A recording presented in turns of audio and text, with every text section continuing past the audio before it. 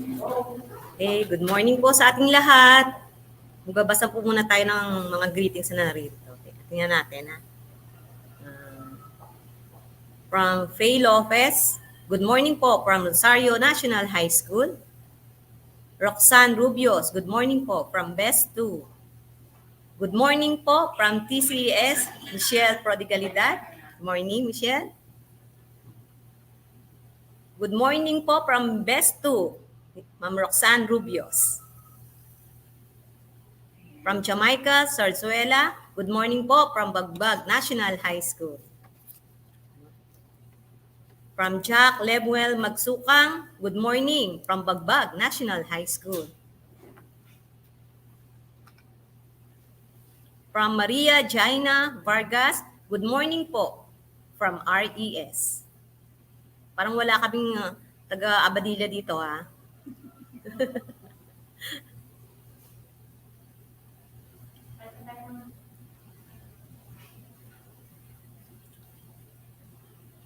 By teaching, you will learn.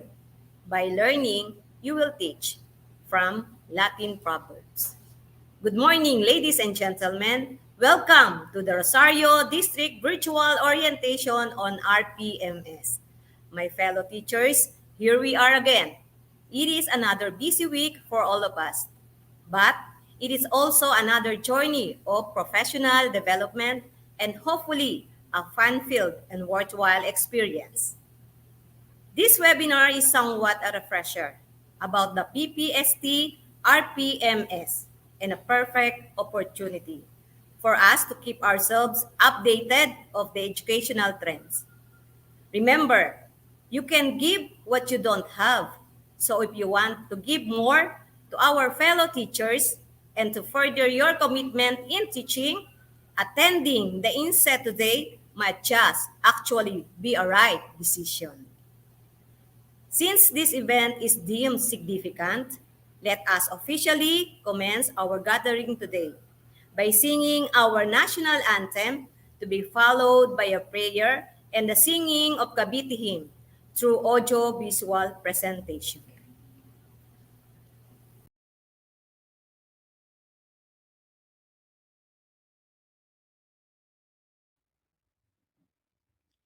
Bayang magiliw, sa silanganan, alam ng puso, sa dibdib mo'y buhay. Lupang hinirang, duyan ka ng magiting, sa manlulupi, di ka pasisigil. Sa dagat at bundok, sa simoy at sa langit mong bughaw, may dinagang tula at awit sa paglayang minamahal. Ang kisat ng watawat mo'y tagumpay na nagniningning, ang bituin at araw niya kailan pa may di magdidilim.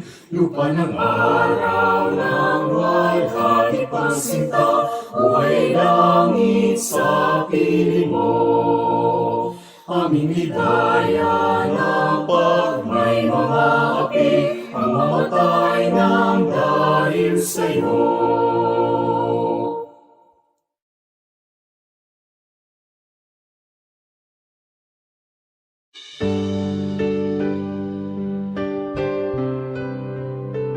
O aming Diyos, amang kataas-taasan, ang pagsasama-sama naming ito ay aming inihahandog sa iyo upang ikaw ay sambahin at pasalamatan.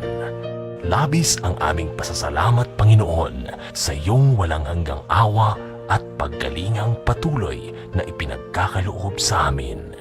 Ang pagpupulong na ito ay inilalapit namin sa iyo upang maging instrumento ng pagkakaisa at pagtutulungan. Tanggalin mo ang puwing sa aming mata nang kami malinawan at makakita sa pananaw at damdamin ng iba. Alisin mo ang balakid sa aming mga pandinig upang aming maulinig hindi lamang ang mga tinig, subalit ang nakakubling hinanaing, hinanakit at kahilingan ng aming kasapi. Gawin mong matalas ang aming mga pangamoy sa sanhi ng sigalot at hindi pagkakaunawaan, at upang malanghap namin ang samyo ng mabangong pananalita at pagpapahayag Gabayan po ninyo kami upang makita ng aming mga mata at marinig ng aming tenga ang mga aral na ibibigay ng aming mga tagapagsalita. Gabayan mo ang aming mga hakbang nang matiyak namin ang landas na aming tinatahak ay yaong iyong itinakda para sa aming mga yabag. Huwag mo sanang hayaan kami na maglakad ng mag-isa o di kaya'y mga pasadilim at matisod at idapa ng aming kahinaan. Ito ang aming panalangin sa pangalan ni Jesus na aming Panginoon. Amen.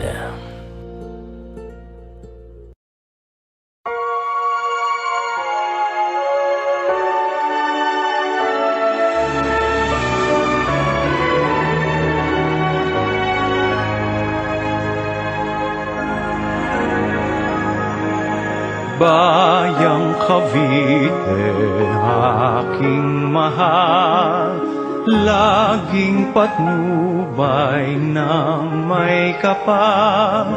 Sa yakap mo ay langit ang buhay at laging makulay.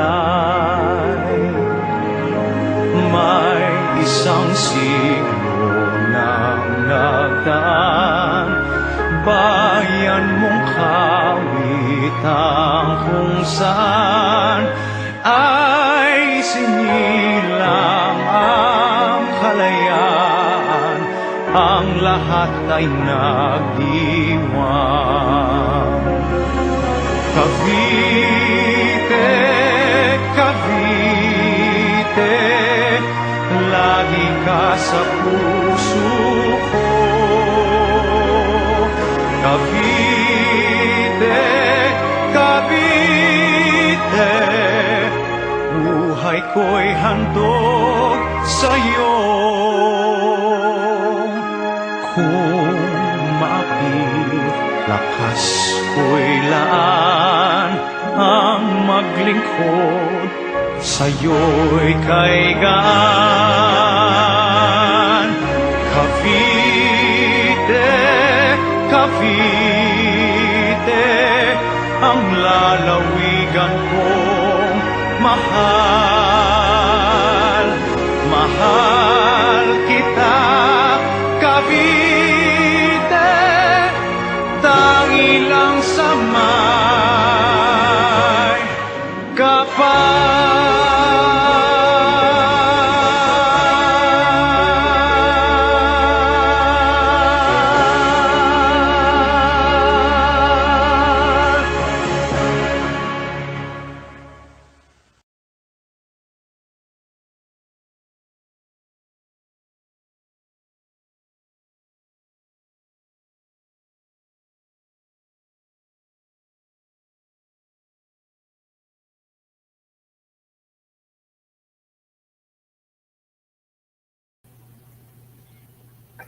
At this point, we shall give due recognition to the most important people of this event. They are the primary reason of this gathering. Who are these people? Well, I'm referring to us, teachers. This training would not be possible without your presence. And with that, let us welcome Mr. Benjamin F. Netruda, Master Teacher 2 of Bagbag National High School, to do the roll call.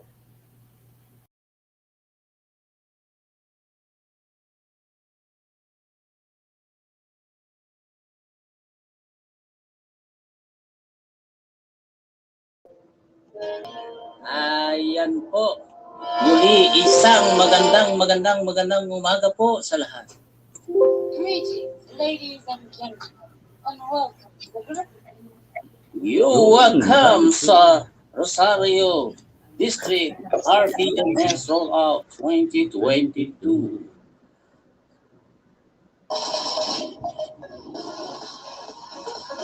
Welcome po muli. Sa ating pagsimula ng ating programa ay bibigyan natin ng pagkakataon ang mga participating schools na ipagsigawan. Sir, live na po tayo, Sir Benjamin. Naka-live na po tayo. Sa pagsuwa po ito ay tatawagin natin ang bawat paaralan. Wala po narinig. Lahat ng naririto. Okay na po, sir. Pasalita ng present. No? At pakisulat sa chat box ang salitang aming sasabihin. Ulit po. Okay na po, may narinig po. Ulit. Isang magandang umaga po sa lahat. Ayan po.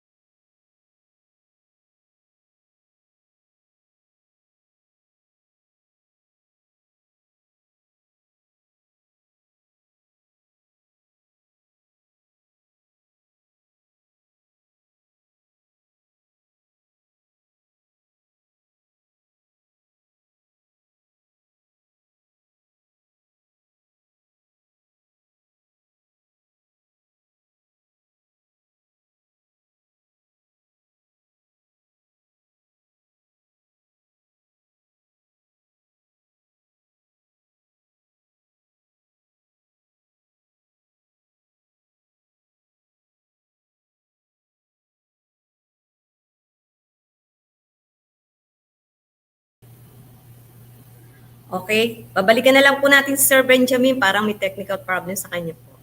Okay? Ngayon po, to formally open this webinar and to welcome our participants, let us welcome the very beautiful Mrs. Susan A. Guanzon, Principal 2 of Tejeros Convention Elementary School. Let's give her an applause.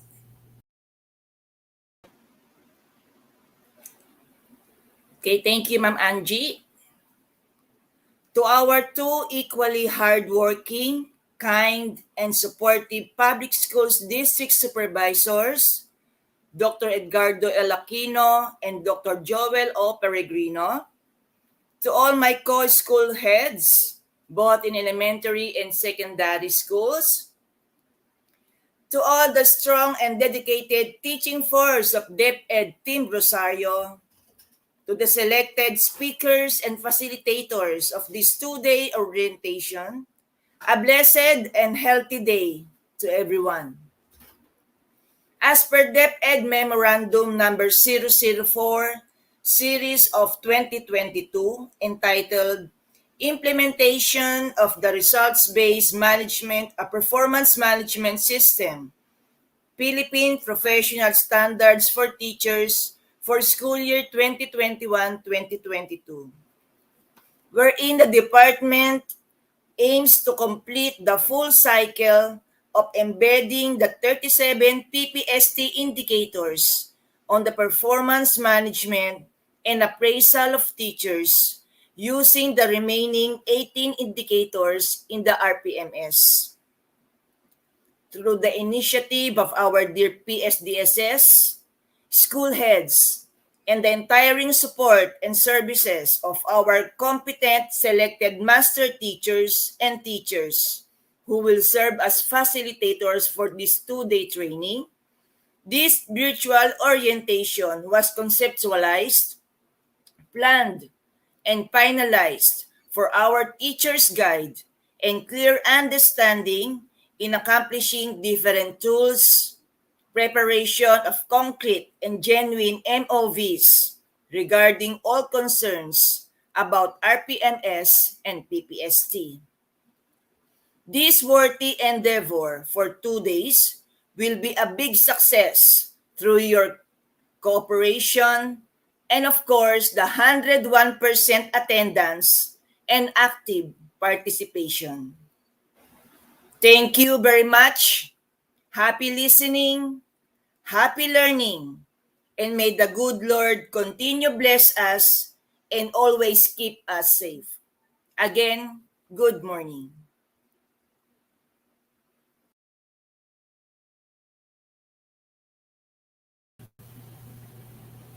Okay, thank you, Ma'am Susan. Again, yung roll call natin, pwede na ba kayo, Sir Benjamin? Hello, sir. Mag-live na lang po kayo, sir. Okay po, narinig po ba ako? Ako, sir. Okay, sir. Ayan. Isang magandang umaga po sa lahat. Mag-live na lang tayo. Greetings, ladies and gentlemen, and welcome to the group. Yun, isang magandang umaga po sa lahat. At welcome po tayo sa Rosario RPMS Rollout to 2022. So, sa pagsisimula po ng ating programa ay bibigyan natin ng pagkakataon ang mga participating schools na ipagsigawan ang kasiglahan ng kanilang pagdalo sa araw po na ito. So, sa pagsasagawa po natin ngayon ay tatawagin natin ang bawat paaralan. At lahat ng present po ay pakisulat sa chat box ang salitang aming sasabihin. Okay? Hello. Atin po, naririto pong muli ang ating roll call. No? Sa pagsisimula po natin, tatawagin natin ang Rosario National High School. O mga teachers, hawakan na po natin ang keypad natin. At sa lahat, ay kung wala naman at naka-off ang inyong mic, ay isulat po ang salitang happy para po sa inyo. Iko-consider po namin kayong kinder teachers, pero ang susulat nyo po ay happy. Pakisulat po sa chat box. O ayan po. Sige po, para makita natin ang inyong mga partisipasyon or attendance. Ayan na po. Makikita natin yung kanilang mga partisipasyon. Okay, naririto rin. Salamat sa Rosario National High School. Naririto rin po ang Bagbag National High School. No? Para po sa Bagbag National High School, kayo po ay kukonsider nating kinder. Hawakan po ninyo ang keypad at inyong i-type ang salitang happy rin. Happy lang po tayo. Okay po, mga teachers. Paki-type na po sa mga taga-Bagbag. Ayan. O para makita natin kung sino talaga yung mga naririto at masiglang masaya sila. Ayan, thank you po. Of course, sa susunod ay ang Rosario Elementary School. Kayo po ay i-type po ninyo ang salitang love. Love. Pagmamahal ang nakikita po namin sa Rosario Elementary School. Ayan po. And then ang ESSDS, yan, para po sa kanila ay ang salitang love din. Ayan, napakarami ng mga dumadalo. Ayan, no? Maraming love. May mga hearts pa, no? Love na hearts pa. Ayan po. Okay, para sa susunod ay ang mga participants natin from MacD's. Ayan po. Paki-type lamang po ang salitang pretty. Ayan, naggagandahang mga teachers, no? Naggagwapuhang mga teachers. Ayan, paki-type lang po. Pag wala pong nag-type ng ganyan, wala pong maganda at gwapo sa inyong paaralan. Ibig sabihin, wala rin pong umatin sa inyo. Okay, salamat po ng marami at tignan din natin ang Bagbag Elementary School 1 at ang Bagbag Elementary School 2. Pakitype po ang salitang ideal. Yan po, ideal. Ayan, pakitype na lang po. Ayan, para makita natin. Hanggang ngayon, pretty pa rin yung nakikita natin dito. Ideal po para sa best 1 at sa best 2. Opo, ideal. Mabilis ba? Mas mabilis ba akong magsalita kaysa sa mga nagtatype, no? Ayun, meron na. Meron ng participant para sa ideal. Of course, narito rin ang AAES or ang Agustin Abadilla Elementary School at ang Silangan Elementary School. Pakitype po ang salitang nice para po sa ating partisipasyon sa araw na ito. Ayan, napakaraming dumalo para sa araw natin ngayon at sinimulan natin ito ng masaya, no? May pagmamahalan at of course, tayo ay masiglang dadalo sa maghapong ito. Salamat po ng marami at yan po ang ating roll call para sa araw na ito.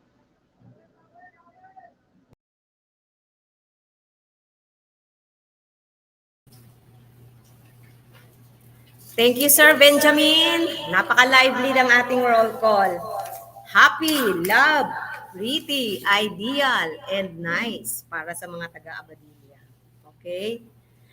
To inspire and motivate us, let us welcome on stage our equally competitive, supportive, and accommodating district supervisors, Dr. Joel O. Peregrino and Dr. Edgardo L. Aquino.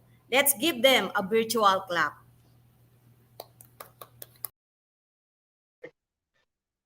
Thank you very much, Ma'am Angie. Okay, I guess si Sir Ed ay medyo nahihirapan sa connection. So ako na lang po muna ang babate at nakakasama po ninyo sa umagang ito. Okay, so first, good morning to all to my partner, of course, here in the district, Sir Ed Aquino, to all the school head, to all our master teachers, to all our grade chairman or grade, tama ba? Chairman, tama, ayun pa rin pala hanggang. Okay, to all our teachers, fellow educators, department heads.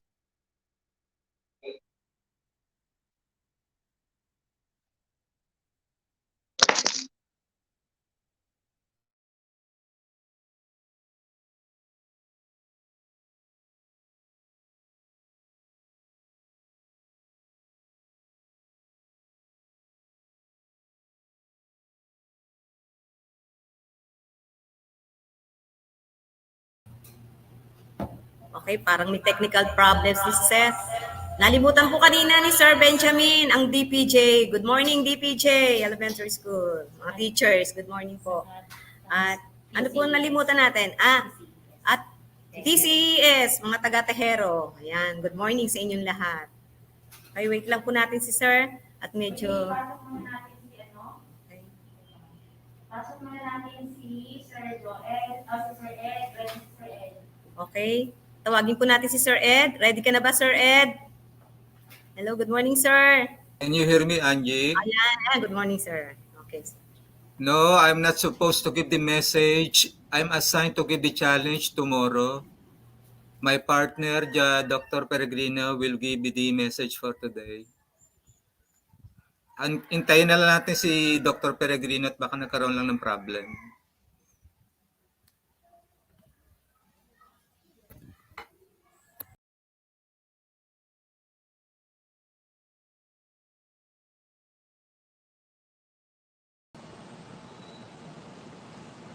Yeah. Sorry po, sorry. Hindi ko napansin na medyo pa-drain na pala yung phone. Yan. So I'm back. Yan po ang nagagawa ng live. Okay. So again, good morning everyone. Thank you for prioritizing this activity. As mentioned by Ma'am Susan, this is about the DepEd Memorandum number 4, series of 2022, released only last 2 weeks ago, which is about the PPST, RPMS PPST. Yeah. So as mentioned by Ma'am Susan, we have 37 PPST indicators nga po, and previously we have 19 lang, then ngayon po ay dahil nga full cycle na, ay isasama na rin po natin ang natitira pa na 18 indicators. Okay? As of this moment, the division office is still quiet regarding the orientation on this memorandum. So we push through this orientation so that we can, in advance, browse what the content of this memorandum, so that if ever they will decide to have or to conduct an orientation regarding this, we can clarify some things. We can clarify all our questions, our queries, which will not be addressed through this orientation. Okay? So, please do not hesitate to ask questions kung medyo mayroong malabo sa atin sa mga indicators, at kung kayang i-address o kung kayang sagutin agad ng ating mga school heads, definitely i-address po natin. But if ever na pare-pareho tayong in doubt sa pagsagot sa question, ay ipapark muna po natin yung question na yon, then we will address it to the higher ups. Okay? So, ano lamang po ang ating pakiusap, na sana all our teachers are participating, all our teachers are listening, although alam ko na meron dyan ay nagmumultitask kasi nakaschedule din today ang retrieval at distribution ng module. At yung iba naman ay naka-work from home. At yung iba naman ay palagay ko mayroong ibang nakaschedule na gagawin sa araw na ito. Ang pakiusap lamang po, tumutok, makiisa sa ating gagawain o ginagawang virtual orientation na to. Okay, why do we decide to have this orientation? Kahit nga wala pang nilalabas ang division. Ang purpose lamang po, at least in the Rosario Municipality, meron po tayong isang interpretasyon, meron po tayong isang pagkakaunawa sa mga indicators ng PPST. Okay? At pag sinabi nga pong PPST, this is the standard for teachers. Ito po yung mga indicators na dapat ma-meet natin bilang mga teachers. Whether you are teacher 1, teacher 2, teacher 3, or master teacher 1, master teacher 2. And gaya nga ng mga naririnig natin, maaari na pong magkaroon o meron na rin po na teacher 4 hanggang teacher 7 at master teacher 3 hanggang master teacher 4. So, siguro ay makakatulong sa atin o malaki ang may tutulong nitong orientation na to para mas maunawaan natin ang ating tungkulin bilang mga guro. Okay? So, I would like to extend my deepest gratitude to the chairman of our planning committee, our two school heads, Ma'am Susan and Ma'am Janine, and of course to all our facilitators, our lecturers, the selected master teachers from each school. So thank you very much for the preparation, for sharing your skills and knowledge on this endeavor. Okay? So again, good morning and enjoy the rest of the day. Thank you very much, everyone.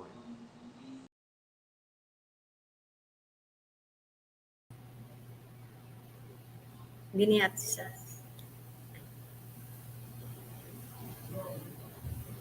Okay, thank you, sir. At ayun nga, sabi nga ni sir, meron na tayong 37 indicators, pero park muna yung mga questions about that. At pakiusap din ni Sir Joel, tumutok, makiisa sa ating webinar today. Kasi malaking tulong ang webinar na ito para sa ating lahat. Lalo na ngayon, sabi niya na meron na tayong susunod na teacher 4 to 7, master teacher 1 to 4. Ayan, handa-handa na natin ang ating mga papers, kaya makinig ng mabuti. Okay? In order for us to have an organized training and to maintain the fluidity of the program, let us listen to Mrs. Janine A. Costa, Principal 3 of MACDIS, to give us the mechanics of this two-day webinar. Let's give her a virtual clap. Good morning, Ma'am. Hello po, good morning po, Ma'am Angeline. Good morning. Sa atin pong dalawang PSDS, Sir Ed and Sir Joel, good morning po. Sa mga kasamahan po nating school heads at sa lahat ng mga teachers na kasama natin ngayon nakikinig sa ating orientation na ito, good morning po sa inyong lahat. Okay, so ito po yung magiging kaganapan sa dalawang araw ng ating orientation. Ngayon po, after this opening program, we will go straight directly to the first na magbibigay sa atin, magpapaliwanag ng tungkol sa RPMS cycle sa pangunguna ni Ma'am Rizalyn Lapid, Master Teacher ng RNHS. And then, bali isang oras po yon. Then 9:30 to 11, RPMS PPST performance, objectives, indicators, and MOVs for teachers 1 to 3 and master teachers na i-discuss sa atin ni Ma'am Jinky Irugin, Master Teacher 2 ng SES, and Ma'am Mylene Haminal, Master Teacher 1 ng Bagbag National High School. And then 11 to 12, glossary of terms to be discussed by Ma'am Lerma Arosa, Master Teacher 2 of TCES. And then we will have our lunch break at 12 o'clock and we will go back at 1 o'clock to 2 o'clock. I-discuss sa atin ang general guidelines for RPMS Alternative Classroom Observation by Sir Johnny Abueg, Master Teacher 1 from BES, Bagbag ES 2. And then at 2 o'clock to 3:30, RPMS tool for teachers 1 to 3 to be discussed by Ma'am Lorenza Ornales, Master Teacher 2 from DPJES. Okay? And then at 3:30 to 4 ay magkakaroon tayo ng open forum. So doon po kayo magkakaroon ng pagkakataon na itanong ang lahat ng mga nais ninyong linawin na maliwanagan. And then for day 2, we will have our registration at 7 to 7:30 and then MOL na pangungunahan po ng RES. And then recapitulation ng RES din. And then at 8:30 to 10:30, medyo mahaba po ito, RPMS tool for master teachers to be discussed by Ma'am Marilyn Encarnacion, Master Teacher 1 from SSDS, and 10:30 to 12, Classroom Observation Tool, COT form for teachers 1 to 3 by Ma'am Emelinda Barrera and Ma'am Sir Christian Elane, Master Teacher 1 ng AAES. And then at 1 to 2:30, Classroom Observation Tool or CLT form for master teachers to be discussed by Ma'am Lynette Josana and Ma'am Jennifer Estores from MACDIS. And at 2:30 to 4, ito po yung ating electronic assessment or ESA to be discussed by Sir Ricardo Abeledo. Okay? And then at 4 to 4:30 tomorrow, yun na po yung ating magiging closing. So kung napansin nyo po, ang ating schedule ay sunod-sunod. Halos wala po tayong break na. So siguro magde-declare na lang po tayo ng working break. During the, every after, pwede po kayong mag-break, baby break or snacks. Para dire-diretso na rin tayo. So yun po yung mangyayari sa atin for our 2-day orientation and happy listening to all po. Good morning.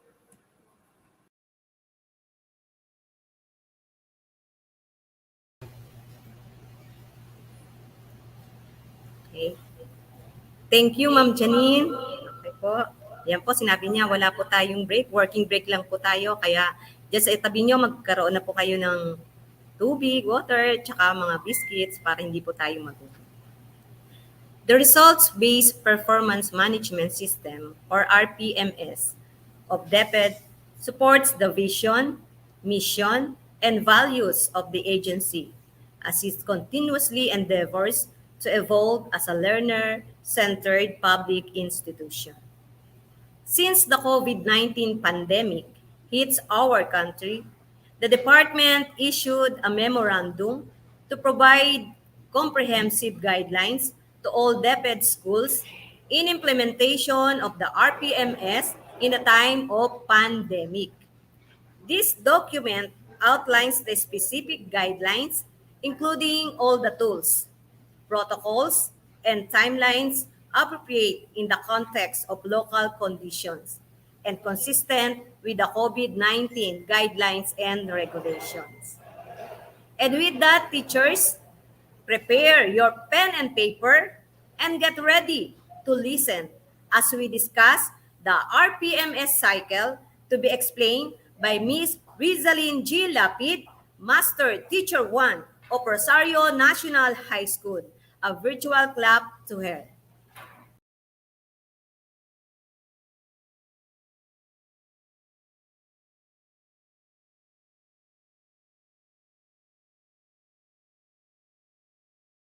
Good morning, everyone.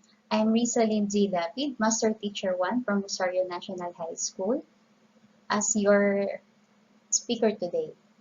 Since we have the new DepEd Memorandum about the Result-Based Performance Management System, Philippine Professional Standard for Teachers, RPMS PPST SY 2021 to 2022, so that's why we have here our orientation. I am assigned to discuss about the RPMS cycle. So let's start. So this is the diagram of the RPMS cycle with adjusted timeline. So based from the DepEd memo number 004 series of 2022, it discussed about the 4 phases of RPMS cycle. May mga konti pong adjustment with regards to timeline since nag-iba po tayo ng period of date due to COVID pandemic. So the 4 phases of RPMS cycle includes Phase 1, Performance Planning and Commitment. Phase 2, Performance Monitoring and Coaching. Phase 3, Performance Review and Evaluation. And Phase 4, Performance Rewarding and Development Planning. So isa-isayin po natin to i-discuss ano nga ba yung mga possible activities, timeline, and output included with each phase. So for number 1, or Phase 1, Performance Planning and Commitment, for the activity, it includes the discussion, issuance of RPMS tools, and self-assessment. And this time also the activity includes the capacity building for teachers about revised RPMS school year 2021-2022. Kaya po tayo nag-orientation ngayon. Yun nga lang po, since medyo na late po yung baba po ng new revised implementation of the RPMS, ngayon lang po tayo nagkakaroon ng orientation. But yearly naman po, meron po tayong ina-accomplish na performance rating sheet which including the IPCRF, RPMS, PPST na yearly po nating ginagawa. Then for the forms included, so dyan po papasok yung paggamit po natin ng IPCRF, the SAT or Self-Assessment Tool, and then the IPCRF Development Plan or DP. So ano nga po ba yung tinatawag nating self-assessment tool? So right before during opening of the classes, between the month of August to September, na-recall nyo po na nagkaroon po tayo ng ESAT or Electronic Self-Assessment Tool. So it helps teachers reflect on their different targets and objectives related to their performance expectation. So dun sa part po ng ating ESAT, ang part 1 po na is personal information with regard to your name, position, and then different information about your personal data, and then as well as sa second part naman po, doon na po yung ating mga self-assessment. It includes different indicators and objectives wherein you have to identify what will be your strength and your weaknesses, and then what will be the possible intervention you're going to do na kasama naman po siya sa development plan. ESAT also used to determine what objectives or targets of the teacher to be focused on. Yun nga po, since identify na nga po natin yung strength and what will be your weaknesses, we have to think some interventions or activities that you may apply for improvement. It is also used to monitor the progress of the teacher. So, ginagamit po natin yung ESAT. So, mapapansin po natin, marami pong nakakapagpasa na some of you are medyo mahina po or medyo needs improvement in using the ICT, the different mediums in using different internet platforms. So, makikita po natin doon. So, ito rin po yung nagiging basihan po ng ating school or ng ating administration kung ano po yung mga possible in-service training na pwede pong ibigay sa mga teachers once na-identify po natin yung ating mga characteristic that needs improvement. Okay, next. How about naman po sa development plan? So, after assessing our self in different weaknesses and strength with regards to your performance, so si teacher po, gagawa po siya ng kanyang IPCRF development plan, wherein it involves the different target goals, activities to be focused on, or yung process paano niya ma-attain yung target objectives nandoon, and of course, the identified resources and actions to be taken to acquire and accomplish those objectives. So doon po gumagawa po tayo ng development plan. So this will be your basis and guide. So kung paano natin siya maa-achieve yung bawat indicators that needs improvement. So doon po natin siya makikita. And of course, for the timeline, so you have to accomplish this between August to September 2021. So nagawa na po natin to before. And for your output, signed IPCRF development plan, and of course, the ESAT or electronic self-assessment tool nga po na ginawa na nga po natin during the period of August and September. So mapapansin nyo po, pipirma po si teacher, then pipirma po yung ating rater. Doon pa lang po makikita natin na may agreement na po at may idea na po yung ating mga school head, mga head teacher, master teacher, kung ano po ba talaga yung target goals natin to be accomplished within this school year. And of course, as you accomplish the development plan, syempre yung magiging outputs na natin doon will be related on your provided and collected MOVs or mode of verification that will support your performance during the end of the school year. So yun po yung pasok po lahat sa phase 1. Okay, next. So for phase 2, so we have performance monitoring and coaching for the activity, performance monitoring, coaching review and assessment. So dito po tayo gumagamit ng PMCF form wherein the time year-round po siyang ginagawa, especially for teachers. Nagkakaroon po tayo ng monitoring and coaching, especially during observation. Then technical assistance will be provided by our school head, HTs, head teachers, and MT. So ginagawa po natin yan. So ano po ba yung mga information or data need in performance monitoring and coaching form?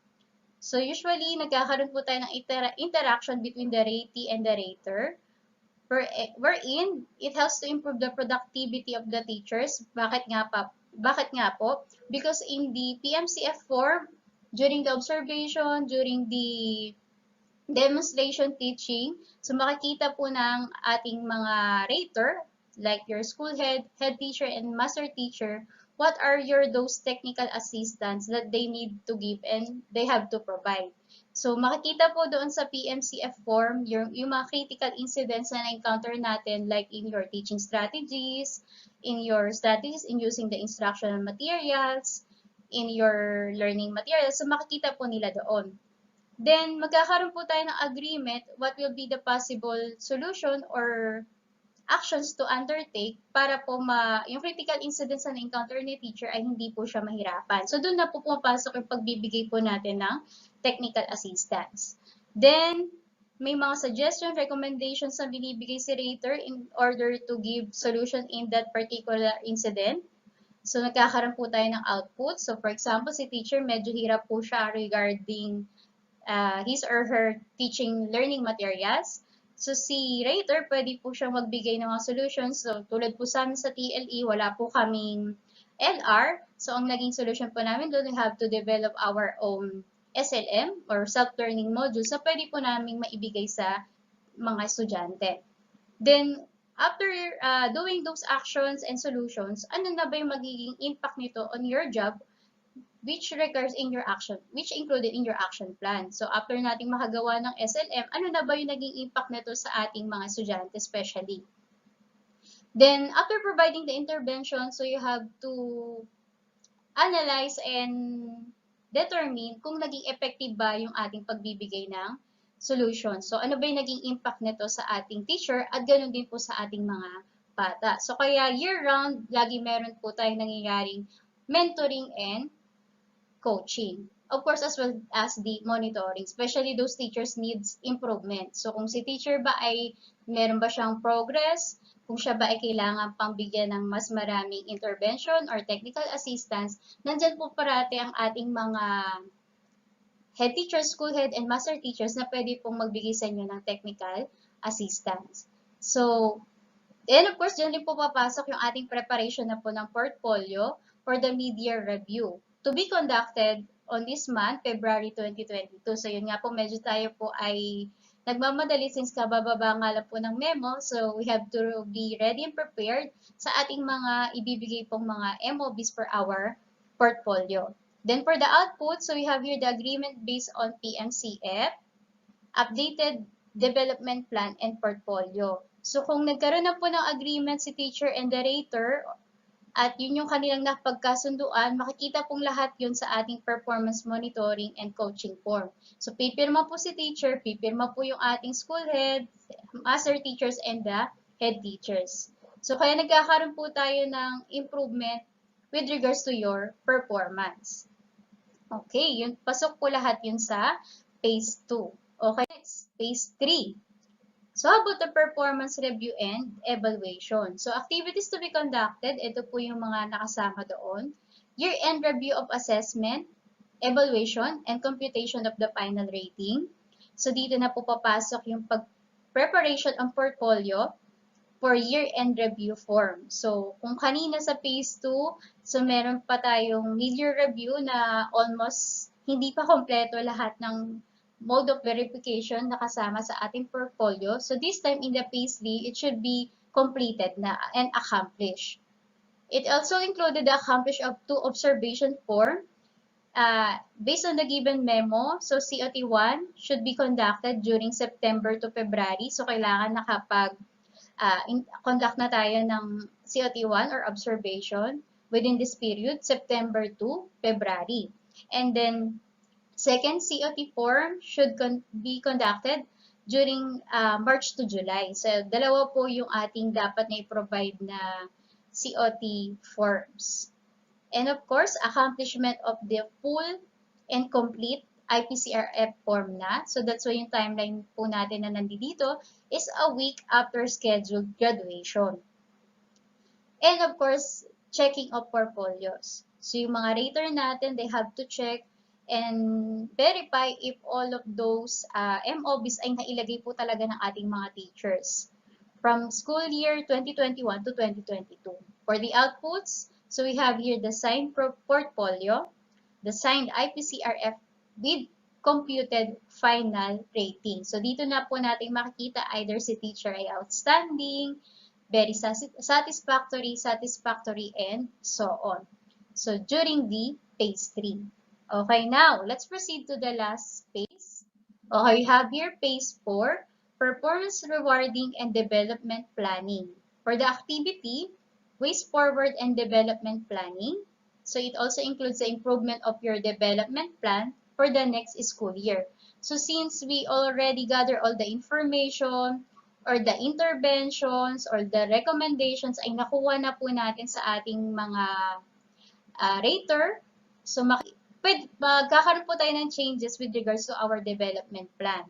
So this will include your realization and reflection about your whole performance. So sa tingin mo ba, ano pa ba yung mga needs for improvement? Kung may mga changes ka pa na dapat pagawin as a teacher, either on your professional growth, either on your teaching strategies, and so on. So dito na po siya papasok with regards to your new target development plan. So, dito po siya makikita on the phase 4. And of course, in phase 4, kasama po dyan yung rewards and recognitions. So, final form na gagamitin is the IPCRF development plan, timeline, a week after scheduled graduation, and for the outputs, reward, recognition, IPCRF development plan. So, that's why nagkakaroon tayo in the end yung mga gawad gilas. So, sa school po namin, we have the Gawad Dolphins, so which showcasing of different accomplishment and rewards na pinakita po ng teachers or ng school within the whole period of school year 2021 to 2022. Okay, so all in all, yun po yung mga possible activities that we need to conduct dun sa whole phase po ng ating RPMS cycle. Okay. Now, let's proceed to the detailed activities in each phase of the RPMS cycle for school year 2021-2022. So, ito po yung makikita pa rin po natin sa DepEd memo na binigay nga po number 004 series of 2022. So, for phase 1 again, the task and activity. So, we have here the start of RPMS cycle and start of portfolio collection. Persons involved or responsible, so we have the ratees, scheduled August 1, 2021. For the self-assessment tool with initial development planning, so of course, responsible person, we have RATES. Then date or schedule, so we have September 2021. And again, another activity, capacity building activities, presentation of RPMS tools in the time of COVID-19. So person involved, so we have regional office, the school division office, the school heads, and the raters. So scheduled on September 2 to December 21 dapat. So yun nga po, medyo na-late nga po ang info. So magkakaroon naman po sila ng kanilang sariling orientation. So pag-antay na lang po tayo for their schedule. Then for the phase 2, performance monitoring and coaching. Monitoring and coaching, so responsible persons involved, so we have the school head and the raters. Scheduled August 2021 to June 2022. Then the mid-year review with development planning. Ayan, kasama po yan. Then for the responsible person, we have the school head, rather, the raters and the ratees. So, date and time scheduled, ang nakalagay po ay February 2022. So sa school po namin, medyo nagkakandak na po ng mid-year review checking for those MOVs na need nga po in IPCRF. Then phase 3, performance review and evaluation. So we have here the year-end review, persons involved, the raters, ratees, and approving authorities. And then scheduled a week after scheduled graduation. Then last, for the phase 4, so ito yung included in their timeline, performance rewarding and development planning, activities, ways forward, persons involved, ratees, then time or schedule, a week after scheduled graduation. Another activity, of course, IPCRF data collection, then persons involved, we have school head and raters, scheduled at a month after scheduled graduation. So, ito po yung pinaka-suggested timeline po na kasama po sa memo. So, that's it. Yun po yung pinaka-whole coverage ng RPMS cycle. And then, to end my discussion, I will leave this quote. Learn continually. There's always one more thing to learn. By Steve Jobs. Again, thank you po.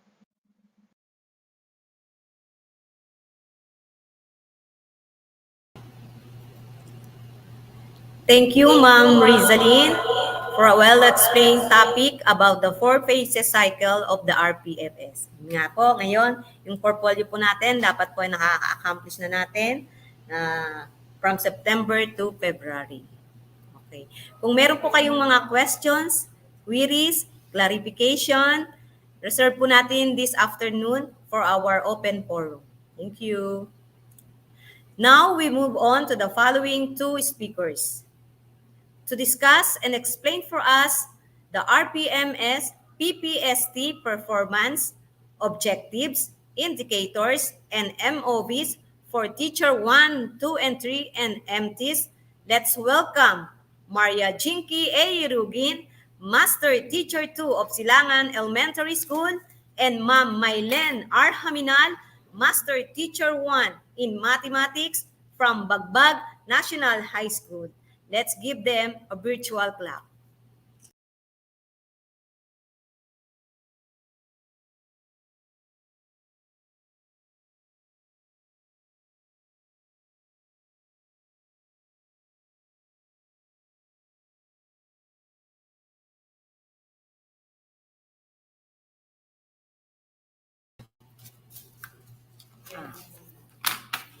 Okay po. So, good morning everyone. So, tayo po ay nasa second topic of this orientation.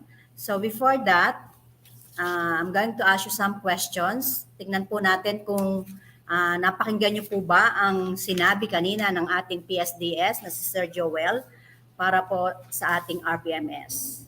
Next slide po, ma'am. Okay, ito po tayo muna sa ating session objectives. This RPMS PPST orientation aims to 1. Help teachers in understanding the performance objectives and indicators to be used in school year 2021-2022. 2. Determine the acceptable means of verification, MOV, for each indicator a supplemental guide on the RPMS PPST performance objectives, indicators, and MOBs. And 3, enhanced knowledge on RPMS PPST performance objectives, indicators, means of verification for Teacher 1 to Teacher 3. Okay po. Next slide, ma'am. Okay, ito po ang ating mga questions. Pwede po nating ilagay sa chat box ang mga answer po natin. No po. Number 1 po, how many priority indicators from the PPST chosen as RPMS objectives for the school year 2021-2022? Tingin ko nga po, pakilagay po sa ating chat box, ano po ang ilan po ang ating priority indicators? Wala pa? Okay, tatawag tayo ng eskwelahan. From, for example po, Abadilla Elementary School. Tingin ko nga, sino po ang dyan at buhay na buhay para po sumagot sa aking question? Ayun. Tingnan natin si Sir Dennis Liglig. Ang sabi niya ay 9. Meron pa po ba? Sino pa po ang makaka-answer? Ayan, 9. Si Ma'am Maimosa Martin. So, ibig sabihin po, nabasa na po ninyo. Ayan, si Ma'am Evangeline Castanares, Ma'am Marinette Bisorde, 9. Teacher Melex, 9. So, very good po ang mga teacher natin, no po. Nabasa o napakinggan po ang binanggit ni Sir Joel kanina. Ilan po yung ating, pag pinag-usapan po ang ating kabuuan ng ating indicators? Ilan po sila lahat? Sa kabuuan po.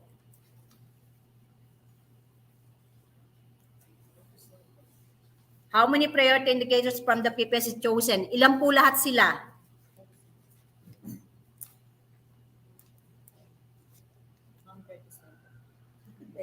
Yung ating gagamitin po sa ngayon. Ilan po lahat? Yung binanggit ni Sir Joel kanina o yung nasa ating pong memo. Kung nabasa nyo na po yun.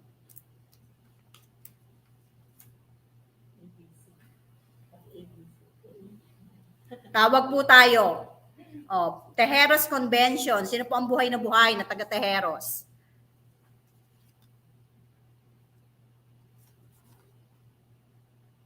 Another answer. 18. May kulang pa po. May plus po tayo dyan. Ilan po lahat?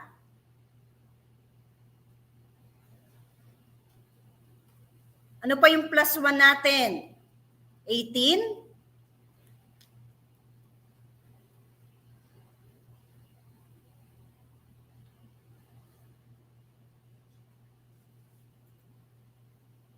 Plus 1 po natin. 19. Okay, Ma'am Junaline Tuyay. Very good, Ma'am. So we have 19 priority indicators. How many classroom observable objectives for proficient teachers? Okay, tama po yung 19 sa first question. How about po the second question? Back po tayo doon. Maria Pena Pomeseno, so 9 po tayo doon. What objective that require means of verification or MOB from a classroom observation for T1 to T3? Ilan po dapat ang objectives po doon? So 9. Yan. O, last na po. How many classroom observation are required for the entire school year? Ayan, 2 po. When po kaya yon?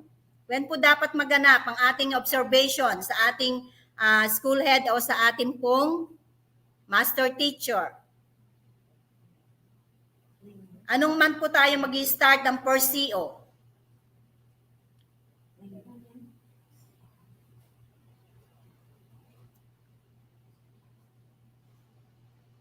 Anyone po? Anong month po tayo mag-start ng ating CO? Ayun, kay Ma'am Donna Alparo, September to February. Okay, thank you po, Ma'am. September to February po ang ating first CO. Ang ating pong second CO ay March to July. So, yan po ang bagong inilabas ng memo na galing po sa ating region kung saan po ay dapat po nating sundin na po. So, depende na po yan kung kailan po kayo magpapa-observe sa atin pong master teacher o sa ating pong school head. Okay, next slide po, Ma'am Weng. Okay. Ito na po tayo sa ating topic for today. RPMS PPST Performance Objectives Indicators and Means of Verification for School Year 2021-2022. Part 1, Regular Teachers. There are 18 indicators from the Philippine Professional Standards for Teachers or PPST, chosen as RPMS objectives for this school year.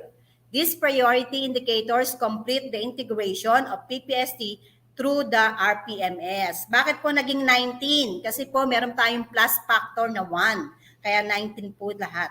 See Appendix 1A for the RPMS tool for proficient teachers for school year 2021-2022 and Appendix 1B for the RPMS tool for highly proficient teachers for school year 2021-2022 respectively.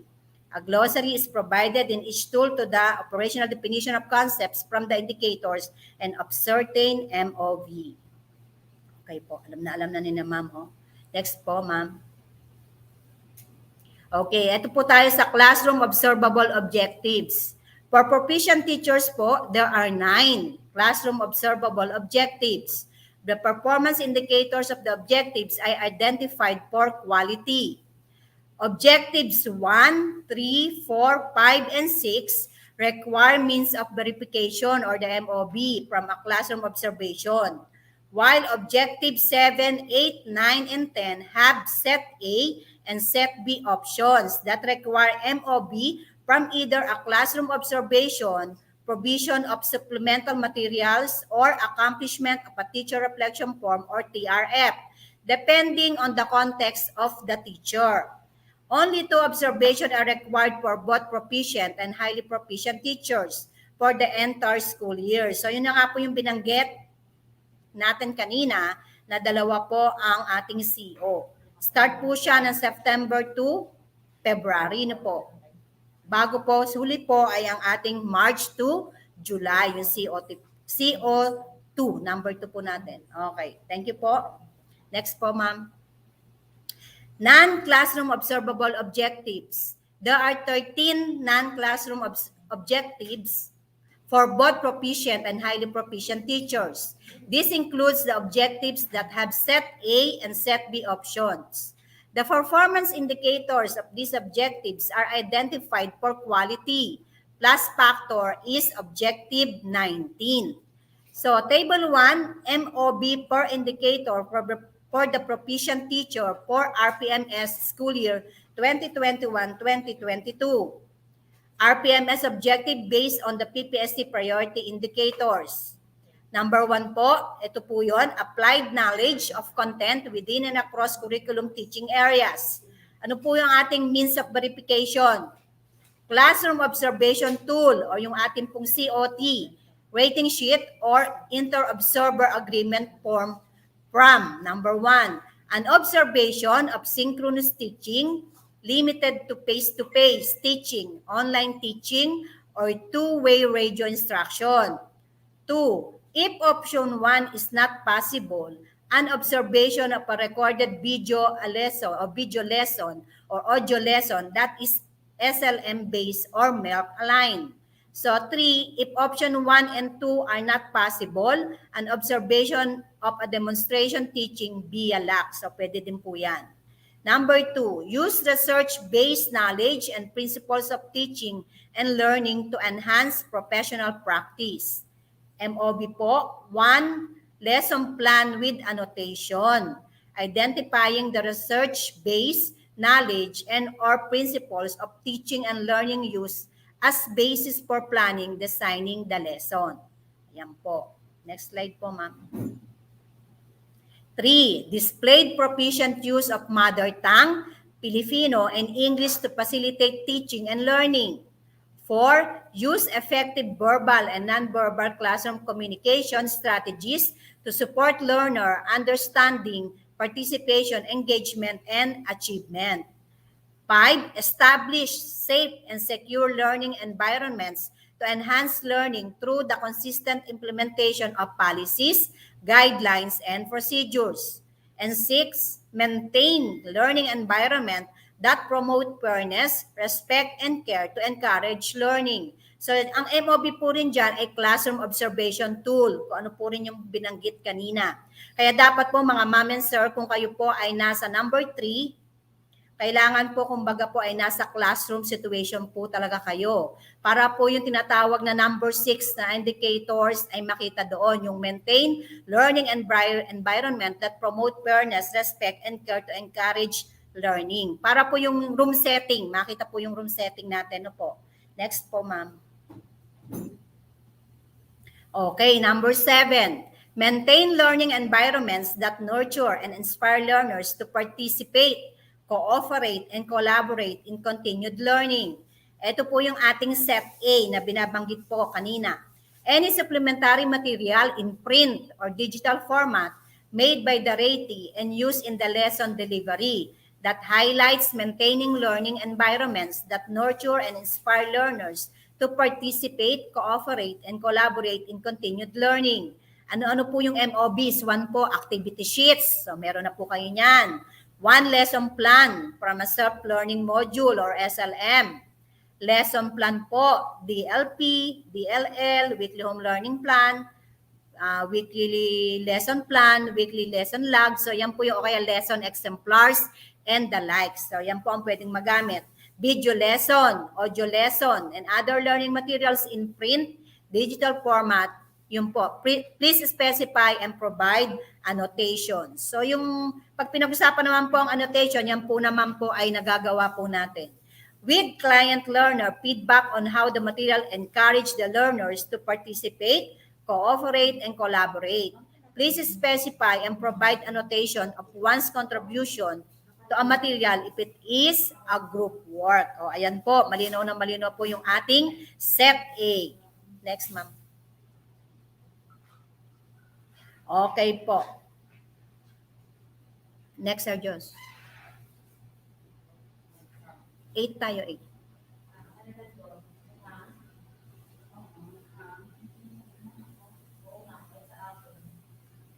Okay po. Wait lang po. So, diyan po ay kumbaga ay madali po nating magagawa yung ating pong MOBs dahil lahat po ng binanggit ko ay nandiyan na po. Okay po.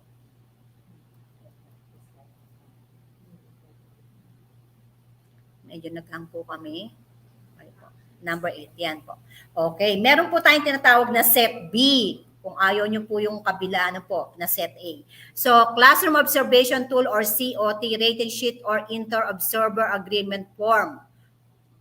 From. So, pag sinabi pong Inter-Observer Agreement Form, yan po yung kumbaga ang nag-o-observe po natin sa atin ay 2 o higit pa po. Na po. Hanggang 3 po.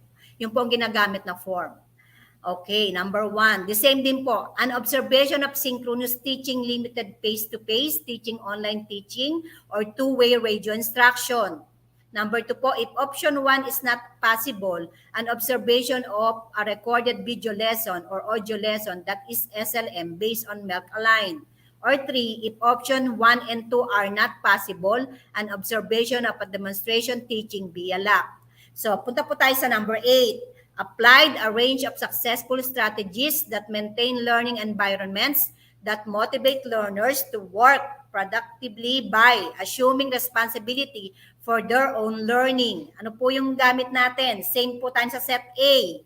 Any supplementary material in print or digital format made by the ratee and used in the lesson delivery that highlights a range of strategies that maintain learning environments that motivate learners to work productively by assuming responsibility for their own learning. O the same din po yan. Activity sheet, 1 lesson plan for a self-learning module or SLM, a lesson plan, pwede po, a video lesson, an audio lesson, or other learning materials in print, digital format, please specify and provide annotation.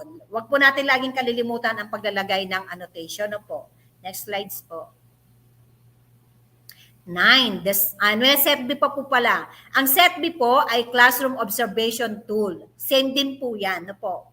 Kung ano po yung gagamitin natin na CO, so same din po kung ano po yung gusto nyong observation sa 1 to 3. Okay, punta po tayo sa Number 9, design, adapted, and implemented teaching strategies that are responsive to learners with disabilities, giftedness, and talents. Set A, classroom observation tool or COT rating sheet is inter-observation agreement form from. Same din po, an observation of synchronous teaching limited face-to-face teaching, online teaching, or two-way radio instruction. 2, if option 1 is not possible, an observation of a recorded video lesson or audio lesson that is SLM based or MELC aligned. Yan nga lang po, meron po kayong indicators na parang hindi mahahagip no po. Yung binanggit ko po kanina. Number 3, if options 1 and 2 are not possible, an observation of a demonstration teaching via lab. Or set B po, tayo po ay maggagawa ng teacher reflection form or TRF on designing, adapting, and or implementing teaching strategies that are responsive to learners with disabilities, giftedness, and talents, and a certification from the school head that the ratees class have no identified learners with disability, giftedness, and or talents. No po. So mamaya po, mas lalo nyo po yan malilinawan sa topic po ng TRF. Okay po. Next po, ma'am. Okay. Number 10, adapted and used culturally appropriate teaching strategies to address the needs of learners from the indigenous group. Set A po tayo. Same pa rin po yan, yung ating pong classroom observation tool. Either 1, 2, 3 ang inyong pong gagamitin. Set B po, the same din po ang teacher reflection form or the TRF. Para po an adapting and using culturally appropriate teaching strategies to address the needs of learners from the indigenous group and certification from the school head that the ratees classes have no identified learners from indigenous groups. O yan po. 11 po, adapted and implemented learning program that ensure relevance and responsiveness to the needs of all learners. 1 po, ano po ang MOV? Proof of evaluation on the implementation of the adapted contextualized learning program. 2, progress report on the implementation of the adapted contextualized learning program. 3, accomplishment, completion, technical report on the implementation of an adapted contextualized teaching program. 4, an action plan, activity proposal, activity matrix that shows an adapted contextualized learning program. So siguro naman po, dahil tayo po ay nasa third quarter na, so marami na po sa ating merong MOBs na ganyan no po. Okay po, next po. Number 12. Utilize assessment data to inform the modification of teaching and learning practices and programs. Ano po yun? A list of identified most mastered skill based on the frequency of errors. Correct responses with any of the following supporting MOV. 1. Accomplishment report for remedial enhancements activities, remedial session, summer reading camp, Philippine Erie-based reading program.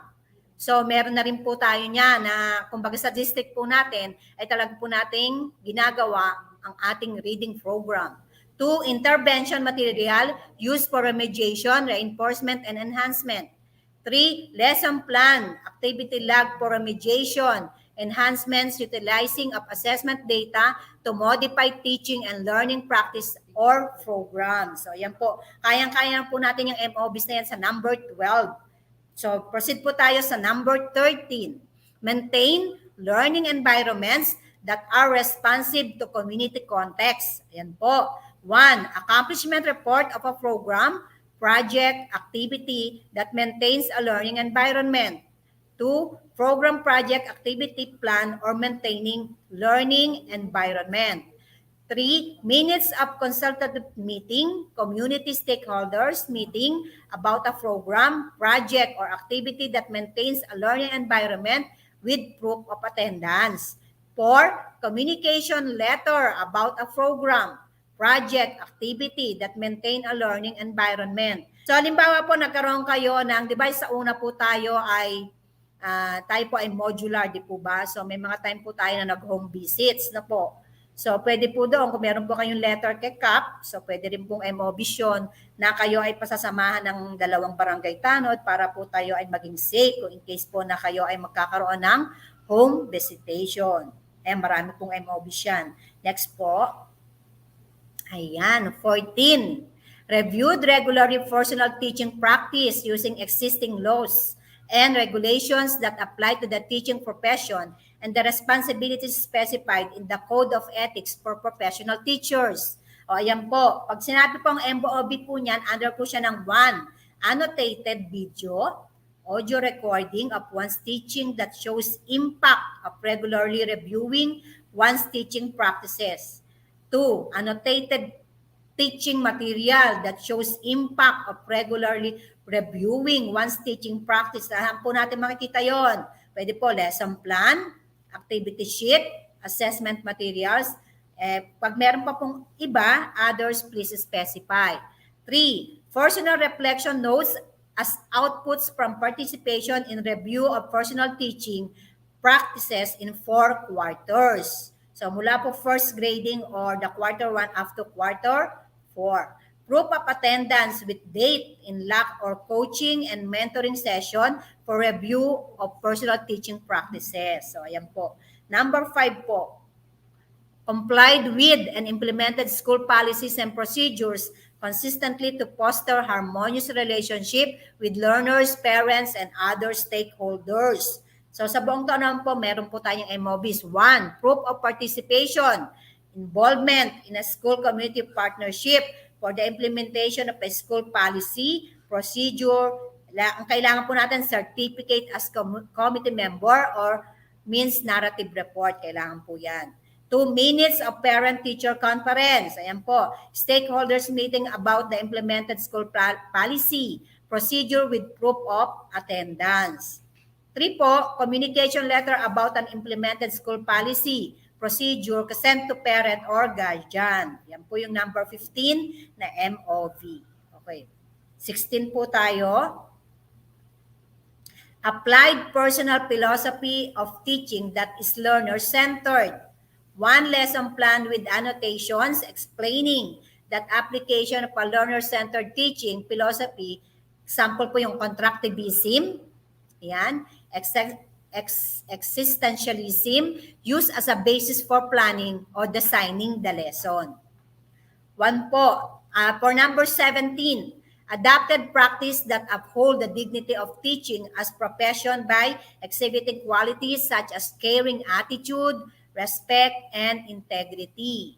Okay, 1 po. Documented feedback from superiors, colleagues, learners, parents, guardians, or other stakeholders directly reflecting the latest good practices that uphold the dignity of teaching as a profession.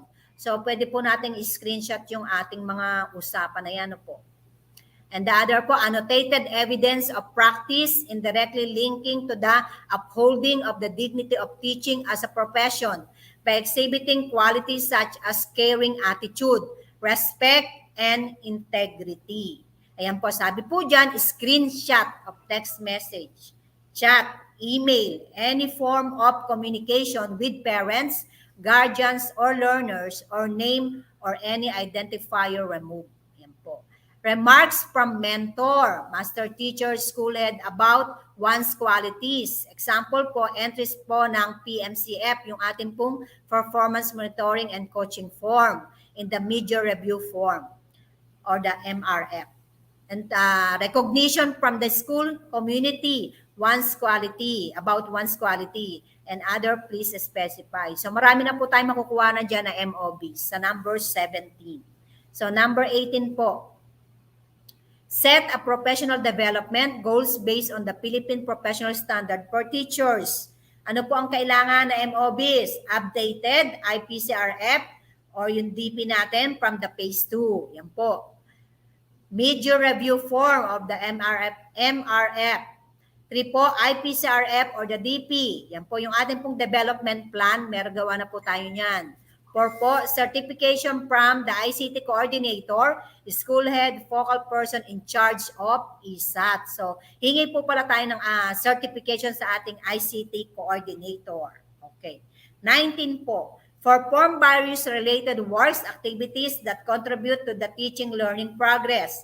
Ano po ang mga FRUP or MOBs na kailangan po natin? Committee involvement, ayan po, advisory or core curricular activities. For po, book or journal authorship, contributorship. Diyan po papasok po yung ating mga tinatawag nating writers, no po. For coordinatorship, chairpersonship, kung meron po kayong mga activities na kayo po ang chairman, pwede po yan. Coaching and mentoring learners in competitions, pwede din po. Serving as reliever of classes in the absence of teachers. Mentoring pre-service teachers. Participation in demonstration teaching. Ayan. Participation as technical working group member and others. Please specify. So, ayan po. Mamaya po kung may question po kayo, doon po tayo mamaya sa ating open forum.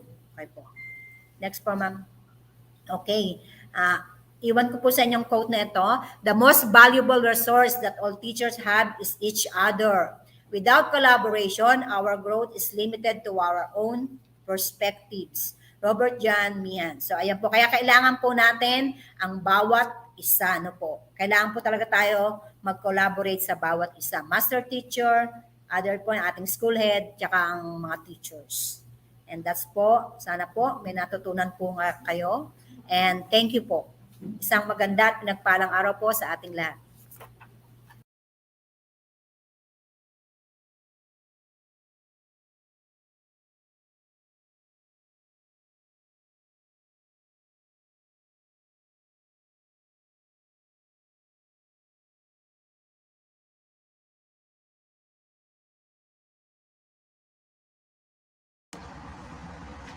Good day everyone.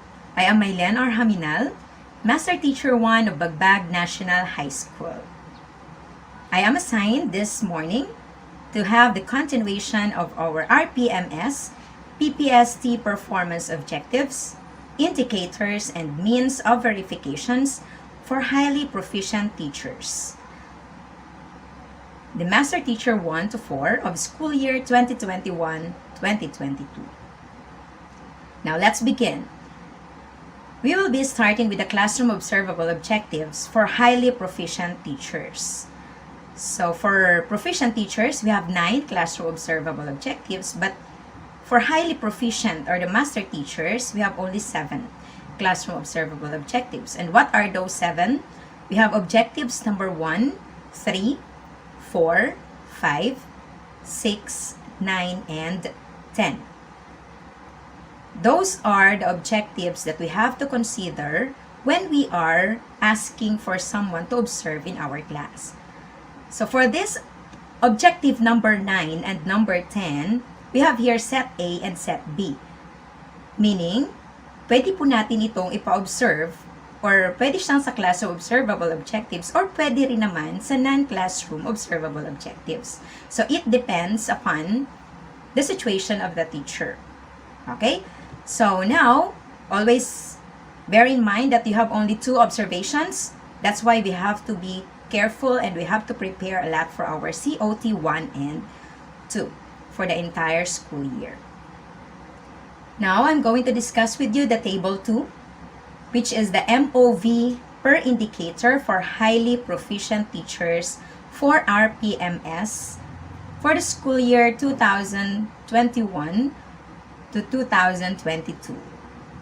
So here are the table. We have 2 columns. The first column is for the RPMS objective based on the PPST priority indicator. So ito po ay nakabase pa din dun sa ating PPST na indicators, and we have here now the RPMS objectives. Then on the other column, we have the means of verifications or the MOVs. So let's start with the first objective.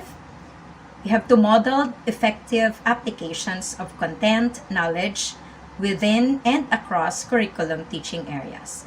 Dito po as master teacher, we are the one to model the effective applications ng ating ituturo, especially in terms of integration. So kailangan makita yon sa COT, sa classroom observation natin, rating sheet form, in terms of So we have here 3 situations na pwede natin gawin. The first one, an observation of synchronous teaching. The limited face-to-face teaching, online teaching, or two-way radio instruction. So tayo po ay pwede magpo-observe by online. Ayan, so synchronous siya. Or we can also have the face-to-face if we are allowed to have the limited face-to-face teaching. And the second one, if option B or 1, is not possible, an observation of a recorded video lesson or audio lesson that is SLM based or MELC aligned can be used. Kung hindi lang po available si option 1. For example, hindi naman kayo talaga nag-online class or you are not approved for the face-to-face teaching, so pwede po natin gamitin or ipakita sa mga observer or sa ating rater ang recorded video lesson or audio lesson natin. Ayan. And the third one is if option 1 and 2 are not possible, so there is an observation of demonstration teaching via lab. Ayan, ito po ay mostly na-apply natin for the modular distance learning. So, kailangan natin mag-lock para lang po makagawa tayo ng COT. So, always remember to have the proof of attendance of colleagues. So, syempre, as master teacher, kailangan mayroon tayong colleagues na mag-observe or may papakita natin ang galing natin sa kanila. Next objective is to model and supported colleagues in the proficient use of mother tongue, Filipino, and English to improve teaching and learning, as well as to develop learners' pride of their language, heritage, and culture. So ito po yung ating dapat na tingnan at i-observe when we are making our lesson plan. Make sure na sa COT natin, we are modeling and supporting our fellow teachers and colleagues sa paggamit po ng mother tongue. Kasi yun ay dapat nating isaalang-alang, especially when we are dealing with the students. They have to be having this pride of their language. And sometimes, we are trying to let them explain, diba, sa ating COT, pinapa-explain natin sa mga bata kung ano po yung kanilang nauunawaan in their own words. So, yung gamit po ng mother tongue is very important. The proficiency and the master teacher must model it and support the colleagues on the use of mother tongue. Okay, another one that can be shown in our COT rating sheet. Ito rin po yung susunod. Kasi yung mga classroom observation tool rating sheet naman natin ay magkakapareho lang from our objective number 1, 3, 4, 5, and 6. Kasi lahat ng yun ay makikita natin sa ating COT. Doon sa inyong lesson plan na gagamitin, sa lesson plan natin as master teacher, yun po ay may papakita na natin itong mga objectives na to. Yung pang-apat, displayed a wide range of effective verbal and non-verbal classroom communication strategies to support learner understanding, participation, engagement, and achievement. Dito tayo mag-create. Kailangan natin dito ng mas creative way, integrative way, or interactive way of making our activities para makita at masuportahan natin ang ating learners on their way of understanding our lesson. How they are going to participate, calling their attention, engaging them, at para sa kanilang achievement. So that is the 4th objective. So another, for the 5th objective, which is also in our observable classroom objective, so we have here exhibited effective strategies that ensure safe and secure learning environments to enhance learning through the consistent implementation of policies, guidelines, and procedures. Ito po ay nakakabit na pag gumawa tayo ng lesson plan. We are exhibiting an effective strategies para maipakita natin. So, what is this? We are making or showing to our students that we care for them. Pinare-remind natin sila, sinasama natin yan kapag tayo nag-COT, sinasama natin yung mga yung safety preparations nila, lalong-lalo na kapag sa panahon ngayon. So, we are dealing it with them at binibigay natin siya, ini-implement natin yung mga guidelines kung ano yung dapat nilang sundin para sila maging safe kahit sila po ay nasa bahay lang. Okay, another one for the 6th objectives, we have here exhibited effective practices of foster learning environments that promote fairness, respect, and care to encourage learning. Diba tayo po pag nagawa tayo ng lesson plan, we are reminding them kung ano yung mga class rules. Ano ba yung dapat nilang tandaan when we are having class. So doon, ini-exhibit na natin yung practice of respect. Ayan. So we are encouraging them to be respectful, to care for others, para pati tayo ay ma-credit din sa mga ginagawa nila. Ayan. So those are the additional 4. So bali may 5 tayong objectives na makikita ito sa ating COT during the observation of our heads or our principal. So ayan po. Pare-pareho lang din naman yan. There are 3 ways. Kapag hindi available si option 1 for face-to-face or online teaching, pwede natin gamitin ang option number 2. So ito po ay recorded video lesson. I-record na natin siya ahead of time. Or the option 3, which is by luck session. So i-demo natin siya, demonstration teaching with our colleagues. And we need always to have the proof of attendance. Okay, now let's have the 9th objective. Ito po ay kasama lahat sa classroom observable objectives. So, indicators number 9 ng PPSC natin, assisted colleagues. So, kailangan nandun tayo to support our colleagues. Tayo kasi as master teacher, kailangan natin suportahan at ibigay sa kanilang assistance na kailangan, especially kapag yung mga estudyante ay may kakaibang talento or sometimes may mahinang pag-iisip, anong mga intervention ang pwede nating ibigay, anong enhancement ang pwede nating isupport to our colleagues. So, ayan po, mayroon bali tayong 2 set. Pwede natin yung ipakita during the classroom observation. So, in these 3 ways. At syempre, huwag kalimutan, we have the proof of attendance from our colleagues.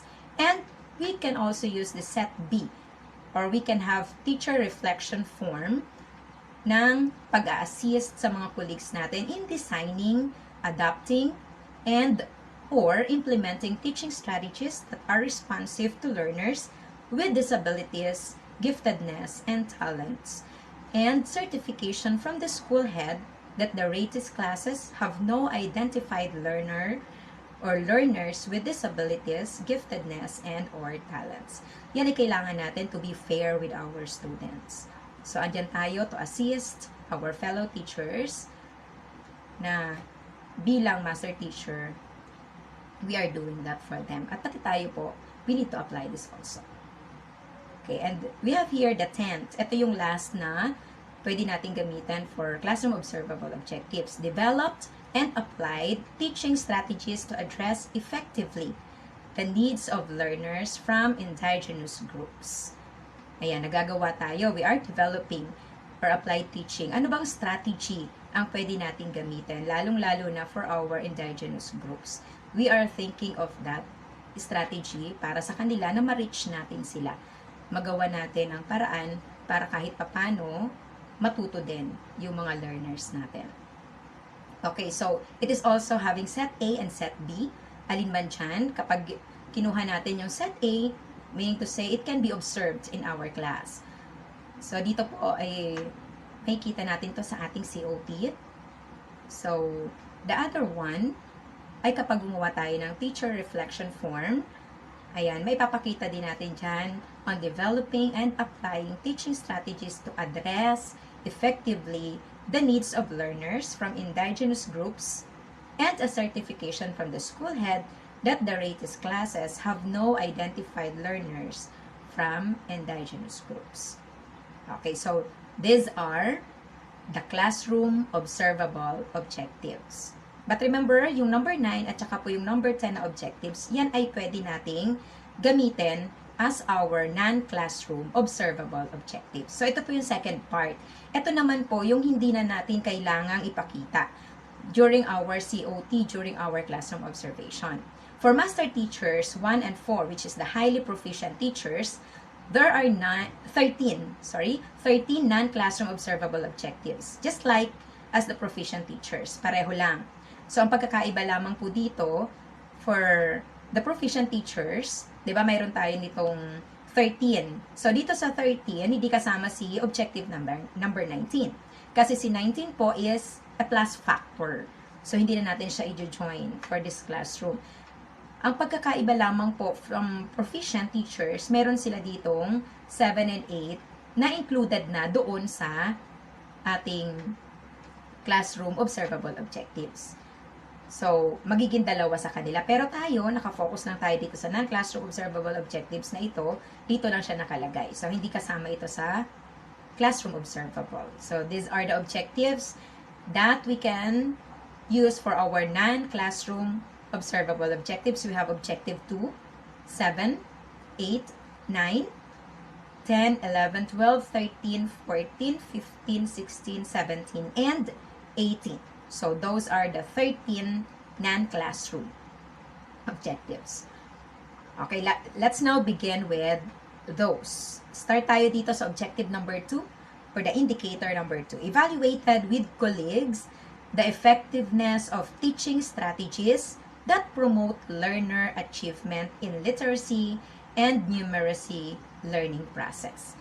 So, ano po yung mga MOVs natin dito na kailangan nating evaluate sa ating mga colleagues, sa ating mga teachers? Any supplementary material, it can be in print or digital format, kasi tayo ngayon minsan pag magpapasa ka, you need the digital, okay, submission data or docs, made by the ratee and used in the lesson delivery that highlights teaching strategies that promote learner achievement in literacy and numeracy. So, very, natin ito ngayon na napapanahon. Talagang kailangan natin siyang isama. So, evaluate din. Pwede natin itong makita with our activity sheets. Okay, sa activity sheets natin, pwede kayo dyan, maglalagay tayo dyan ng application ng literacy and numeracy sa ating lesson from self-learning modules, SLM, na ginagamit natin. Kung mayroon man kayong i-create, the teacher self-made self-learning modules, ginagamitan natin yan. Pwede nating ilagay dyan, i-apply dyan ang literacy and numeracy. Sa lesson plan, when we are doing the lesson plan, the video lesson, sa audio lesson natin, and other learning materials in print, digital format. And always remember to please specify and provide annotations. So, kailangan indicate natin sa lesson plan natin. Ano po ba yung atin doong application or alin doon sa ating ginawang part ng lesson plan ang nagpapakita ng literacy and numeracy para sa learning process. And of course, we need to have the minutes of focus group discussion if we are evaluating or giving some support or TA with our fellow mentors, or minutes of coaching and mentoring session with teachers that show evaluated teaching strategies that promote learner achievement in literacy and numeracy. Kung tayo po ay magbibigay ng TA sa ating mga teachers, kailangan provided na din ang kanilang ng ating mga minutes or ng ating FGT na ginawa sa kanila. Let's have this next, non-classroom observable. So we have to work with colleagues to share successful strategies that sustain supportive learning environments that nurture and inspire learners to participate, cooperate, and collaborate in continued learning.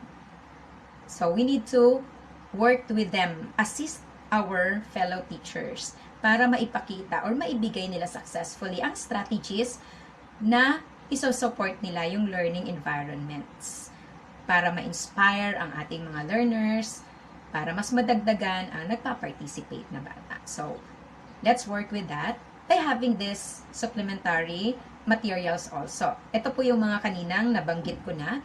So, like activity sheets, one lesson from self-learning modules, yung ginamit nating lesson plan or module para sa ating pagbibigay ng suggestions or any assistance for our colleagues. So, yan po. So, sa lesson plan, papakita din natin sa lesson plan natin that we are really assisting video lesson, the audio lesson, and other materials. It can be, again, printed or digital. So, always have this minutes and focus group discussion, FGD. Ayan, kung gumawa tayo, kung nag-usap-usap tayo, nag-meeting, so have the minutes with our fellow mentors, and minutes also of coaching and mentoring session with teachers that show sharing of strategies for increased learner participation, cooperation, and collaboration. Ayan po. So, let's move on with the 8th indicator or objective for our PMS. We have here modeled successful strategies and support colleagues in promoting learning environment that effectively motivate learners to work productively by assuming responsibility for their own learning.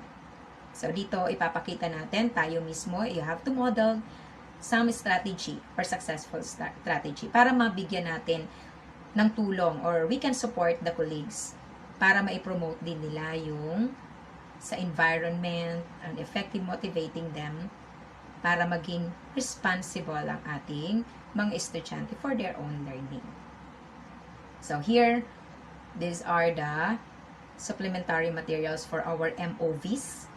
Ayan, ganun din po, activity sheets, yung SLM, the lesson plan of the teacher, the video lesson, audio lesson na ating i-check, and other learning materials. Of course, remember the minutes of focus group discussion with our fellow mentors, minutes of coaching and mentoring session with teachers that details support given to them in motivating learners to work productively by assuming for their own learning. So, dapat dito maipakita talaga natin that we are trying to support the teachers, support our colleagues on what to do in order to have the successful strategy na magagamit din nila for their students or learners. Okay, next is the 9th objective. So, it can also be seen in our classroom observable objectives. Assisted colleagues to design, adopt, and implement teaching strategies that are responsive to learners with disabilities, giftedness, and talents. Ang sabi ko nga po kanina, we have to be responsible enough in assisting our teachers para makabuo din sila, makagawa sila, at ma-implement ang teaching strategies na yan that is focusing on responsive to learners' disability. So, ano mga pwede nilang gawing strategy para ma-provide ang mga bata na may disabilities or yun namang mga talented students. Anong intervention for disability students at ano namang enhancement or enrichment activities na maibibigay for those giftedness or talented students or learners or pupils. So, here, we have set A. Ito nga po yung sinasabi ko, may set A, may set B. So, pwede tayo mag-choose. It depends upon the availability. Okay? So, kung ano pong context ang pwedeng mai-provide ng teacher, so it will be accepted. Pwede siyang ilagay sa classroom, observable, or pwede rin namang non-classroom, observable objectives. So, dito sa set B, teacher reflection form on assisting colleagues. So, yung TRF ulit, na yan ay makikita po natin dun sa ating RPMS na handouts. Kung wala naman kayo, mayroon tayo niyang e-copy. So, mayroon siyang sample of a teacher reflection form on assisting colleagues and designing, adapting, and or implementing teaching strategies that are responsive to learners with disabilities, giftedness, and talents. And here is a certification from the school. So, sa school head and the rates classes have no identified learners with disabilities, giftedness, and or talents. So, kailangan nating mai-provide ang teacher reflection form natin kung igagamitin natin siya as non-classroom observable objective. Okay. Then, we have here number 10, the 10th objective. Again, nakita nyo na po ito kanina sa classroom observable. We have here to develop and apply teaching strategies to address effectively the needs of learners from indigenous groups. So, dito i-develop daw natin ulit or mag-a-apply tayo ng mga strategies na magagamit natin doon sa mga estudyanteng nahirapan tayo to connect with them to those indigenous groups of learners. So here, meron tayong magagamit sa COT natin in a way that we can use it online. Kung hindi available si online, we can have a recorded video lesson or we can have the demonstration teaching via lab. So ito ay gagamitin natin kapag classroom observable. Yung ating objective na yan. Pero kapag hindi naman, pwede rin natin or we can have set B. There is a teacher reflection form. Ito pong gagamitin nating TRF on developing and applying teaching strategies to address effectively the needs of learners from indigenous groups, and again, a certification from the school head that the latest classes have no identified learners from indigenous groups. So, para tayo maging fair, hindi tayo bias sa ating mga pupils, sa ating mga learners. Kailangan natin ng certification. And that is also a sign of respect to our pupils or learners. Let's have now objective number 11. So for this indicator in our PPST, we have to work collaboratively with colleagues to evaluate the design of learning programs that develop the knowledge and skills of learners at different ability levels. So dito po, pag-uusapan ng ating teacher and master teacher kung ano po ang dapat nilang gawin. So they have to work collaboratively. Kung ano po ang dapat nilang ipakitang programs para ma-develop yung knowledge at skills at different ability levels. So, kailangan ma-provide din natin ang ating mga colleagues kung ano yung pangangailangan nila para magawa nila itong ating 11th objective. Okay, so here are the MOVs na kailangan natin ma-provide bilang pag-assist or pagko-collab with our colleagues. So, yung new and improved design of learning programs. So, pwede tayo dito mag-provide ng mga bago na improved design na po ng learning programs natin sa school. Detailed recommendations on the design of learning programs. Lalo maipakita natin ang detailed na design of learning para masabi natin na we are really having the program to develop knowledge. The third one is synthesis of the evaluation of the learning program. So, ito po ba ay nasuri natin? Naayos po ba? Kailangan may provide nyo yung MOVs na to in terms of learning programs also. And we can have the fourth MOV for this objective. Have your own evaluation of the existing learning programs. Bilang master teacher, we are responsible enough to this evaluation para makita natin at mai-provide natin ang MOVs para sa objective na ito. Let's have the 12th objective. Work collaboratively with colleagues to analyze and utilize assessment data to modify practices and programs to further support learner progress and achievement. So again, it is a collaborative activity or assisting our colleagues on their needs, especially in utilizing assessment data. So, dito po yung MOVs na dapat nating makita or dapat nating i-provide are the accomplished LAC plan anchored with the school LAC plan Annex 1 of the DO35 series of 2016. Mamaya po ipapakita ko sa inyo yung sample nito na alam ko naman ay ginagawa nyo na po. Kaya lang, so, para lang ma-remind, especially those who are new in this highly proficient activity. So, I have here the copy.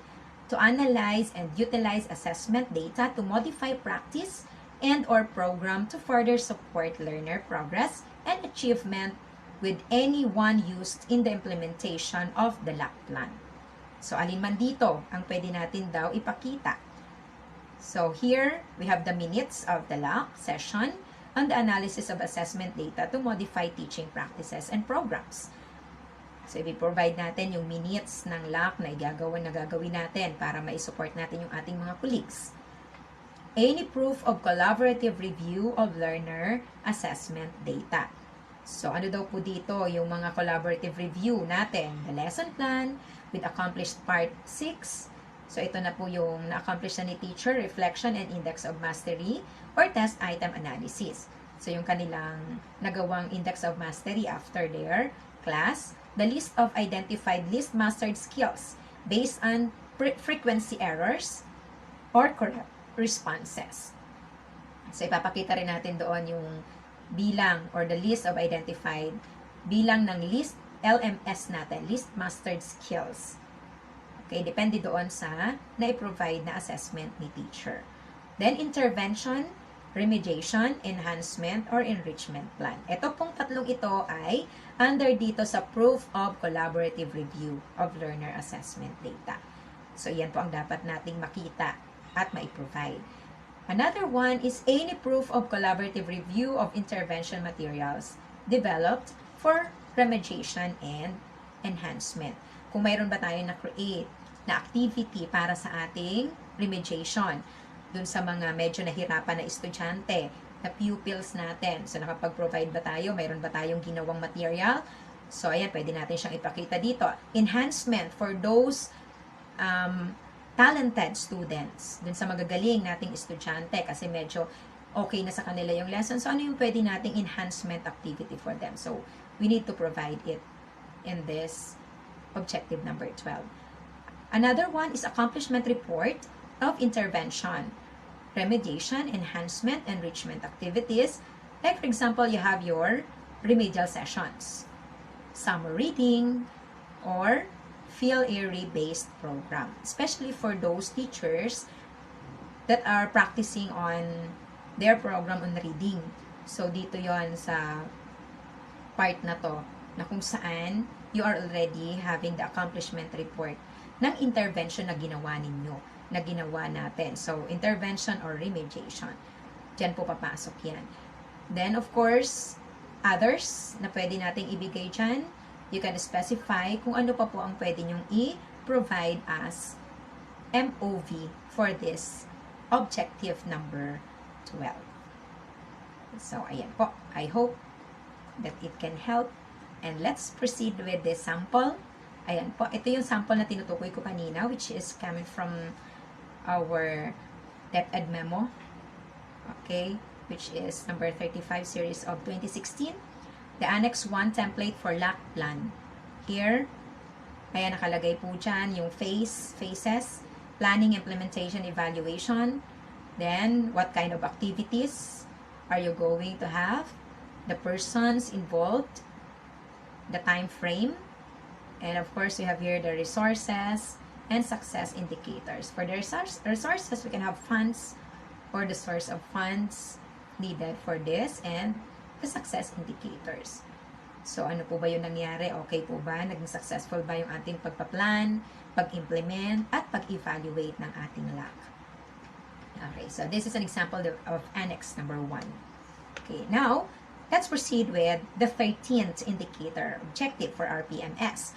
So, this is again under non-classroom observable objectives. Reflected on and evaluated learning environments that are responsive to community context. So, ano daw po doon ang ipapakita ko na para ma-reflect natin yung pag-i-evaluate ng learning environments. So, we have here, synthesis of evaluation of a program, project, activity that maintains the learning environment responsive to community context. So, ito po yung ating una na pwedeng i-provide as MOV for this objective number 13.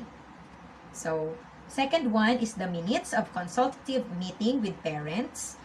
Ayan, kung mayroon tayo pong meeting with our parents, kailangan nating i-provide yung minutes. Kumuha tayo ng ating mga documents na pwede nating gamitin. Other external stakeholders on programs, projects, and or activities that maintain a learning environment, highlighting the evaluations made with proof of attendance. Paano natin mapapatunayan that we are having this meeting or consultative meeting? Kailangan nyo pa din, kailangan natin i-provide as highly proficient teachers ang proof of attendance. Next to that, we can have also the minutes of the focus group discussion. kung tayo po ay nagkaroon ng FGD with our fellow teachers, so kailangan nating maibigay yung minutes of the teachers on a program of the project activity that maintains a learning environment, highlighting the evaluation made, and of course, the proof of attendance. So, lagi yung magkasama, the minutes of the FGD and kailangan maipakita natin yung attendance na talaga bang na-meet natin or nabigyan natin ng assistance ang ating mga fellow colleagues or teachers. Survey on programs, ito yung pang-apat, survey on programs, projects, activities that maintain a learning environment. So, yan pong apat na yan, those are the different MOVs na magagamit or kailangan natin i-provide in terms of this objective number 13. Okay po, let's move on with objective number 14. So, sa objective number 14 naman, it discussed with colleagues teaching and learning practices that apply existing codes, laws, and regulations that apply to the teaching profession and the responsibilities specified in the Code of Ethics for Professional Teachers. So, kailangan maibigay natin yan. May discuss natin mabuti sa ating mga fellow teachers kung ano po ba yung dapat nilang isaalang-alang bilang isang professional teachers. Siyempre, yan naman ay mga professional, then they are already aware of that. Pero we need to have this orientation again, or sometimes we need to give them a reminder on what the duties of a certain teacher. Ano ba talaga ang duty natin bilang isang guro. Okay, so we have here the MOVs under this indicator 14 or objective. We have the minutes of LAC sessions or the professional meetings to discuss the Code of Ethics for Professional Teachers and the reviewed annotated evidence of practice of colleagues. So, dito po i-discuss natin. We can make another this form or the LAC session form na ipinakita ko po kanina under the Annex 1. Diyan, ipapakita nyo po para ma-provide natin yung LAC sessions. Okay, another is the minutes of LAC sessions, professional meetings to discuss the Code of Ethics for the note. Okay, personal reflection note, of colleagues. Ayan, dapat mayroon sila na personal reflection notes na kailangan nilang mai-provide din sa atin. Okay, then we have also the minutes of LAC sessions. Pwede rin naman natin ito gamitin, yung minutes of LAC sessions for professional meetings to discuss the Code of Ethics for professional teachings or teachers. And lastly, okay, tingnan po mabuti yung tatlong yan. Yan naman po ay more on LAC sessions. Okay, nagpapaalala lang sa atin, pagpapaalalahanan tayo on what are the Code of Ethics as professionals. And we, as highly proficient teachers, we are responsible enough to discuss those things. Okay, so activity proposal for number 4, we have the Learning Action Cell or the LAC plan, which is in our Annex 1 that I've shown you a while ago to discuss the Code of Ethics for professional teachers. Ayan, minsan kasi tayo bilang guro, sometimes we are forgotten what are those obligation or ethics that we have to consider as a teacher. Ayan. Then we have here the 15th objective. So, yung pang-15 natin, exhibited commitment to and supported teachers in the implementation of school policies and procedures to foster harmonious relationship with learners, parents, and other stakeholders. So, dito dapat tayo mismo, as highly proficient teacher, tayo po yung magbibigay ng support sa ating mga teachers kung paano nila ma-implement sa kanilang mga students, sa ating mga estudyante, ang school policies and procedures para maging maayos ang relationship between our learners, teachers, and together with our parents and other stakeholders. So there are 4 MOVs under this objective 15. The first one, evaluation report on the implementation of school policies, procedures, or minutes of subject area or grade level meetings or professional meetings on evaluating school policies or procedures. So, dito gagawa tayo ng evaluation report na kailangan maipakita natin that we are really implementing the school policies or procedures. Okay? Another one, the second is the minutes of subject area or grade level meetings or professional meetings on the implementation progress of school policies, procedures, provide at least 2 to show discussions held. So, paano natin masasabi na talagang tayo po ay nagkaroon ng implementation ng progress sa ating school policies? Kailangan kasi maging aware ang ating mga parents, ang ating stakeholders, especially the students or learners or our pupils. Kailangan sila po ay well-oriented on the school policies para maiwasan natin yung pagkakaroon ng hindi magandang pagkakaunawaan. Kasi minsan, hindi nagiging harmonious ang relationship ng ating stakeholders in terms of our school.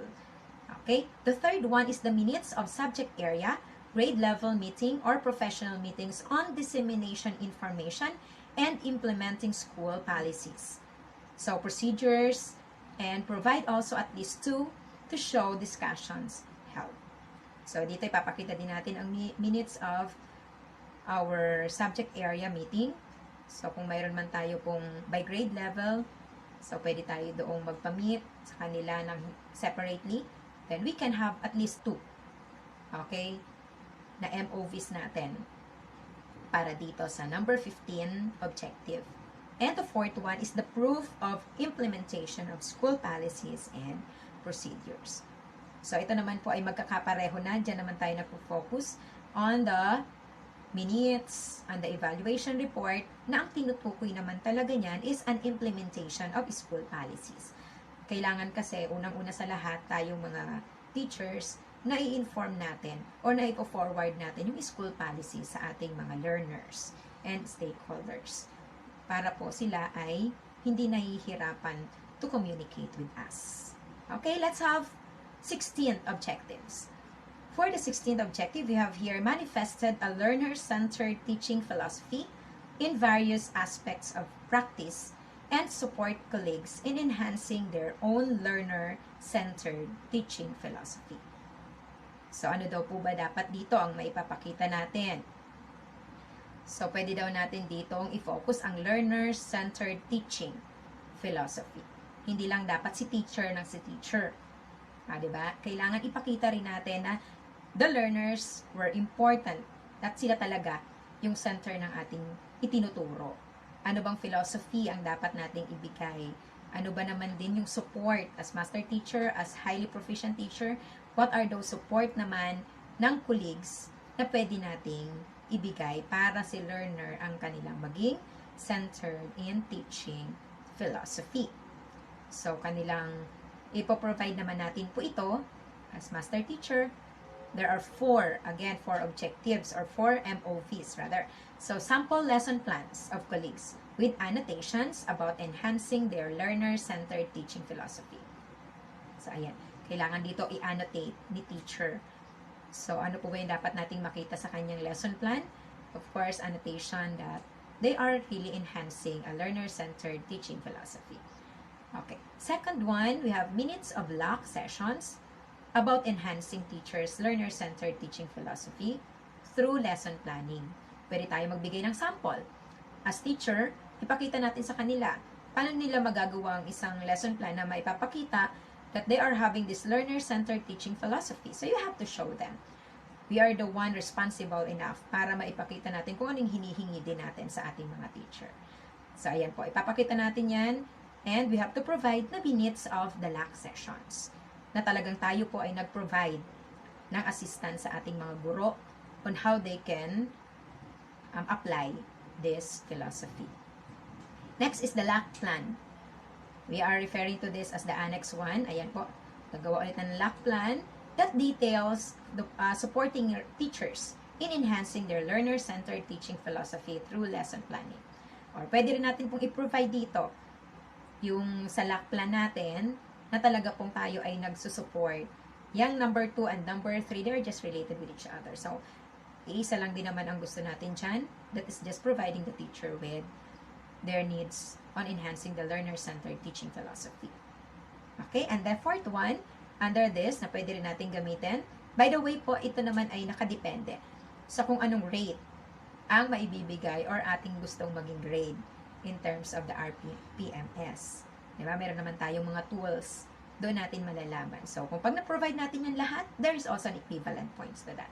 So, ito lang po ay ipinapakita ko sa inyo na pwede natin gamitin as the MOVs for these objectives. Doon sa mga objectives ko pong ibinigay sa inyo. So, fourth one is the lesson plan exemplar used during a learning action cell session. So, ano po yung sa lesson plan niya na ginamit sa exemplar? So, during the LAC na nagpapakita ng ating paggamit or pag-enhance ng learner-centered teaching philosophy. So, ito rin po yung pang-apat. Yan naman po ay magkaka-relate lang. So, it depends upon kung ilang LAC sessions ang maipoprovide natin para lang makuha ni teacher or maiprovide natin ng assistance si teacher on the use of that objective number 16. Okay? Next is objective number 17. So, we have to identify and utilize personal professional strengths to uphold the dignity of teaching as a profession to help build and a positive teaching and learning culture within the school. So, ano daw po yung pwede nating i-utilize na mga professional strengths yung ating dapat na ipakita, gawin sa atin pong school as professional. Okay? So, the first one, we have also here 4, but then medyo mahaba din dahil yung number 3 natin na MOV ay mayroon pang mga part dyan. Pero remember that we can just choose among of this means of verifications kung ano yung mga available at kaya nating magawa possible sa ating school. So, performance coaching and mentoring form. Ito po dito, ipinapakita, showing guidance given to teachers and remarks in terms of upholding the dignity of teaching. So, dito po may form naman tayo nito, performance coaching and mentoring form. And then, the second one is documented feedback from superiors, colleagues, learners, parents or guardian, or other stakeholders, directly reflecting the rate's good practices that uphold the dignity of teaching as a profession. So, minsan ini-evaluate tayo what kind of teacher we are. Diba? So, dito po, makikita natin dyan anong feedback. So, sa feedback natin, malalaman din natin kung ano yung dapat nating ayusin sa sarili. Kasi even though we are already in highly proficient profession, tayo po ay may mga bagay na kailangan pa ding i-improve as a master teacher para maibigay natin ang tamang assistance para doon sa ating mga fellow teachers na tumitingin at minomodelize tayo. Diba? Then, another one, annotated evidences of practice indirectly linking to the upholding of the dignity of teaching as a profession. We can have the screenshot of text message, the chat, email, any form of communication with parents, guardian, or learners. So, dito po pwede nating screenshot na lang. Ano po ba yung ating ginawa? Ano po ba yung ating tulong na ipinrovide para sa ating mga estudyante? Just for us to practice our profession. The dignity of teaching. Remarks from superior or school head about one's personal professional qualities. So, example to this is the entries in performance monitoring and coaching form. Ayan. Or you can have also the media review form. So, dito po naglalagay tayo kung ano po ba yung mga personal qualities natin. Ano ba ang ibibigay sa atin ng ating superior? Anong masasabi for your performance during the mid-year or during our performance monitoring coaching form. So, doon ipi-place nila, ilalagay nila kung ano po yung dapat nating i-provide, kung ano ba ang dapat nating malaman sa ating sarili, na alam natin yun ay mas makakatulong sa atin bilang isang guro. Recognition form or from the school community about one's qualities. Ayan, kung mayroon man tayong you are recognized as an outstanding teacher, ganon. So, ilalagay nyo yun dito. pwede nating i-provide, ilagay. So, as our MOV. Kung mayroon tayong recognition as best researcher, ganon. Kung mayroon tayong ginawa na tumatak sa ating school at naging model tayo ng ating school. So, malaking bagay din yun. It will inspire our fellow teachers para I have to follow. Diba? Sundan natin si ma'am because that is our master teacher.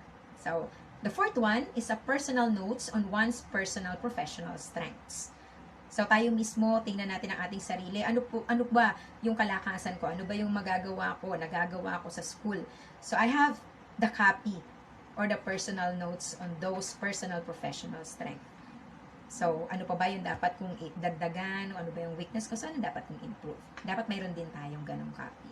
Na minsan ay nakakalimutan na natin because of our task, lot of task naman. So, but then, kaya nating mabigyan ng time.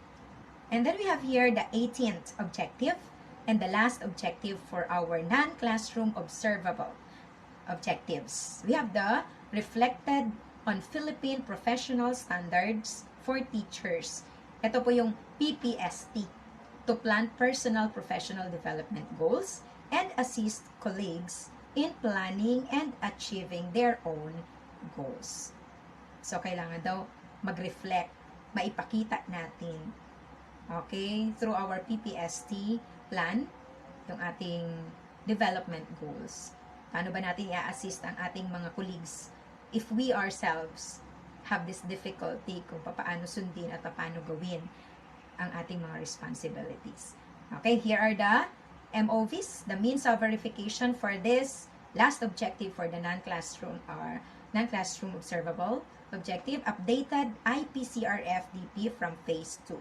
So, kailangan lagi tayong mag-check, i-update natin ano po ba yung ating mga dapat i-provide for our IPCRF. So, it must be updated.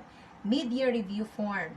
Diba tayo po ay nag-check? So, every after the semestral.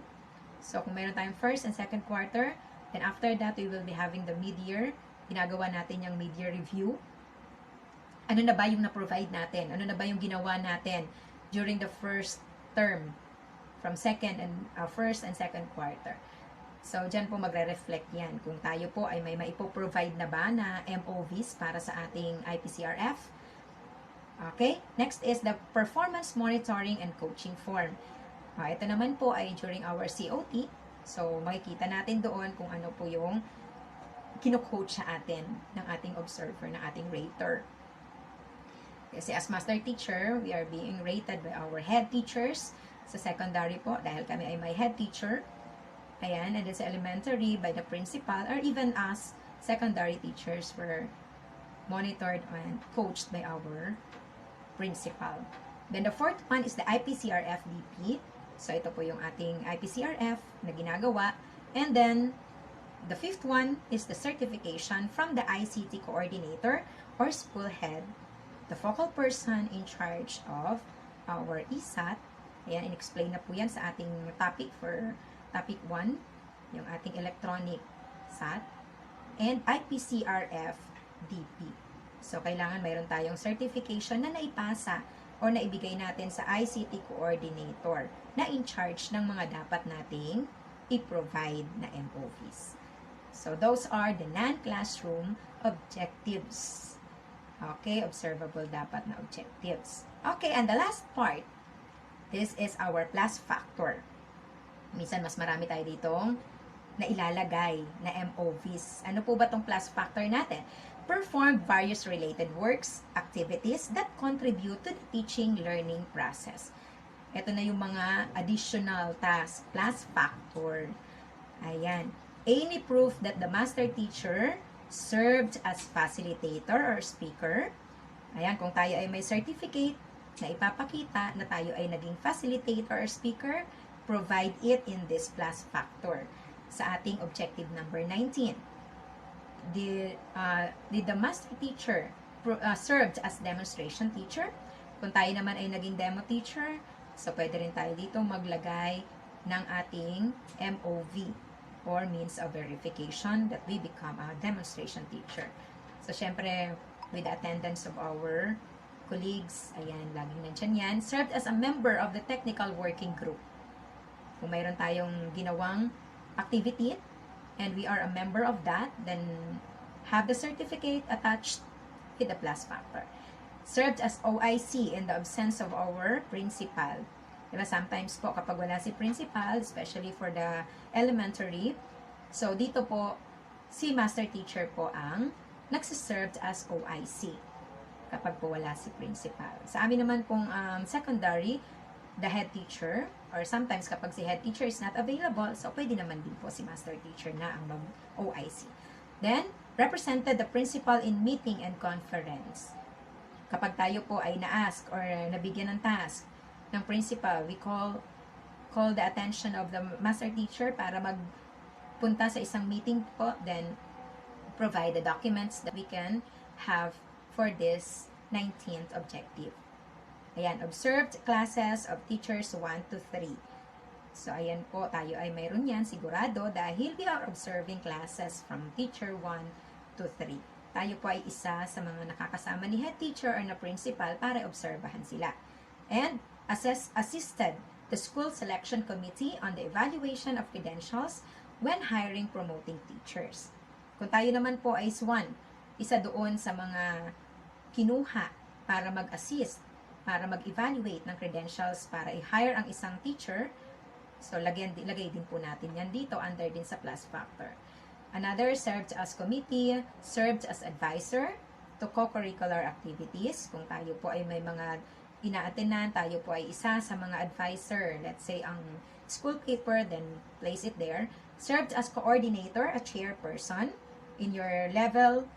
So sa grade level ninyo, if you are tasked to be a coordinator, a chairperson, then certificates that you are really part of it. Then authored or contributed to a book or journal, especially to us, kailangan natin that we are participating on making researches. So, pwede tayo makagawa doon ng ating journal or book. Coached and mentored learners in competitions. Kapag tayo po ay mayroong competition na sinasalihan, so pwede tayo dyan. We are the coach or we are the mentor. Okay? Mentored pre-service or in-service teachers. Sometimes, tayo po ay kinakailangan ng mga teachers natin, tinatawag tayo, so bigay natin ang ating effort to serve them. And of course, others, kung mayroon pa kayong ipoprovide po para dito sa ating Objective 19, so mas maganda. Ayan po, these are the different MOVs or means of verifications for plus factor or objective number 19. So, ayan po yan lahat. And that is already written in our table 2 para sa MOVs po. Kasama na rin yan. So, that's it for this talk or this morning. So, I will just send it to everyone. The Midicor teacher tells. The good teacher explains. The superior teacher demonstrates. The great teacher inspires. So, I hope everyone is inspired today. And that's it. Thank you, my dear great teachers. God bless everyone.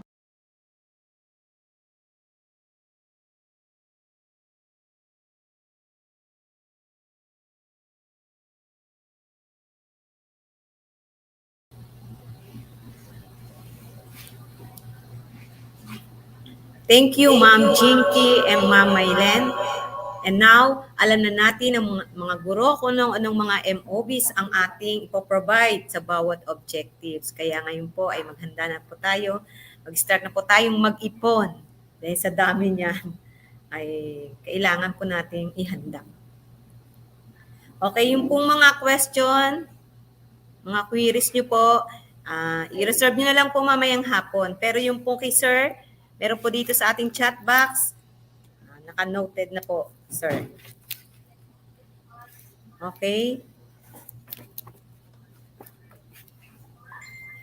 It is very easy for someone to understand things if he knew what every word means. At this moment, let us unlock some of the terms we might encounter while accomplishing our RPMS. And to help us with that, let us welcome Lerma A. Arosa, Master Teacher 2 of Tejeros Convention Elementary School, to discuss the glossary of terms.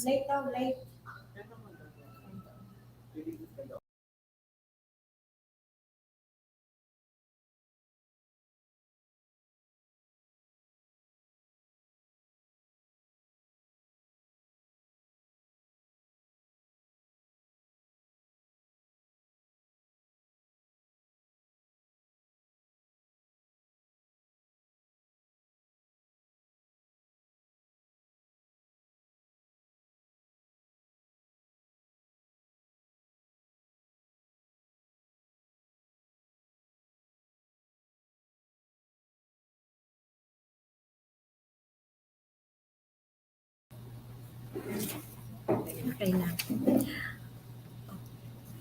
Good morning po sa lahat. Today, it's a day for us to replenish our thoughts and fill the gap to calm our mind. These glossary of terms that I'll present today will serve as your guide to look for the terms that give light to your cloudy mind. And here are the alphabetical list of terms or words and their meanings. First is the audio lesson. Audio. Refers to a learning material that is an audio recorded lesson, which can be used for distance learning or as supplementary material. This can be saved in a USB flash drive and played in a device. These audiovisual aids used as training or educational materials. As learning materials, ito ay may babahagi natin sa ating mag-aaral upang makatulong na maunawaan ang aralin.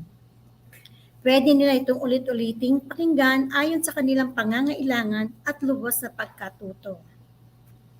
3 is the daily lesson log.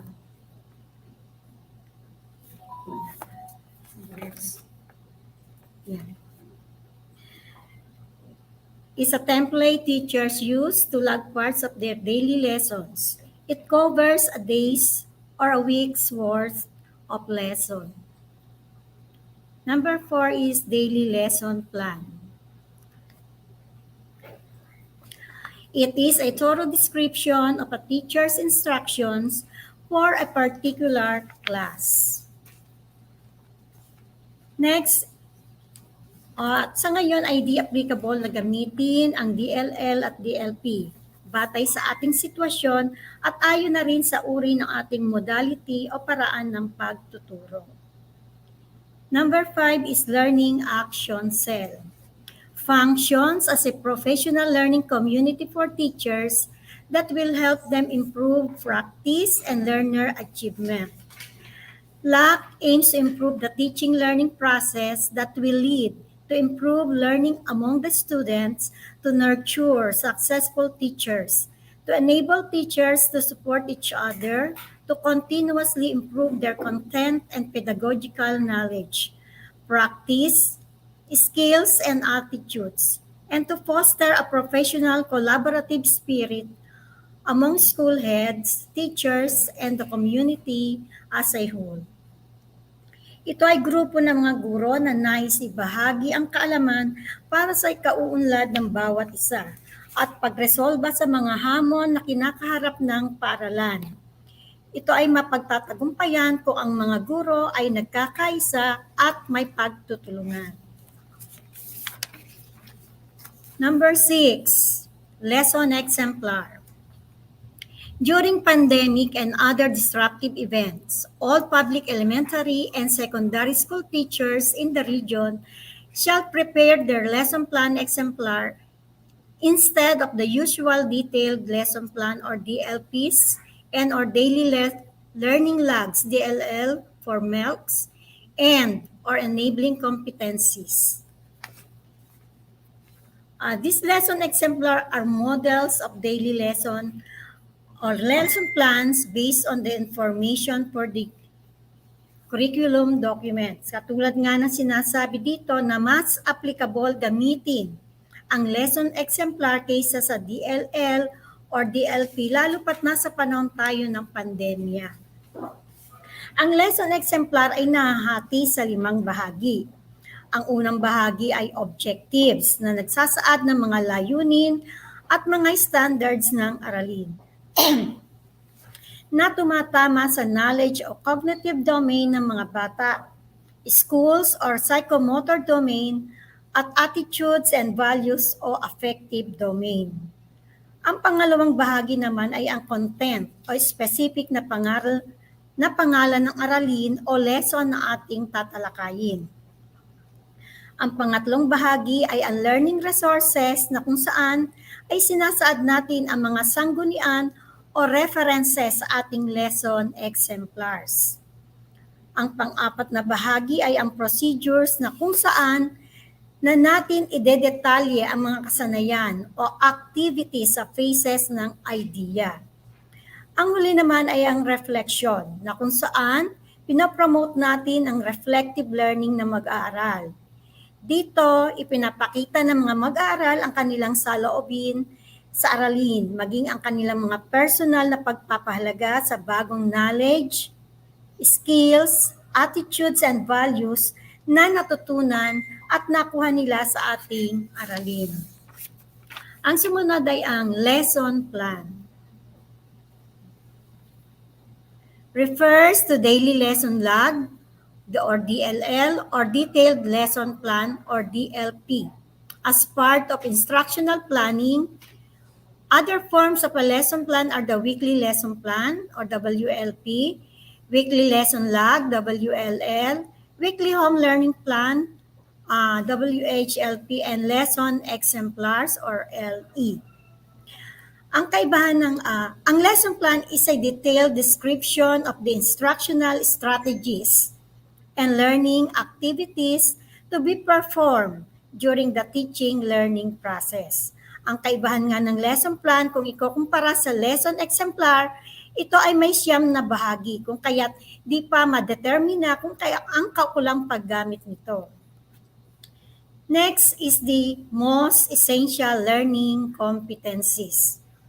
Refers to the competencies from the K-12 curriculum guides which are most useful in many professions and everyday life, thereby satisfying the so-called endurance criterion. Anchored on the prescribed standards, these competencies identified by the Department of Consultation with Stakeholders are to be used nationwide by field implementers and private school for school year 2020 to 2021 as a response to developing resilient education systems, most especially during emergencies such as the current global pandemic. Ang most essential learning competency o MELC naman ay ang specific competency na kailangan nating ituro. Ito ay makikita sa Pivot 4A Budget of Work kasama ang enabling competency. 9. Online synchronous teaching. A mode of teaching that utilizes video conferencing, live chat, instant messaging, or a combination of any online tools to engage learners to work in real time. These materials may be designed for collaborative tasks to engage learners on virtual collaboration among peers. So, synchronous teaching run in real time with students and instructors attending from different locations. Sumunod ay ang supplementary materials.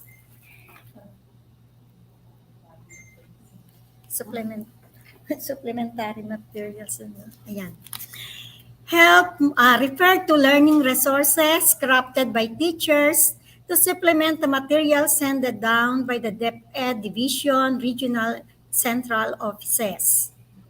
These materials should be aligned with DepEd standards and support the contextualized needs of learners in online, modular, and TV radio-based instruction. These teacher-made learning materials can be printed or digital modules, activity sheets, interactive e-materials, MELS aligned video and audio lessons.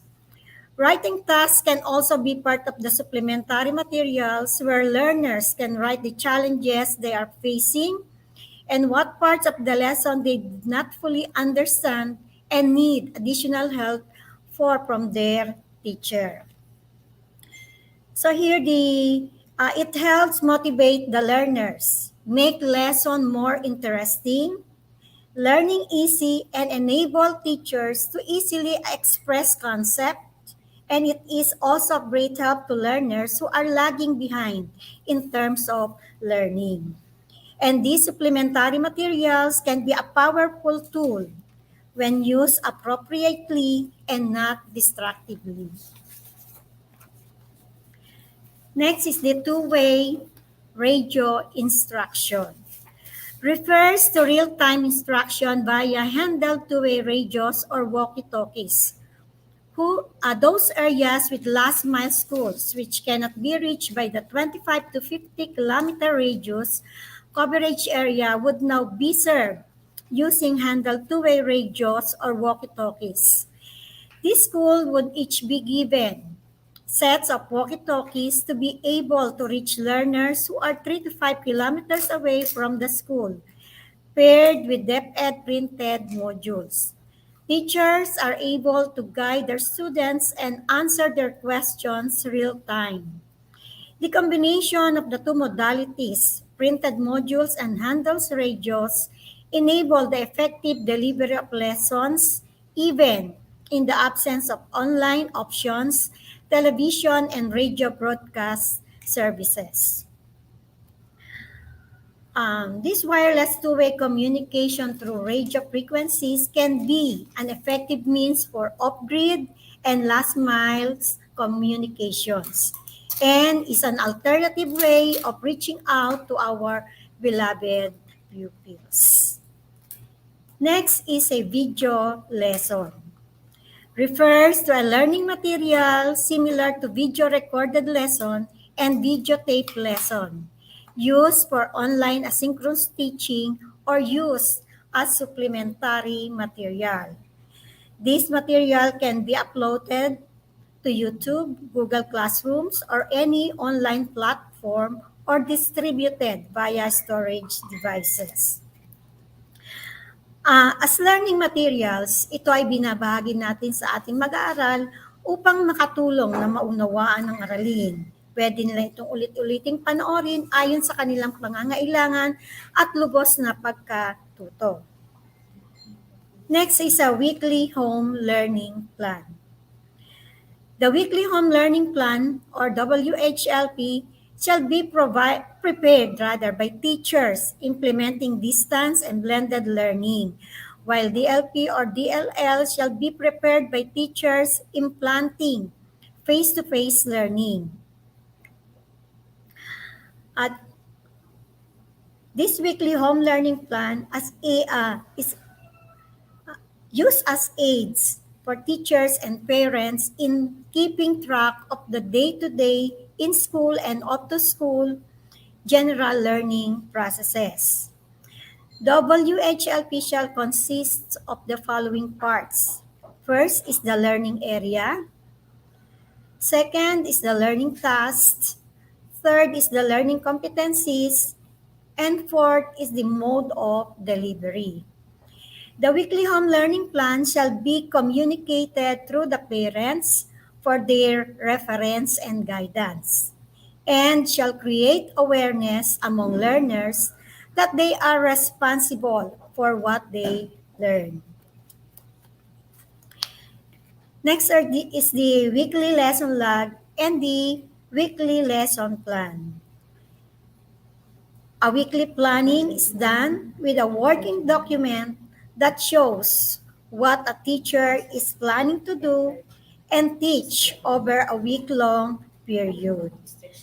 So that's ends for now. Thank you po sa pakikinig and keep safe everyone.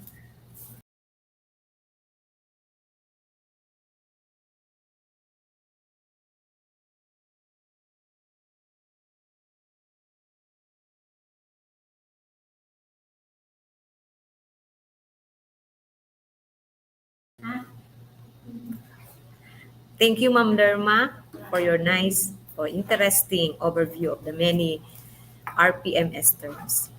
Okay, mga medyo familiar na po tayo doon sa mga terminologies like lesson plan, lesson exemplar, milk, online synchronous teachers, and others. Siguro po ngayon, stretch muna tayo, stretching. Medyo siguro na pagod-pagod na rin at 2 minutes, kung pwede pong mag-restroom, pwede pong minom. 2 minutes po muna stretch. Hindi po ako marunong eh. Sino po ba marunong dyan, ma'am? Mamean. Stretch po tayo. Oh, wala pa tayong TikTok. Yung TikTok dito eh.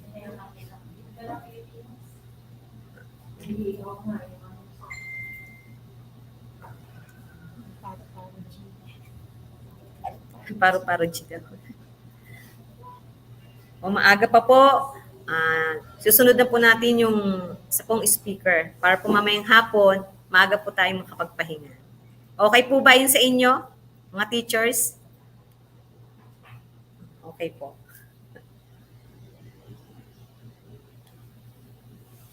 Okay na?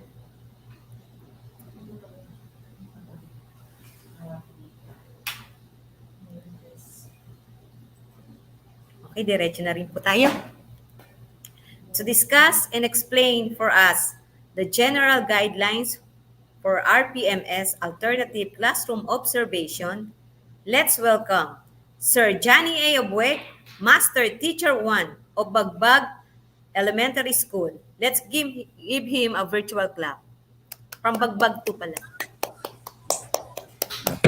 Good morning, sir. Morning po, ma'am. Good morning, teachers. I am Sir Johnny A. Abweg. I'm going to discuss to you about the general guidelines for the RPMS Alternative Classroom Observation. Okay, last year po, we already had this kind of observation since we are under the pandemic time. Now, let us see kung meron po bang difference yung mga guidelines sa previous years dito sa present year based on the DepEd Memorandum number 4 series of 2022. Let's start. The alternative learning observation, classroom observation for RPMS are considered only for the school year 2021-2022 due to the absence of a limited capacity for face-to-face learning. The selection of alternative classroom observation shall depend on the adapted learning delivery modality or LDM of the school. Now, since last year, we already had different kind of modalities for every school. We have here the what we call the online distance learning. We also have the printed modular distance learning. And we also have the what we call the blended learning, wherein it depends to the modality adapted by the school. Now, yung ating pong classroom observation will also depend to the classroom or the learning delivery modality adapted by our school. And po, kaya nga po, we have to take note, ano po ba, dapat aware po tayo ano po bang learning delivery modality ang pinapractice or ine-exercise or inadapt ng ating school. Ayan, next po tayo. Now, here are the alternative classroom observation and their corresponding guidelines. The first one, alternative classroom observation is the observation of real-time teaching. Ito po yung tinatawag natin dati na classroom observation. Same lang din naman po. What are the guidelines for this? This applies to the teacher who will adapt online synchronous learning or two-way radio instruction, regardless of the number of classes and learners. Now, as we can see here in Rosario, I think we don't have online observation or online class here. Most dito sa Rosario are printed modular and some schools adopted the blended learning. Kaya po, dito po sa atin, or when it comes to online observation or online observation or real-time teaching, dapat po synchronous. It means para live po ang discussion ni teacher together with his or her pupils and also the observer also. Now, regardless po tayo, kahit po 5 lang po yung pupils na nakapasok sa ating online platform, continue pa rin po yung ating teaching and also the observation of our observer. The next classroom observation is the observation of a video lesson or an audio lesson. Ayan po. Now, the first guideline is you're going to consider this one if the option 1 is not available. Now, this also apply to the teachers who will adopt online asynchronous learning or audio lesson in any of their classes and learning. Ayan po.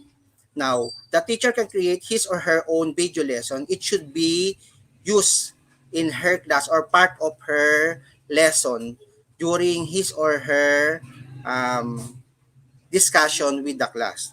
Another guideline for this is a video lesson or an audio lesson shall be used in lesson delivery as part of the supplementary materials or as one of the learning materials for online synchronous learning or two-way radio instruction. Kanina po, na-discuss na sa atin ni Ma'am Dharma, what do we mean by two-way radio instruction?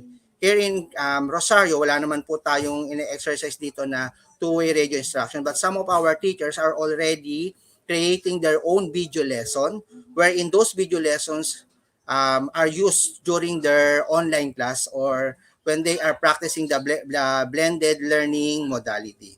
Another guideline is a video lesson or audio lesson must be based on SLM based or self-learning module based or MLELC aligned. That means po pag gumawa po tayo dapat po naka-base pa rin po lahat ng ating mga lessons sa prescribed na mga MELT natin, naka-align for that certain quarter, and also naka-base rin po ito sa ating mga modules na ginagamit or ginagamit ng mga learners natin.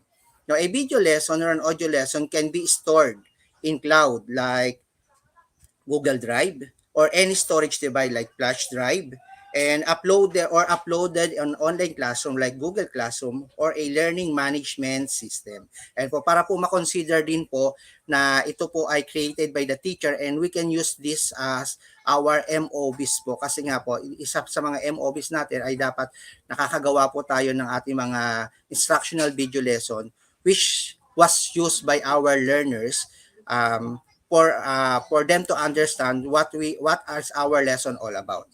Another thing or another alternative classroom observation, number 3 is the observation of a demonstration teaching by a learning action cell or LAC. Now, most of us, ito po yung ating kino-consider kasi nga po, this is applicable for printed modular distance learning.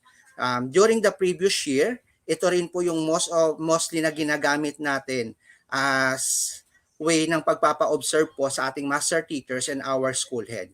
Now, we're going to consider this mode of observation when option 1 and option 2 are not available.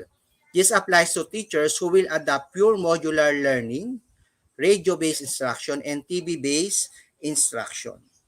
Now, in DepEd, Basic Education Learning Continuity Plan in the time of COVID-19, a support mechanism shall be established for teachers and school leaders to have access to relevant demands of technical and administrative advice and guidance which comes in any form, including the professional learning communities through LAC. In support to the mechanism, the LAC policy states that the LAC primary function as a professional learning community for teachers that will help them improve practice learning achievements. Let's proceed now to the fourth one. As you observed earlier, yun pong ating first 3 alternative classroom observation. Those are the first 3 classroom observation that we already practiced in the previous years. Ito po yung additional natin. Since tayo po ngayon is under alert level 2 and maybe sa March po, it depends on the AITF kung tayo po ay mag-undergo na or mag-under na po sa restriction na alert level 1. This is observation during limited face-to-face classes in low-risk areas. Ito po yung pinakabago sa ating alternative classroom observation. Since some of the schools here in Cavite are already practicing their limited face-to-face, and here in Rosario, I think the Rosario National High School and Bagbag National High School will pilot the limited face-to-face learning with their pupils. What are the guidelines? First, this shall only apply to authorized public and private schools that are located in minimal or low-risk area based on the criteria set by the DOH and passed by the School Safety Assessment of DepEd. Now, here po, hindi naman po lahat po ng ating mga public schools or private schools are entitled to have a limited face-to-face. It depends to the cases or COVID cases in their particular area or in their particular barangay. Siyempre po, kapag medyo mataas pa po yung cases ng COVID-19 or ng virus na yon, siyempre po, still mag-stick po muna tayo doon sa ating ginagawang or pinapractice na learning modality. But since kung mababa na po yung ating cases, pwede na po mag-prepare si school for the following the different guidelines kasi may mga guidelines po tayong kino-consider para po tayo ay pumasa dito sa pagkakandak ng ating limited face-to-face. And also, after preparation, andyan pa rin po yung mga bisita natin who will conduct and look at if the school pass the criteria in conducting the limited face-to-face. Now, another thing. Now, authorized public and private schools are allowed to conduct limited face-to-face classes shall follow the usual classroom observation protocols subject to strict compliance or observance to COVID-19 health and safety precaution and prevailing community quarantine. Ayan, dapat po yung area or yung ating school vicinity or even our classroom also dapat nagpapalo for with strict compliance to the COVID-19 protocols. Marami po tayong kino-consider yan. Sa gate pa lang po ng school hanggang pagpasok po ng classroom, ng ating mga pupils, marami po tayong mga dapat i-consider dyan. Tignan na lang po natin yung guidelines. I think lahat naman po ng schools dito sa Rosario are now preparing. Inuunti-unti na po natin yung pagpe-prepare natin ng ating schools and also even our classrooms for the possible limited face-to-face here in our district, which is Rosario.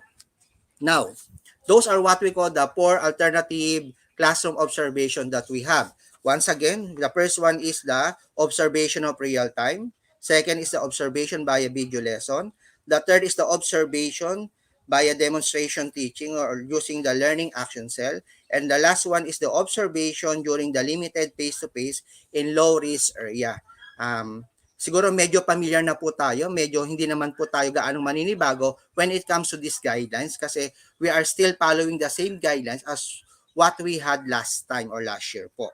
Now, let's take note of this. There should be 2 classroom observations for the entire school year, same as what we have last year. Ratee should submit 2 classroom observation tool or COT rating sheet or inter-observer agreement form as MOBs for objectives that require such objectives, example, objectives 1, 3, 4, 5, 6, and 10.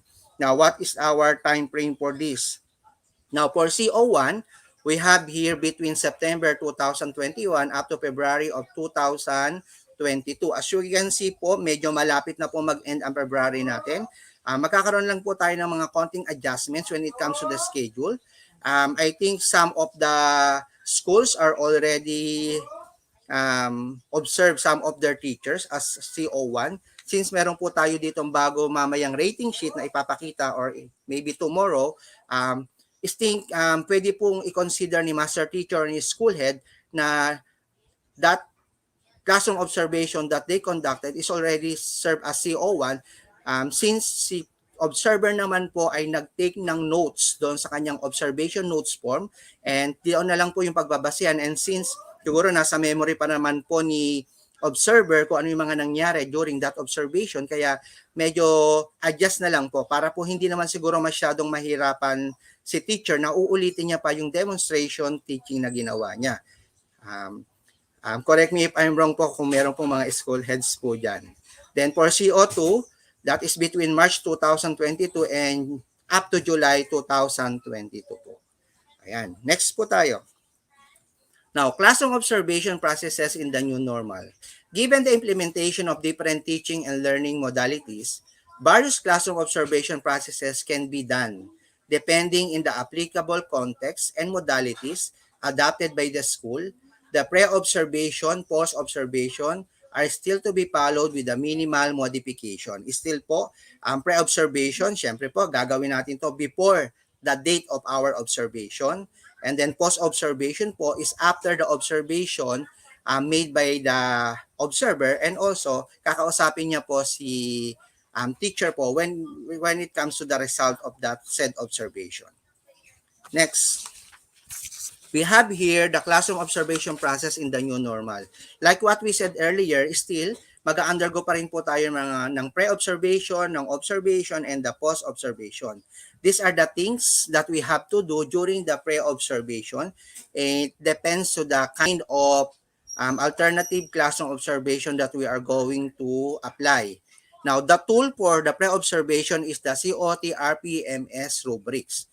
Now, during as we can see here, i-observe po natin, hindi ko na po siya babasahin lahat. Whatever classroom observation process will you undergo, still sa observer pa rin, i-review po sa inyo as teacher ang COT RPMS rubrics para po maging aware po tayo ano po ba yung mga dapat nating i-consider while we are preparing our lesson.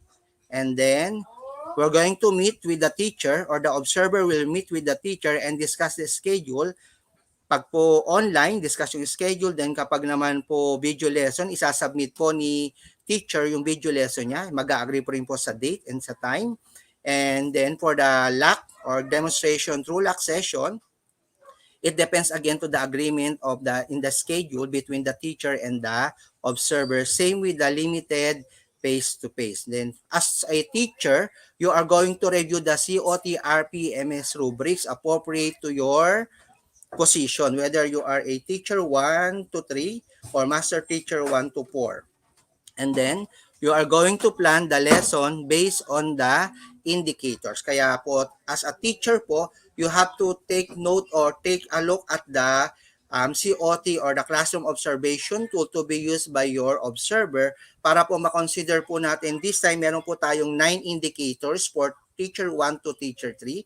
For master teacher 1 to 4, we have 7 indicators in our COT. Medyo dumami po. Previously po kasi, 3 lang po yung ating indicator sa COT3 natin kasi medyo last year po medyo mataas pa talaga yung cases and hindi po possible yung ibang klase po ng mga modalities. Kaya po 3 po yung ating kinonsider last year. Dito ngayon po is 9 as what was discussed by our previous lecturers or speakers this morning.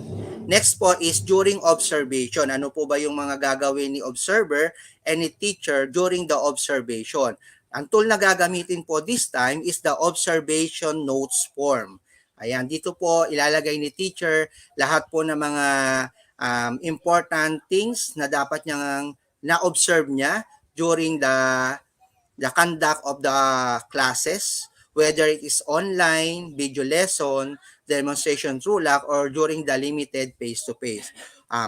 The observer should access the platform kung ito po ay online, whether it is using Google Meet or Zoom.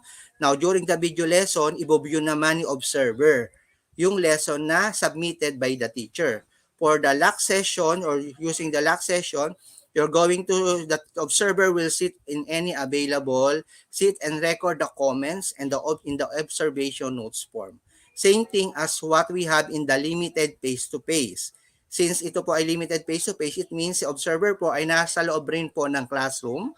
And then, pwede po magkaroon ng multiple observer. Doon po papasok ngayon si inter-observation agreement form. Pag po meron po tayong 2 or more observer po, mag-a-agree po yung ating mga observer, yung 2-3 observer natin, kung ano pong rating ang ibibigay nila sa teacher observe nila. Yan po. Yan, may process rin naman pong mangyayari dito. Now, ano ang gagawin ni teacher during the observation time or the observation schedule?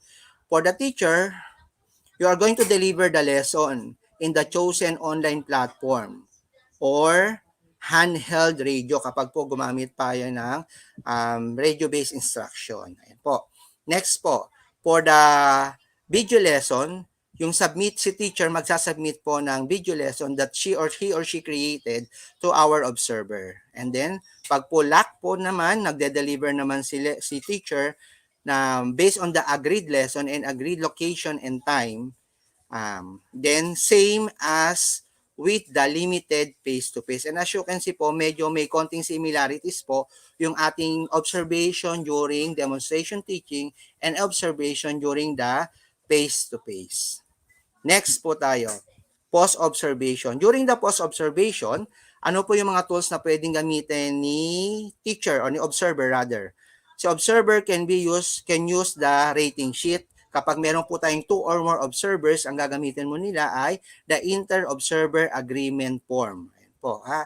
Medyo, almost same lang naman po ang content nitong dalawang to. Kaya lang po syempre, marami pong mga consideration kapag po meron tayong 2 or more observers. Kasi nga po kailangan mag-agree sila kung anong specific point ang bibigay ni teacher for that specific indicator. Now po, during the online, si observer po, i-rate si teacher. As you can see, most of here ay trabaho na lang po ni observer. I-rate niya si teacher kapag po isa lang yung observer. Pero kapag po maraming observer natin, ang gagawin po, i-discuss po yung rating with the fellow observer and decide the final rating. Ayan po. Doon lang po papasok si inter-observer agreement. Pero kapag si master teacher lang o si school head lang po ang nag-observe kay teacher, rating sheet lang po ang gagamitin natin. Next po tayo. Now, here are some classroom observation processes in the new normal. For highly proficient teacher, a proof of attendance during the observation is part of their MOBs. Hence, the following protocol should be observed. Kanina po na-mention ng ating previous speaker, lagi po itong proof of attendance na to. Kaya importante po na meron po tayong hawak na proof of attendance kapag po tayo ay nagpapa-observe sa ating master teacher and also to our school head. And also, even yung mga master teacher, kailangan din po yan. During online class or two-way radio instruction, you can invite your colleagues to sit in your synchronous class and have the attendance sheet signed after class. Then for the observation on a video lesson, give a copy of your video or audio lesson to your colleague which they should view and have the attendance sheet signed afterwards. Next, observation of a demonstration teaching by a LAC. You're going to invite the colleagues to observe your demonstration teaching during LAC session, and then also an attendance sheet should be assigned or should be signed afterwards. And the number 4 is observation during the limited face-to-face classes in low-risk area. Once again, you can invite your colleagues to sit in your limited face-to-face and have the attendance signed after the class. Okay, those are some of the things that we have to consider kapag po tayo ay nagpapa-observe kay teacher, kay school head, kay master teacher, or kung meron po tayong datating na mga visitors coming from the higher office. So let us discuss here some of the frequently asked questions with regards to these guidelines. So first, what are the alternative classroom observation for the school year 2021-2022? Na-discuss ko na po kanina, meron po tayong ngayong 4 na modes of observation. It depends po again to the learning delivery modality adopted by your school. Since nga po dito sa Rosario, tayo po ay mostly ay blended and then karamihan ay printed, siguro po magpo-poll po tayo doon sa number 3 which is classroom observation via learning action cell. Pero still, open pa rin naman po tayo na mag-create ng old video natin as long as yung video na po yon ay nagamit. Dapat po nagamit ng bata or nagamit nyo po as part of your instruction to your learners. Next, who or what will determine the mode of observation? Nasagot ko na nga po kanina, it depends on the learning delivery modality of your school. I will adapt 2 to 3 learning modalities for the school year. What do I to consider to observation? If online synchronous is one of your modality, take option 1. Then po, kung online observation and the sole mode observation, if online synchronous is one of your modalities and online synchronous is not possible, take option number 2, observation through a video lesson. If online class or online learning is neither your modality, take option number 3. Sabi po dito, can I shift between modes of observation? Pwede daw po bang mag-shift? No. Use only one mode of observation for the entire school year. That means po, kung ginamit po natin is observation through through learning action cell, same as with COT po ninyo, same po yung delivery na pwede natin gamitin. How many observation are required? Sabi po natin kanina, dalawa pa rin po. Hindi po nagbago. Dalawa pa rin po. The only thing na magbabago po ngayon is yung ating COT kasi nga po from 3 indicators, magkakaroon na po tayo ngayon ng 9 indicators for teacher 1 to 3 and then 7 indicators for master teacher 1 to 4 to be discussed later. Yeah. Next, does online observation apply to blended learning? Pwede daw po ba yun? Online observation sa blended? Yes po, as long as online synchronous learning is one of your modality in blended learning. Ayan po. Pwede po, kahit po blended yung ina-adapt ng school ninyo, pwede pa rin po kayo magpa-observe through online. Then, sabi po rito, can I submit a recording of my online teaching if my internet is unstable? Yes, this can discuss with your observer. Ayan po, kailangan meron kayong agreement ni observer. Pero ngayon po, I think, mahanap na lang po tayo ng ibang way kung kung i-record po natin yung ating discussion with the class. Kasi po, kung gagamit po tayo ng Google Meet, wala na po yung record icon po doon. Pero siguro meron pa po ibang way para po ma-record natin yung discussion or online discussion natin with our learners. Now, tignan po natin yung questions under observation of a video lesson. How do I create my video lesson? You record yourself while teaching a lesson using any video recording device. Can I submit a video lesson that is not used in any of my classes? No. Kailangan po yung isasubmit nyo pong video lesson ay nagamit nyo po sa inyong pagde-deliver ng lesson with your learners kasi it will serve as your supplementary materials for your asynchronous learning. Next, is the video lesson used for TV-based instruction? No, the video lesson is a teacher-made learning materials used for online asynchronous learning. Ayan, hindi po pwede syempre isubmit yung video lesson na naka-upload sa YouTube po. Kailangan po it is created by the teacher itself. Next, how do I let my observer access my video lesson intended for observation? Syempre po, kailangan bigyan nyo ng access si observer doon sa ginawa nyong video lesson. Pwede nyo po siyang isend ibigay yung link kay teacher or kay observer rather ng Google Drive po kung saan naka-store yung inyong created video or it can be stored in the observer's flash drive kung hindi po kaya ng sa Google Drive where the lesson is saved, and you can also access on your online classroom like Google Classroom or naka-upload na po siya sa learning management system. Ayan po. Tingnan naman po natin yung frequently asked questions. If you are using observation of a demonstration teaching by a learning action cell. First question is, in what learning modality does observation of a demonstration teaching by a learning action cell apply? This mode of observation applies on purely modular learning, whether it is a print or digital, radio-based instruction, and TV-based instruction. Ayan po, napapractice naman po natin yan dito sa Rosario. Second question for this, why is Slack utilized for teachers' observation? This may be the best time to use Slack as opportunity for both ratees and observer to discuss collegially the strategies in improving the teaching and learning processes, especially in addressing challenges in learning delivery brought by the pandemic. Next po, doon po tayo sa bago ngayon which is the observation during the limited face-to-face classes in low-risk areas. The first question is, can I be observed in physical classroom setting? Yes, provided that your school is one of the selected public-private schools that successfully passed the school safety assessment for the conduct of the limited face-to-face classes. Schools that did not pass the school safety assessment is not allowed to conduct any on-site classroom observation. Ayan po, kailangan pumasa po tayo ha. Kasi po dito po sa limited face-to-face na to, syempre po, ang kaharap na ni teacher dito is yung talagang pupils or learners niya.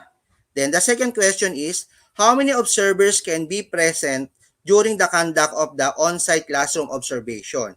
It is recommended that 2 to 3 observers sit on the observation provided the usual protocols or physical distancing is strictly observed. Ayan po. Now, kung available po si master teacher, kung available din po si school head, pwede pong silang dalawa ang pumasok sa inyong classroom po to observe your classes using the limited face-to-face learning. And then, kung hindi naman po available, pwede naman po isa lang po kay master teacher or kay school head ang mag-observe using only the rating sheet or the COT form, hindi po yung inter-observer agreement. Now, so those are some of the frequently asked questions using the different alternative classroom observation that we had. With that, let's have this one.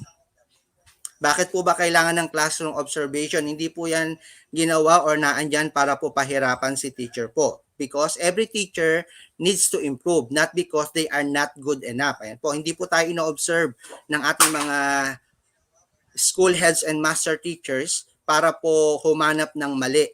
Nandyan po sila para po tayo ay tulungan. Hindi po para hanapan ng butas o ng mali kung ano po yung maipupula ni master teacher kay school head. Because they can be even better. Naniniwala po ang mga master teachers and also school heads and other leaders na si teacher po mas kaya niya pa pong galingan sa mga susunod na observation niya. Kaya nga po naandyan po yung providing of technical assistance to our teachers po para mas ma-improve pa ni teacher yung kanyang delivery of lesson to his or her class. That is by Dylan Williams. And with that, thank you very much for listening to these guidelines. Once again, good morning.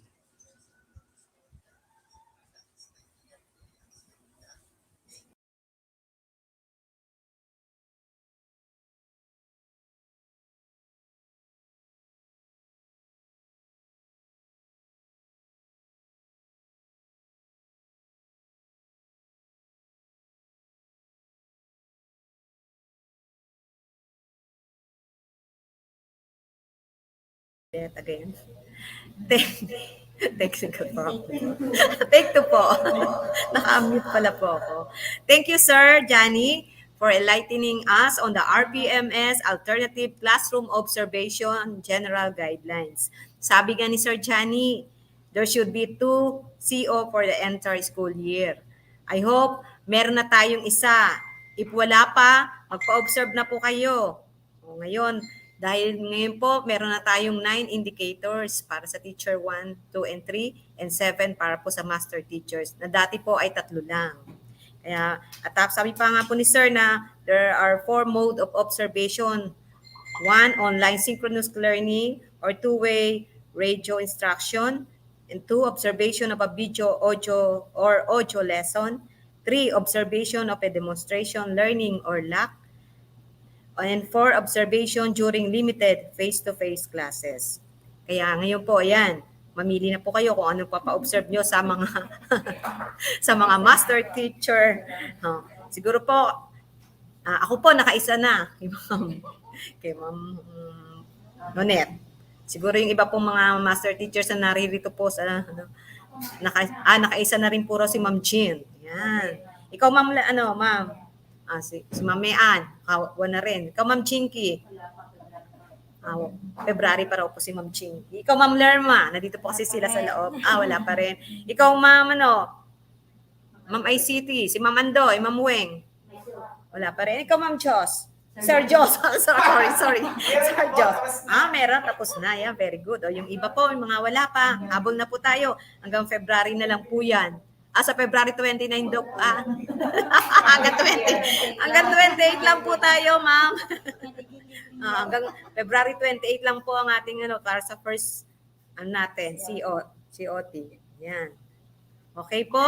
Siguro ngayon ay medyo mag-early break po tayo. Gusto niyo po ba yun? Early break muna po tayo. Okay. Tingnan ko nga kung may sasagot. Ay, Ma'am Laila. Wala po tayong Galaw Pilipinas. Wala pong record si Ma'am Andoy kasi mahirap yun. Mahirap po nag-download kasi. hindi daw po pwede ng hindi copyrighted. Wala pong nagtatanong, ano po, gusto niyo po ba tayong mag-lunch break na? Sagot po sa chat box. Basahin po natin. O gusto niyo po tuloy-tuloy na tayo? Alanganing oras na po. O sige, wala kang sumagot. Ako na rin po ang sasagot. Okay po. Lunch break na po tayo. Magkita-kita po tayo mamaya 1 p.m. Okay, happy. Enjoy your meal. Happy eating.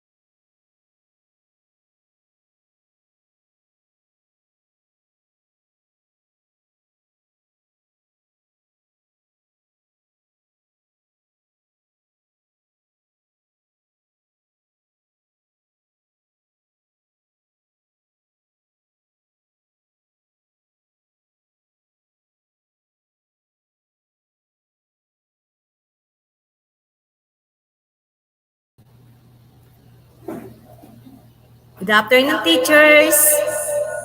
Yung iba po na hindi pa po napasok, pasok na po kayo. Start na po tayo. Okay, bago po, basahin po muna natin itong mga naandito sa chat box natin. From Normita Madlansakay, good afternoon po from Silangan Elementary School. Sabi naman po ni Ma'am Lloyda Guevara, good afternoon everyone from Lictong, Macdis pala. Good afternoon from Regina Marasigan, Ma'am Reggie. At Sir Angelito Sanchez, good afternoon po. At si Ma'am Carmen Ocampo, good afternoon po from DPJES. Kay Ma'am Ivy Enciana from AAES, good afternoon. Si Ma'am Rizalyn Lapid, good afternoon po from RNHS. Okay, sino pa po? From Chrislyn Ancheta, good afternoon po from TCES. From Teacher Melex, good afternoon from Agustina Badilla Elementary School. From Miss Laila De Jesus, mapagpalang hapon po sa ating lahat. Kay Ma'am Mosa Martin, good afternoon po from BNHS. Kay Ma'am Rose Ann Alberto, good afternoon po from RNHS.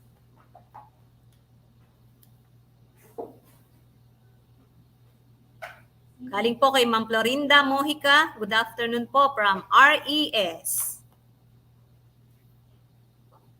Kay Ma'am Aiza Maulyon, good afternoon po from Macdis. Hi, good afternoon. Congratulations, speakers from Tejeros Convention Elementary School. Thank you. From Ma'am Caridad Parungaw, good afternoon po. Kay Sir Berhel Jan Lacaba, good afternoon po from RNHS. Kay Ma'am Rosalinda Doroteo, magandang hapon po from RES.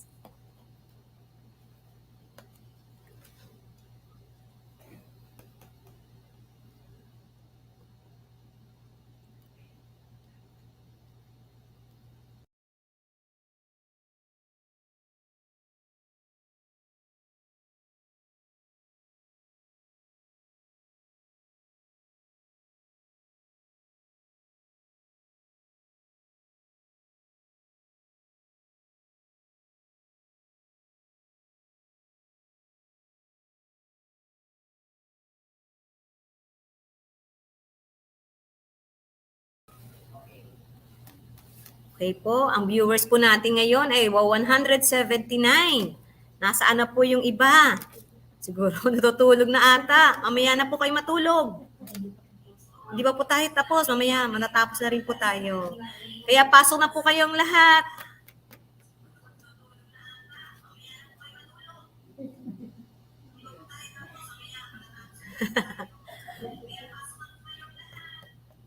Ito naman po from Leia Morata. Blessed afternoon po from RNHS Dolphins.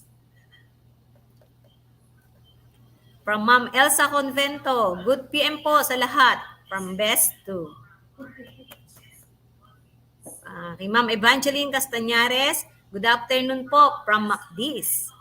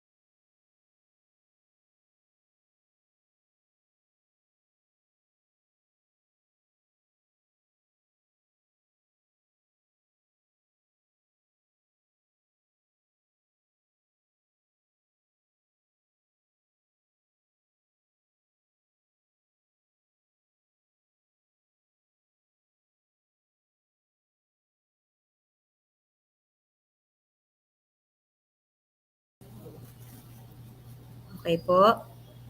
Sabi po ni Sir Ed, mga school heads po, paki-monitor po ang attendance ng mga teachers. Kasi po ang dami po talagang wala.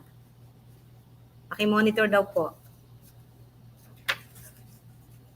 Baka nga po nakatulog. Uminom na lang po tayo ng coffee para hindi makatulog. Chocolate. Chocolates po raw. Pwedeng kumain.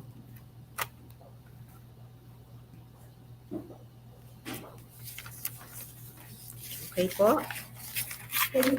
Pwede na po.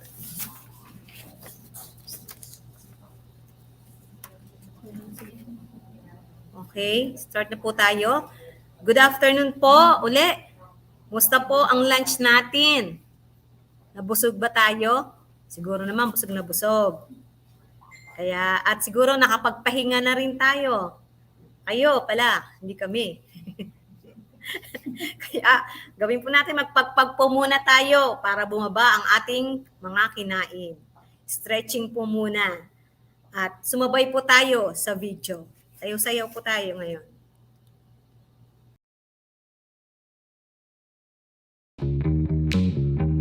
Oblak workout. Get ready. 3, 2, 1, go. Round 1.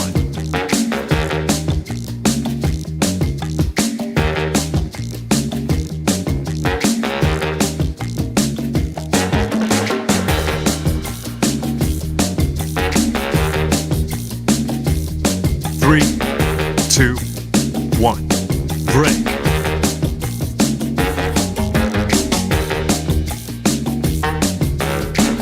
Three, two, one, go.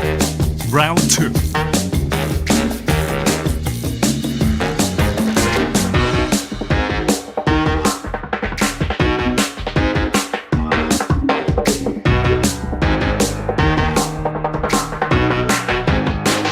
Three, two, one, break.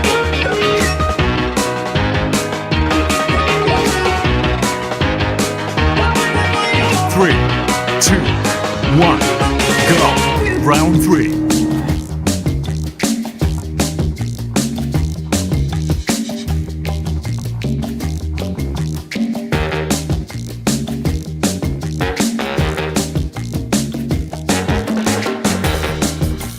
Three, two, one, break.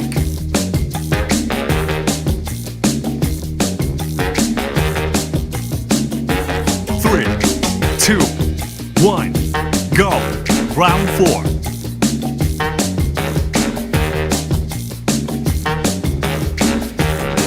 Halfway.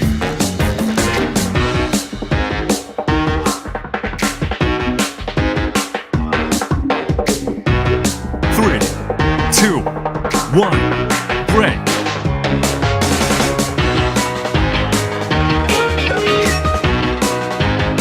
Three, two, one, go. Round 5.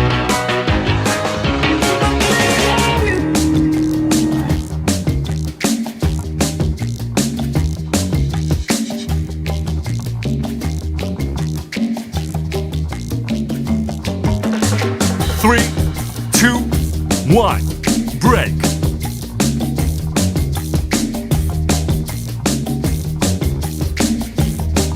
Three, two, one, go. Round 6.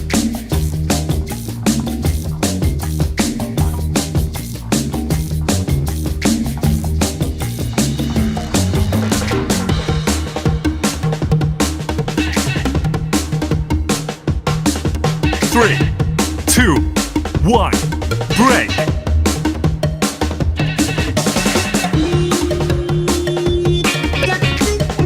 Three, two, one, go. Round 7.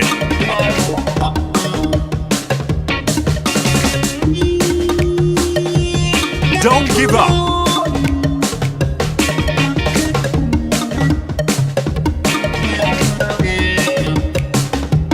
Three, two, one, break.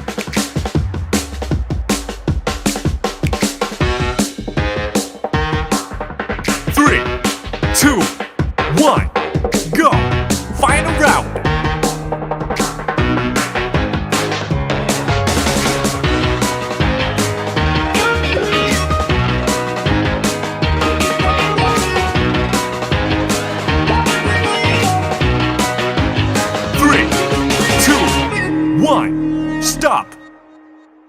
Workout complete.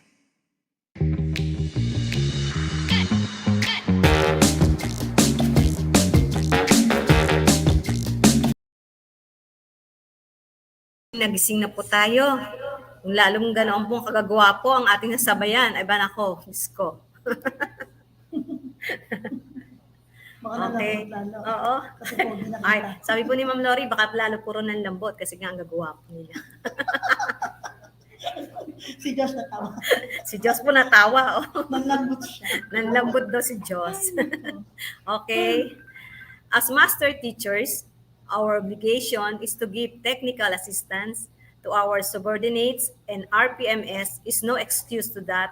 And in order for us to help them, let us now familiarize ourselves to the RPMS tools that will be used by teachers 1, 2, and 3 to be discussed by Miss Lori C. Hernales, Master Teacher 2 of the BP Jimenez Elementary School. Sabi niya po, gusto niya Lorenza. And Miss Jean A. Lamberte, Master Teacher 1 of Bagbag 1 Elementary School. A virtual clap to them.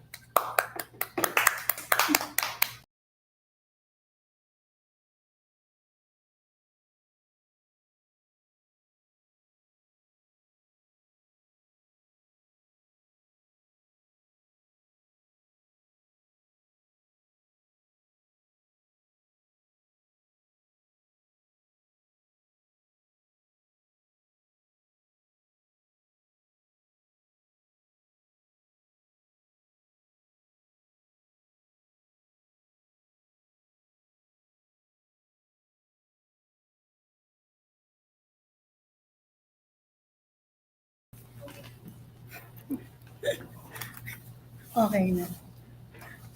Teka lang. Josh.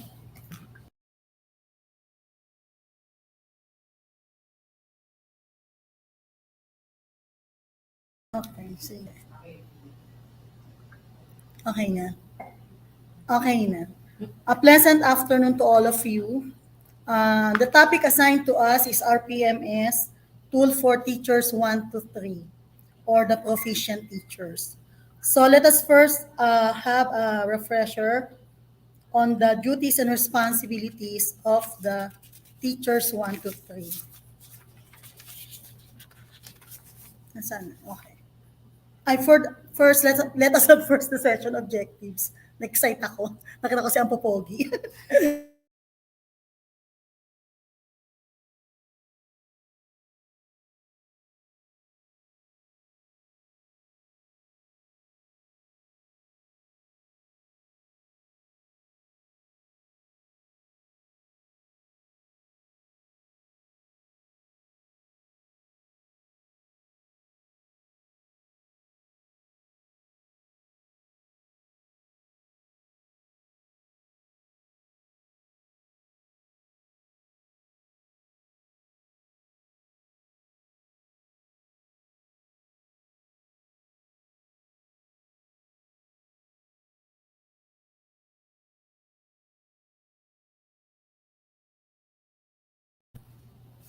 Okay na.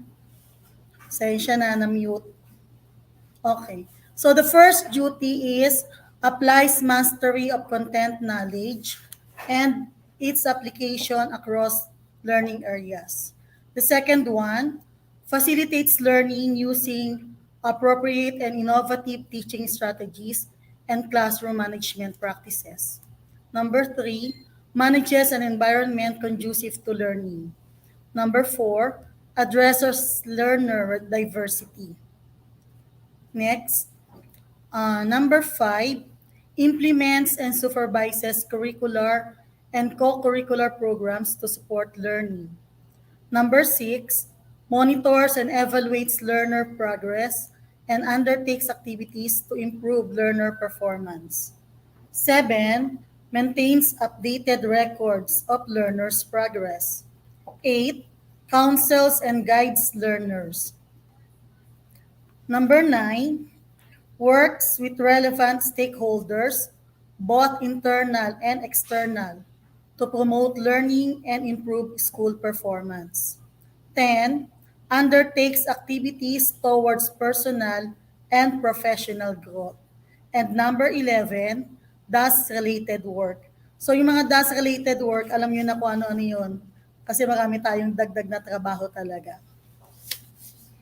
So we have let us have the parts of the RPMS tool. Bago ko i-present sa inyo yung RPMS tool ng Teacher 1 to 3. So there are 4 parts. The first one is the key result areas o yung tinatawag natin CRA. So ito yung general outputs or outcome or the functions of the individual employee. The CRAs are the very reasons why an office or a job exists. So the 4 components, we have the content, knowledge, and pedagogy. Number 2, the learning environment. Number 3, diversity of learners, curriculum and planning, and assessment and reporting. Number 4, community linkages and professional engagement, and personal growth and professional development. And number 5, the plus factor. Next, objectives. Pag sinabi nating objectives, these are the specific tasks that an individual employee needs to do or to achieve the CRA. And then, nabanggit kanina, there are 19 objectives that are aligned with the indicators of PPST or the Philippine Professional Standard for Teachers. Means of verification. These are lists of documents that can prove the teacher's attainment of objectives. So ito yung mga evidences na ginawa natin para malaman talaga na may ginawa tayo. And then we have the performance indicators. This part provides the exact quantification of objectives, which shall serve as the assessment tool that gauge whether the performance is positive or negative. So meron tayong 5 performance indicator. Yung outstanding, very satisfactory, satisfactory, unsatisfactory, and poor. So ito yung grade natin doon sa ating mga MOBs. Okay. So first, we have CRA 1, content, knowledge, and pedagogy. So dito, it recognizes the importance of teachers' mastery of content knowledge and its interconnectedness within and across curriculum areas. So dito, kailangan may integration tayo sa other learning areas. Kung ang tinuturo natin ay English, so kailangan natin na mag-integrate tayo ng ibang learning areas. So pwede tayo mag-integrate ng science or pwede tayo mag-integrate ng AP. Depende sa inyo kung ano yung pwede. Coupled with the sound and critical understanding of the application of theories and principles of teaching and learning. It also encompasses teachers' ability to apply developmentally appropriate and meaningful pedagogy grounded on content knowledge and current research. So ano ba yung mga pedagogical approaches natin? So we have the 2C, 2I, and 1R. 2C, we have collaborative and constructivism. 2I, integrative and inquiry. Yung 1R naman is yung reflective. Next, it takes into account teachers' proficiency in mother tongue, Filipino, in the teaching and learning process, as well as needed skills in the use of communication strategies, teaching strategies, and technologies to promote high-quality learning outcomes. So kailangan pag tayo nagturo, proficient tayo. Kung Filipino yung learning area natin na itinuturo, dapat proficient tayo sa pagsasalita ng Filipino. Kung English naman, ganon din. Kahit tayo ay hindi English speaking, kailangang pag-aralan natin na makapagturo tayo ng straight English kapag itinuturo natin yung mga learning areas na kailangan ng English language. Hindi naman kailangan gumamit tayo ng mga high-sounding words kasi hindi naman tayo maiintindihan ng mga bata. Yung simpleng English lang, okay na yon. Basta ang mga bata ay natututo, naiintindihan tayo, at magkaroon tayo ng quality dun sa ating ginagawa o dun sa pagtuturo na ginawa natin.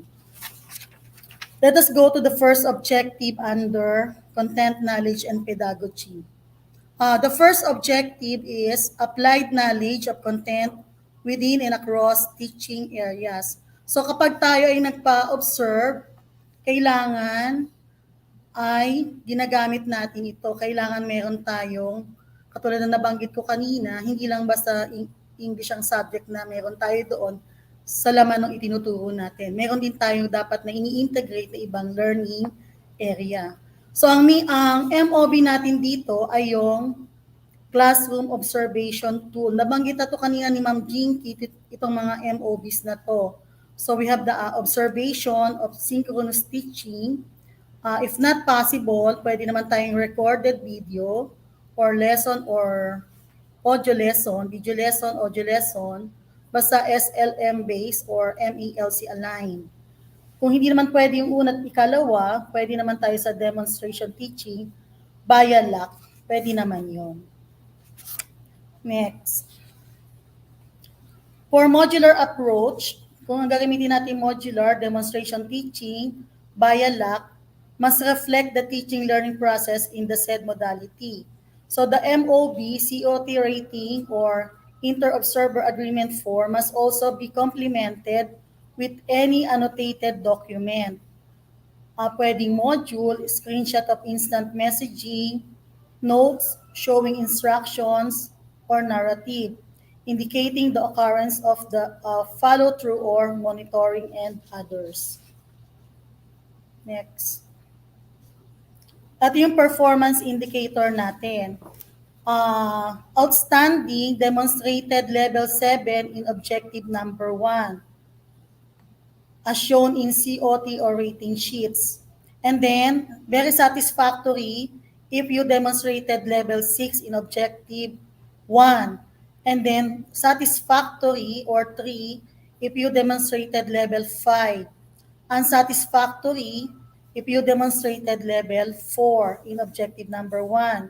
And then, poor kapag level 3. Kaya nga sabi kanina, kung tayo magpapa-observe, ayusin na natin lahat ng dapat nating ilagay doon sa ating DLL or DLP or lesson plan or kung ano man yung gagamitin natin or lesson exemplar. Isulat na natin lahat doon ng pagbabasihan natin tong ating RPMS para hindi tayo maligaw o yung ating COT form para hindi tayo maligaw kung ano yung ipe-prepare natin. Para lahat ng hahanapin sa atin habang tayo inoobserbahan ay nandoon na lahat doon sa inyong DLP or lesson plan. Next.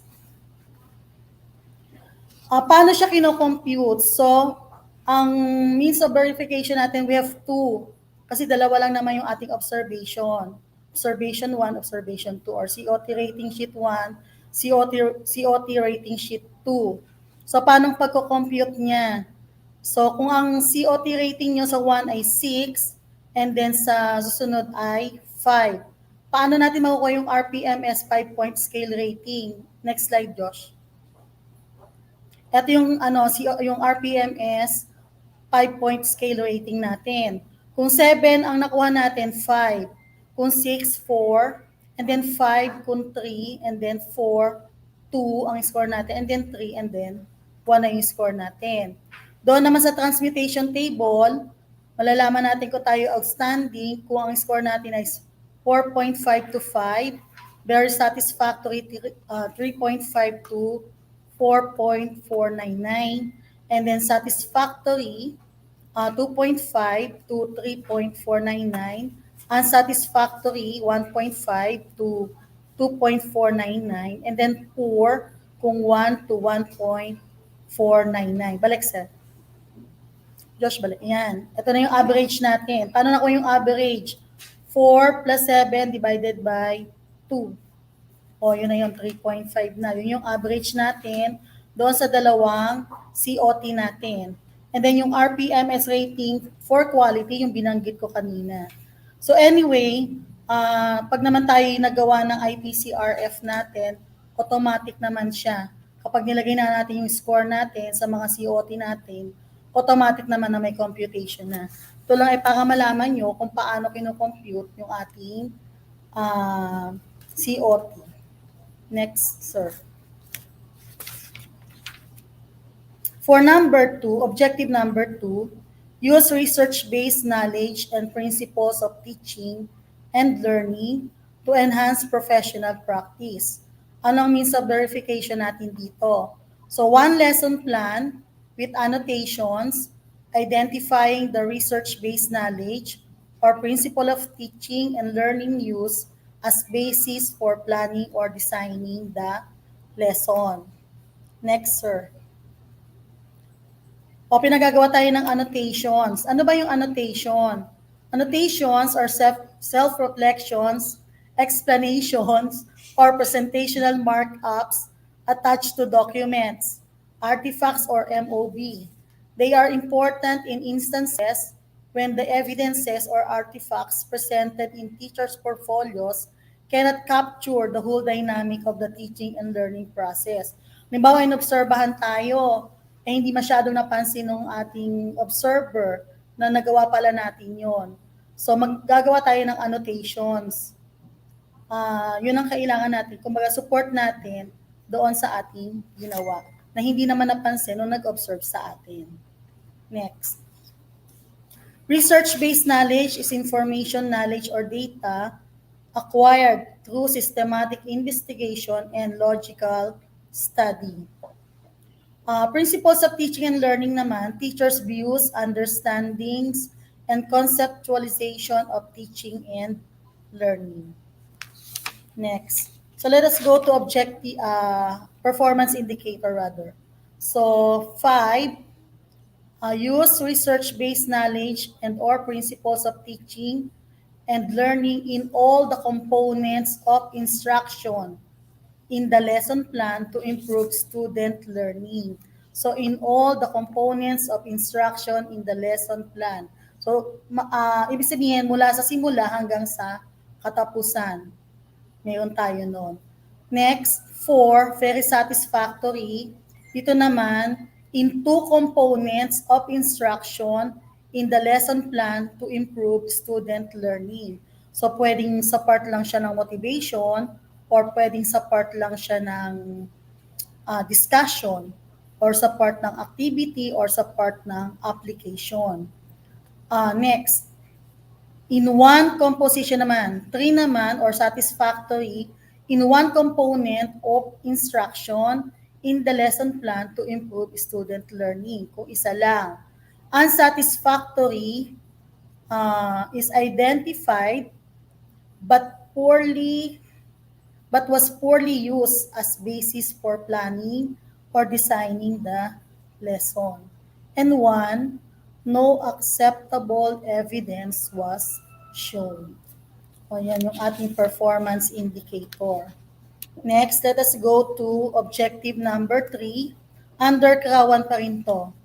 Display proficient use of mother tongue, Filipino, and English to facilitate teaching and learning. So pag nagtuturo tayo, dapat proficient tayo sa pagsasalita ng Filipino at ng English, katulad ng nabanggit ko kanina. Kasi kung ano yung sinasabi natin, yun yung ginagaya ng mga bata. Kasi communication yan, syempre ginagamit ng mga bata yan, malimit. Ang malimit pagkakamali natin sa Filipino, yung mga bata, hindi ko alam kung tama yung word na kaganina at kagahapon. Pag sinabi ko, bakit ka, saan ka pumunta? Pumunta po kami kagahapon sa Manila. Anong kagahapon? Kasi ginagamit yung word na kagahapon, kaganina. Alam ko walang word na kagahapon at kaganina. Ang meron, kanina, kahapon. O yun ang meron, hindi yung kaganina. Kaya pag magtuturo tayo, sikapin natin na magsalita tayo ng maayos na gamitin yung maayos yung salita na gamit ng Pilipino, pati yung English. Okay, so ang MOB natin dito, ano pa rin, COT pa rin ang gagamitin natin. Next. Dito, outstanding, demonstrated level 7 in objective number 3. And then very satisfactory, as usual, level 6. and then satisfactory 5, unsatisfactory ay 4, and then poor sa level 3. O yun. Kaya nga sabi ko sa inyo, pag tayo magpa-observe, ayusan na natin. Okay. Next. Number 4, use effective verbal and non-verbal classroom communication strategies to support learner understanding, participation, engagement, and achievement. So dito, gagamit tayo ng verbal and non-verbal classroom communication. So pag hindi naman palagi tayo salita ng salita, di ba? Minsan meron tayong mga non-verbal classroom communication na ginagamit. So kailangan maipakita din natin ito. So COT din ang pagbabasihan natin dito. And then, yung performance indicator natin, same pa rin. Ganun pa rin. Kung 5, level 7, 4, level 6, 3 kung level 5, level 2 kung level 4, at level 3 naman ay 1 kung level 3. Next, let us go to CRA number 2, the learning environment. It highlights the role of teachers to provide learning environments that are safe, secure, fair, and supportive in order to promote learner responsibility and achievement.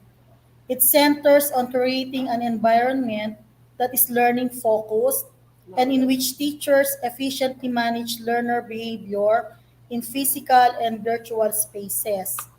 It highlights for the needs of teachers to utilize a range of resources and provide intellectually challenging and stimulating activities to encourage constructive classroom interactions geared towards the attainment of high standards of learning. So for objective number 6, establish safe and secure learning environments to enhance learning through the consistent implementation of policies, guidelines, and procedures. So kailangan yung classroom natin ay palaging safe, palaging secure, yung mga bata kapag nandoon ay hindi malayo sa anumang sakuna. Kailangan ganun palagi ang classroom natin. At kailangan, meron tayong, magbibigay tayo ng mga guidelines or ng mga procedures, policies sa mga bata para consistent dapat yung pagbibigay natin nun. Para sila ay hindi maiwasan yung pagkakaroon ng disgrasya o palagi silang safe. Ang means of verification uli natin dito ay ang ating COT o yung Classroom Observation Tool. Performance indicator, ganito rin. 5, demonstrated 7, level 7. 4, demonstrated level 6. 3, demonstrated level 5. 2, demonstrated level 4. And 1, demonstrated level 3. Objective number 7. Maintain learning environments that promote fairness, respect, and care to encourage learning. So ito palagi natin itong isa sa alang-alang o i-consider natin. Yung maging fair tayo sa lahat. Kaya ang bata natin ay may kaya o wala, o ang bata natin ay madungis, minsan napasok, minsan yung iba naman ay malinis, kailangan fair tayo doon. Lalo na rin sa pagbibigay natin ng grades sa mga bata, kailangan ganoon. Habang nagle-lesson, ganun din. Kailangan lahat ng bata na pwedeng sumagot, pasagutin natin. Huwag tayong mamimili. We should also show respect. Paano natin papakita yung respect natin sa mga bata? Yung huwag nating, minsan kasi nagbubuli tayo ng mga bata. Akala natin, yung niloloko natin yung mga bata, akala natin okay lang. Pero yung sa ibang bata pala, hindi. So, kailangan titingnan din natin yung ano ng bata, kung okay sa kanila o hindi. O next, ang means of verification natin dito, yung COT pa rin. O ganun pa rin tayo, outstanding, 7, 4, level 6, and so on. Dito naman, if the supplementary is a product of group work or collaborative, yung pinakita na yung ginamit pala dito, ay, teka muna, punta pala muna tayo sa MOB. MOB na 7. Ay, ba't wala ko? 7. 7, sir. 7. Maintained learning environment that nurture and inspire learners to participate, cooperate, and collaborate in continued learning. O dito naman, kailangan ma-encourage natin ang mga bata na palaging nagpa-participate, nakikipag-cooperate, nakikipag-collaborate sa kanyang mga kapwa kamag-aral or kapwa estudyante. Next, sir. Ang means of verification dito, una, meron tayong set A and set B. So sa set A, any supplementary material, print, digital, or format made by the ratee and used in the lesson delivery that highlights maintaining environments that nurture and inspires learners to participate, cooperate, and collaborate in continued learning with client, learner feedback on how the material encourage the learners to participate, cooperate, and collaborate.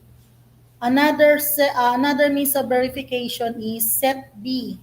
O set A muna. Ito yung mga pwede natin ibigay. Activity sheets, one lesson plan, o one lesson from SLM, lesson plan, sample DLL, DLP, pwede yan. Then video lesson, audio lesson, other learning materials in print or digital format. So please specify and provide annotation. So kailangan dito ay yung merong with client learner feedback on how the material encourage the learners to participate, cooperate, and collaborate. So kukuha din tayo ng feedback mula sa mga bata natin. Hindi lahat ng MOBs na to ay ipe-prepare natin. Kukuha lang tayo ng dalawa. Dalawa lang na MOBs ang kukunin natin dito. So kung hindi kayo pwede dito sa set A, pwede naman kayo dito sa set B. Set B, sir. Ito. Pwede naman tayo sa set B. Ang gagawin naman sa set B na MOB ay observation, COT pa rin, classroom observation tool or rating sheet or inter-observer agreement form. Una, synchronous observation.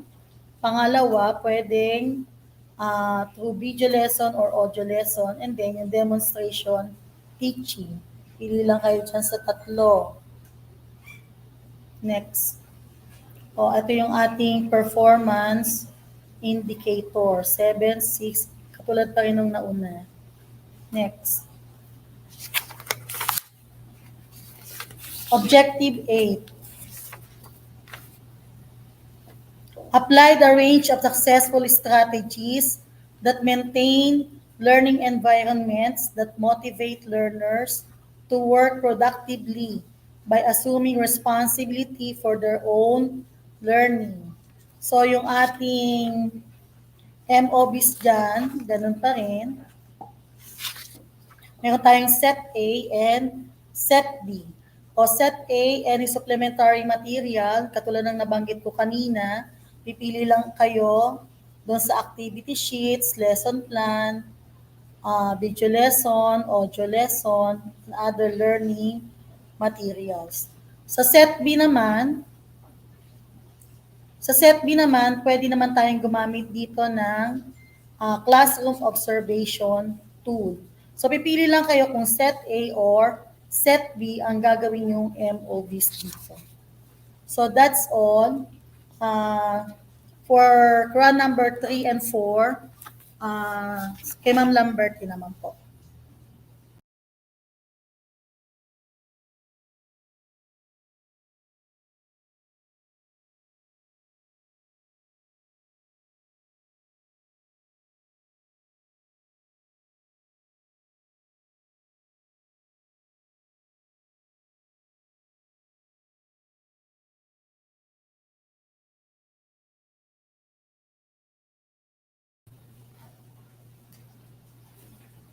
Hello po, okay na? Okay, good afternoon everyone. So this is the continuation of our PMS tools for teacher 1 to 3 in the time of COVID-19. So I'm going to discuss the CRA 3 and 4. So under the CRA 3, we have the diversity of learners, curriculum and planning, and assessment and reporting. So meron po tayo ditong 4 na objectives. So, next, Sir Josh. For objective 9, design, adapted, implemented teaching strategies that are responsive to learners with disabilities, giftedness, and talents. So when we say learners with disability, giftedness, and talents is operationally defined as person who are gifted or talented and who have physically, mental, social, or sensory impairment. So this person may be gifted, talented, or a fast learner. Mentally retarded, visually impaired, hearing impaired, with behavioral problems, orthopedically handicapped. So para mas maintindihan po natin, pwede po tayo mag-refer doon sa DepEd Order 117 Series of 1987. Ito po ay policies and guidelines for special education. So, dito po sa Objective 9, meron po din tayo dito means of verification. Bali, dalawa po dito ang ating set A and set B. So, pag pinili niyo po ang set A, ito po yung nabanggit din na po ito kanina ni Ma'am Jinky din. Kasi po, yung amin pong report halos nabanggit na rin po nila. Ang pagkakaiba lang po sa amin ay meron po kaming CRA and then yung performance indicator.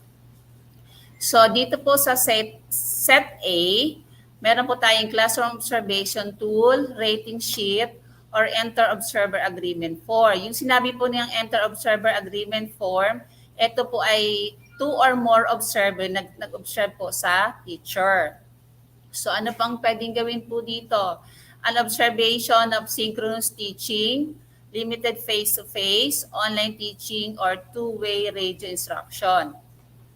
So another option po is, if option 1 is not possible, an observation of a recorded video lesson or audio lesson that is SLM based or MLLC aligned. So if option 1 and 2 are not possible, an observation or demonstration teaching via live session. So ito po ang kadalasang ginagawa natin. Next, sir. So, kapag pinili niyo po ay set A, ito po ang mga performance indicator. So, katulad po na nabanggit ni Ma'am Lori, meron po tayo ditong 5 indicators. Outstanding, score niya po ay 5. Very satisfactory 4. Then satisfactory po ay 3. Unsatisfactory po ay 2. Then poor po ay 1. So para magkaroon po tayo ng para magkaroon po ang teacher ng outstanding during sa kanya pong observation. So dapat po nating aayusin ang ating mga lesson plan. Sabi nga po ni Ma'am Lori, ayusin na ang dapat ayusin. So kasi po dito sa outstanding na sa demonstrated level 7 in objective as shown in COT rating sheet or inter-agreement form. So kapag naman po tayo ay nasa very satisfactory, ang score nyo po ay dapat ay level 6. Then satisfactory po, ang score nyo po dapat ay level 5, ay 5. Then po sa satisfactory po, ang score po dapat ay 4. Then sa poor po ay ang score niyo dapat po ay 3 or no acceptable evidence was shown. Next, Sir Josh. So kapag ang napili niyo po ay set B, ito po ay meron po tayong teacher reflection form on designing, adapting, and or implementing teaching strategies that are responsive to learners with disabilities, giftedness, and talents, and a certification from the school head that the rated classes have no identified learners with disabilities, giftedness, or talents. So dito po sa nakita ko po yung teacher reflection form. Meron po siyang situational na doon po gagawin ang reflection ng teacher and then meron po siyang rubrics. So, bali po, pag bibigyan po kayo ng grades, meron pong rubrics na kasunod. Sir Josh. Ito po ang ating performance indicator na nakalagay po doon sa set B. So, katulad din po, meron din pong outstanding, that is 5. So, ang level niya po dapat ay 5. Then, sa very satisfactory po, ang level niya po is 4. Then, satisfactory, ang level niya po ay 3. Then, unsatisfactory po ay level ay 2. Then, ang poor po ay demonstrate level 1 as shown in the teacher reflection form or no acceptable evidence was shown. So, halos po, dito po sa halos kailangan po natin talagang pagtuunan ng pansin kung tayo po ay magpapa-observe. So, gawin na po natin ang ating best. Next, Sir Josh. Okay po. Pag pinili niyo po ang ating set A, ito po ang MOBs required, 2 MOBs po are required for the entire school year. So, paano po natin siya kukumputin? So, kailangan po natin kunin ang ating RPMS point scale rating. So, example nakalagay po dyan ay means of verification, 2 pong COT. Then, nandyan po ang rating. Kapag ang rating nyo po ay 6, ang kanya pong RPMS point ay 4. Then, kapag ang rating nyo po ay 5, ang kanya pong rating scale niya ay 3. So, computin nyo po, then divide by 2, ang kanya pong average is 3.5. Ngayon po, titingnan nyo po ang score nyo doon sa RPMS rating transmutation table. So, yung 3.5, nagpo-fall po siya sa very satisfactory. Kaya ang score nyo po ay 4. Next, Sir Josh. Then, ang pagpinili niyo po naman po ay set B. Katulad din po, kailangan po dalawa rin pong COT. Dalawa pong teacher reflection form, 1 and 2. Then, yung rate niyo po, RPMS points po kung ilan.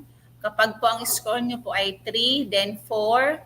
So, ang average niyo rin po ay 3.500. So, pag tinignan niyo din po, ang score niyo po ay 4. That is very satisfactory. Sir Josh. Next po. So, objective 10. Ito po ay adapted and use culturally appropriate teaching strategies to address the needs of learner from indigenous group.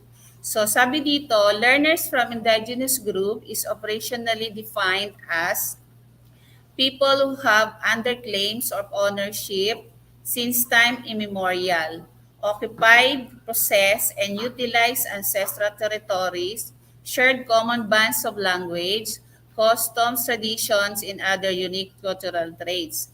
So, di papasok po dito, example po dito yung mga ethnic groups, Aita, Bajau, and so on and so forth. So, ang ating pong ay means of verification din po dito ay dalawa. So, pipili po ang teacher kung anong kanyang papa-observe. Kung applicable po sa kanya yung set A, so ganun din po, meron po siyang choice, na meron po siyang, pwede siyang magpa-observe ng synchronous teaching. And then, pwede rin po siyang magpa-observe ng observation recorded video lesson or audio lesson. And then, meron din po siyang choice, magpa-observe through observation via demonstration. Next, Sir Josh. So, same din po ang performance indicator. Nakalagay din po dyan. Sir, balik po. Ayan po, same din po. Meron din po tayong outstanding. That is level 7. Performance indicator po, that is level 6 na dapat ang inyong COT.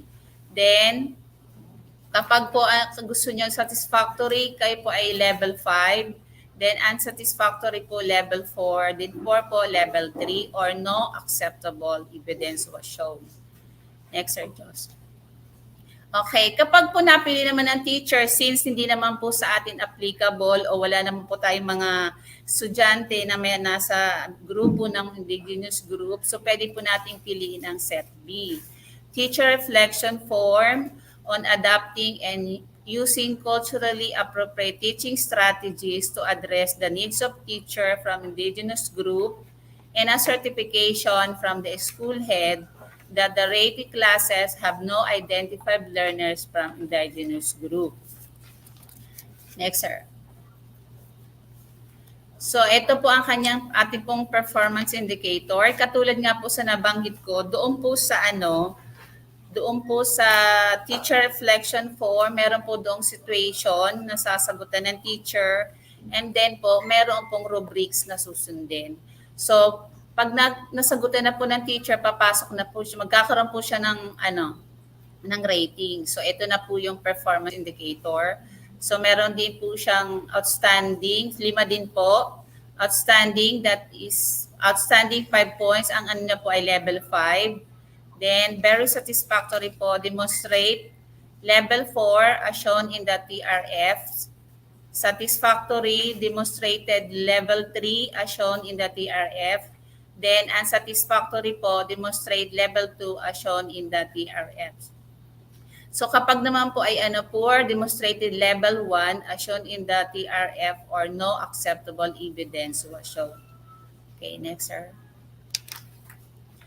So ang ating pong po dito, pinakita ko na lang po dito yung ating computation po. Yan po, for set B. Same din po, meron po tayong 2 TRF.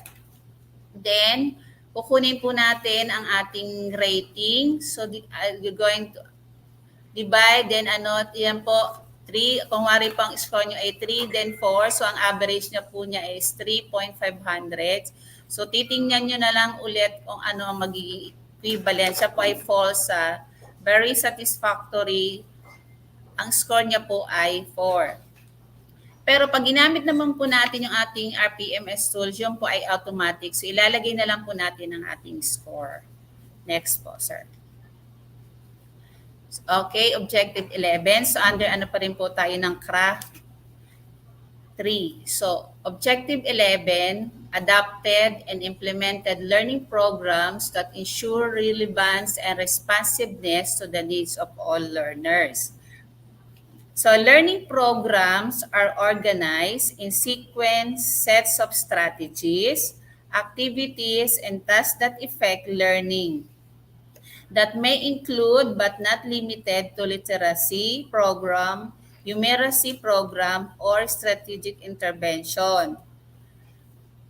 Papasok po dito ang ating reading example po dito ay papasok po ang ating reading program na kung saan po meron po tayong remediation and then nagbibigay po tayo ng mga intervention.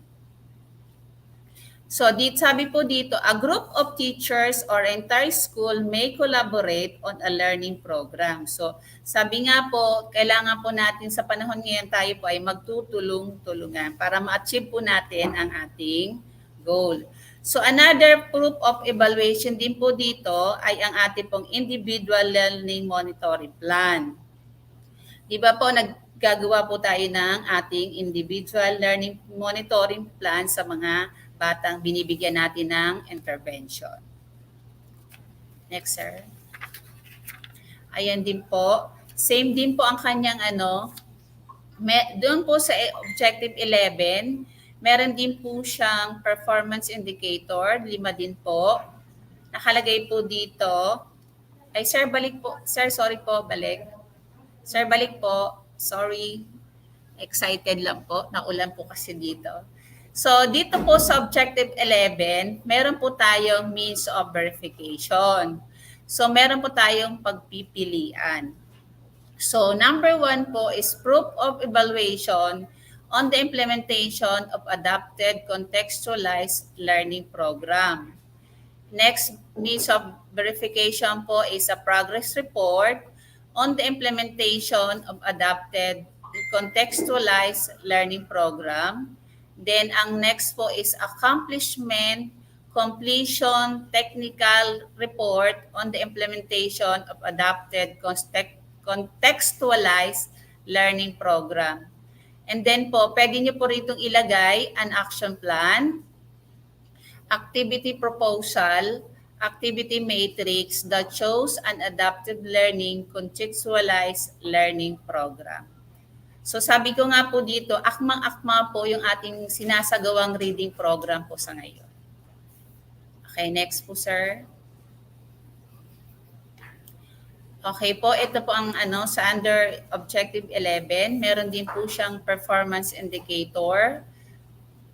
Under pa po ng quality, siya po ay, pag nakakuha po kayo ng outstanding, ang ano niya po ay evaluated, adapted, contextualized learning program as evidenced by MOB number 1. Doon naman po sa very satisfactory, monitored progress on the adapted contextualized learning program while being implemented as evidenced by MOB number 2. Satisfactory 3, completed the implementations of the adapted contextualization learning program as evidenced by MOB number 3. Then, unsatisfactory, plan for the implementations of adapted contextualized existing learning program as evidenced by MOB number 4. So, nasa sa inyo po dito kung ano pang ilalagay nyo para po sa inyo magiging score. Okay, next po sir. Okay. Next po. Okay. Objective 12. Utilize assessment data to inform the modification of teaching learning practices and programs. So what are the means of verification? So sa example po dito, a list of identified lists, most mastered skills based on the frequency of errors, correct responses with any of the following MOB. So, 1 is the accomplishment report for remedial. Remedial, ito po yung mga ginagawa natin sa ating sa mga struggling readers o yung sinasabi po nating mga batang binibigyan po natin ng intervention. Enhancement po, ito mga po yung sinasabi po nating para sa mga batang fast learners. Enhancement activities, pwede po dito ang session, summer, reading camp, or PhilErie-based reading program. So, pwede rin po dito ang ating project sa kanya-kanyang school about reading. The next one is the intervention material used for remediation, reinforcement, or enhancement. So papasok po dito yung mga binibigay po natin mga materials na iba nagpapabasa tayo sa ating kanya-kanya sa Barangay Reading Hub. So papasok po dito 'yon. So kailangan po natin ng mga kailangan po natin magpa-picture, kailangan po nating screenshot kung ano yung mga binibigay nating mga materials doon. Then another MOBs po ay pwede po natin ibigay ang lesson plan, activity log for remediation, enhancement utilizing of assessment data to modify teaching and learning process or programs. Next, sir. So what are the performance indicator? Meron din po siyang 5 din. So para po magkaroon ng outstanding, nakalagay po dyan, implemented a teaching and learning strategy program using material based on learner assessment data as evidenced by the list of identified list and most mastered skills with supporting MOB number 1. So dito, kailangan po natin ipapakita na accomplish na natin yung ating report. So kumbaga, natapos natin yung ating, kung sa pagsagawa ng reading program, kailangan na maipakita natin na accomplish natin yung ating goal doon sa pagpapabasa. Next one. Pagdating naman po sa very satisfactory, develop material based on learners' assessment data as evidenced by the list of identified and most mastered skill with supporting MOB number 2. So dito sa MOB number 2, ito po yung mga intervention materials na ginagawa natin na pinabibigay natin sa mga bata. So pwede po natin itong ibigay, pwede po natin itong screenshot, and then syempre with kailangan po ng signatory ng ating mga reading coordinator. Then po, plan or for teaching and learning strategy and a program based on learners' assessment data as evidence by list of identified or most mastered skill with supporting MOBs number 3. So ang ating pong MOBs number 3 ay lesson plan, activity log for remediation, enhancement utilizing or assessment data. Yan po ang Next, unsatisfactory, that is po as analyze learners' mastered skills based on the frequency of errors and correct responses as evidenced by the list of identified and most mastered skills. Then, po ay no acceptable evidence one show. Kapag wala po tayong naipakita, ang iba-score po natin ay 1 or next, sir. So, next, sir. Okay, dumakatapos sa craft 4, that is community linkages and professional engagement and personal growth and professional development. So, meron po tayo ditong from Objective 13 to 18. Sabi dito, community linkages and professional engagement affirms the role of teachers in establishing school community partnership aimed at enriching the learning environment as well as the community's engagement in the educative process. This domain expect teacher to identify and respond to opportunities that link teaching and learning in the classroom to the experiences, interests, and aspiration of the wider school community and other stakeholders. Next, sir.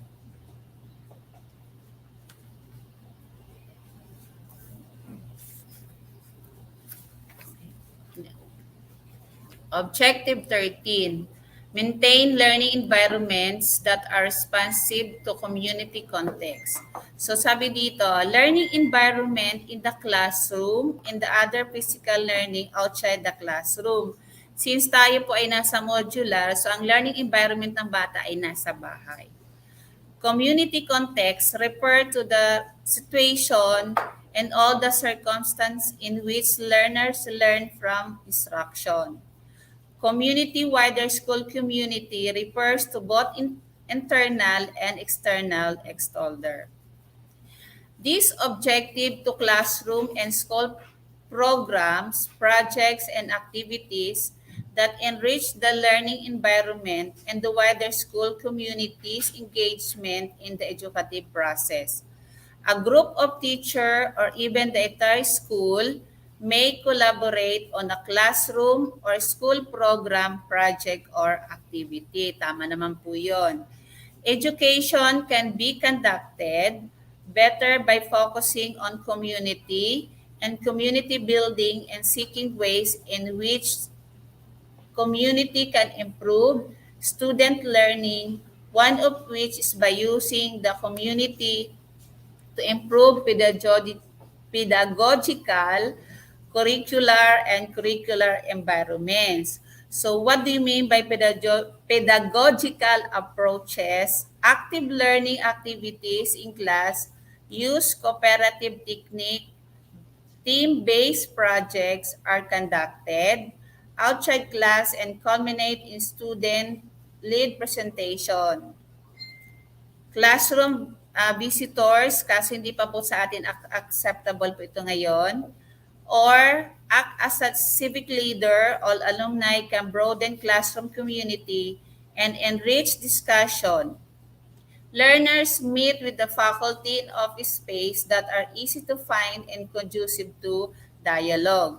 So pwede rin po dito natin ipasok yung ating 2C, 2I, and 1R. Okay, curricular approaches. Tutoring programs are offered for all at-risk learners. Papasok po dito yung ating ano ngayon, yung mga pupils o learners with intervention na sinasagawa natin. Learners with learning needs, learner research project, culminate in school presentation with appropriate grades or credit.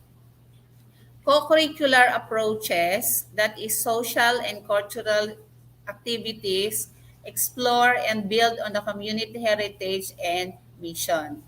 Learner participate in volunteer works to expand their understanding of social responsibilities and develop leadership skills. Co-curricular activities involve student, faculty, and staff in shared dialogue. Learners participate in experiential learning opportunities in campus management decision to create a sense of ownership and responsibility. So ito po ay parang hindi pa po sa atin applicable ngayon. Tayo po kasi ay wala pang face-to-face. Next, sir. Okay. Ang ating pong means of verification, sir, pakibalik nga po ulit, sir.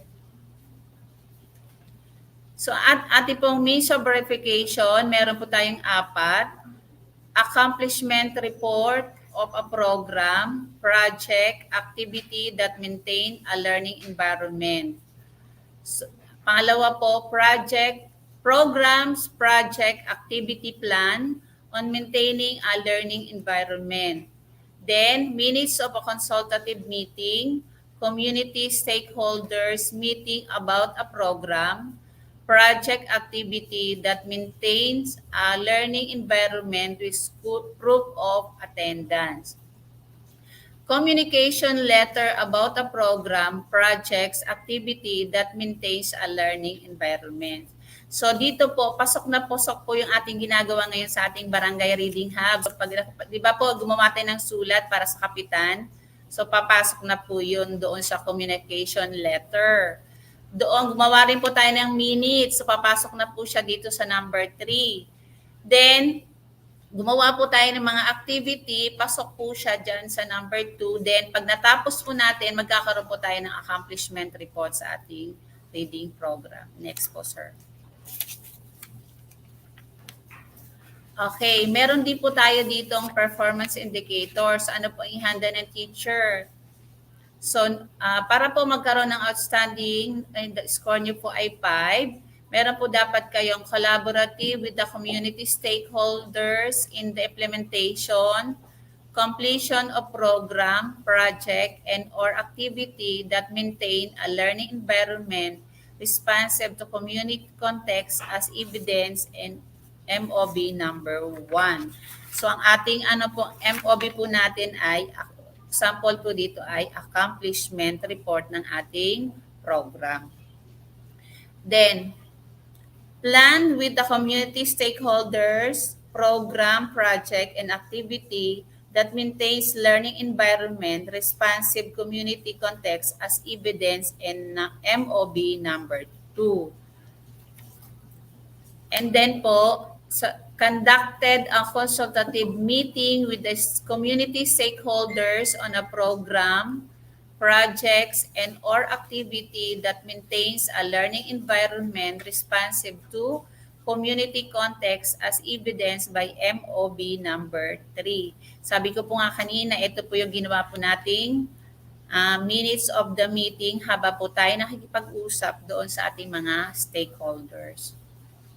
Then po, unsatisfactory score nyo po ay 2. Kung kayo po ay ipapasa nyo lang po ay communicated with the community stakeholder about the program, project, and or activity that maintains the learning environment responsive to community context as evidence and number 4. So, bali dito, ang ipapasa nyo lang po ay, kung ilalagay nyo lang po dito ay communication letter. So, ibig sabihin, hindi nyo natapos ang inyong program.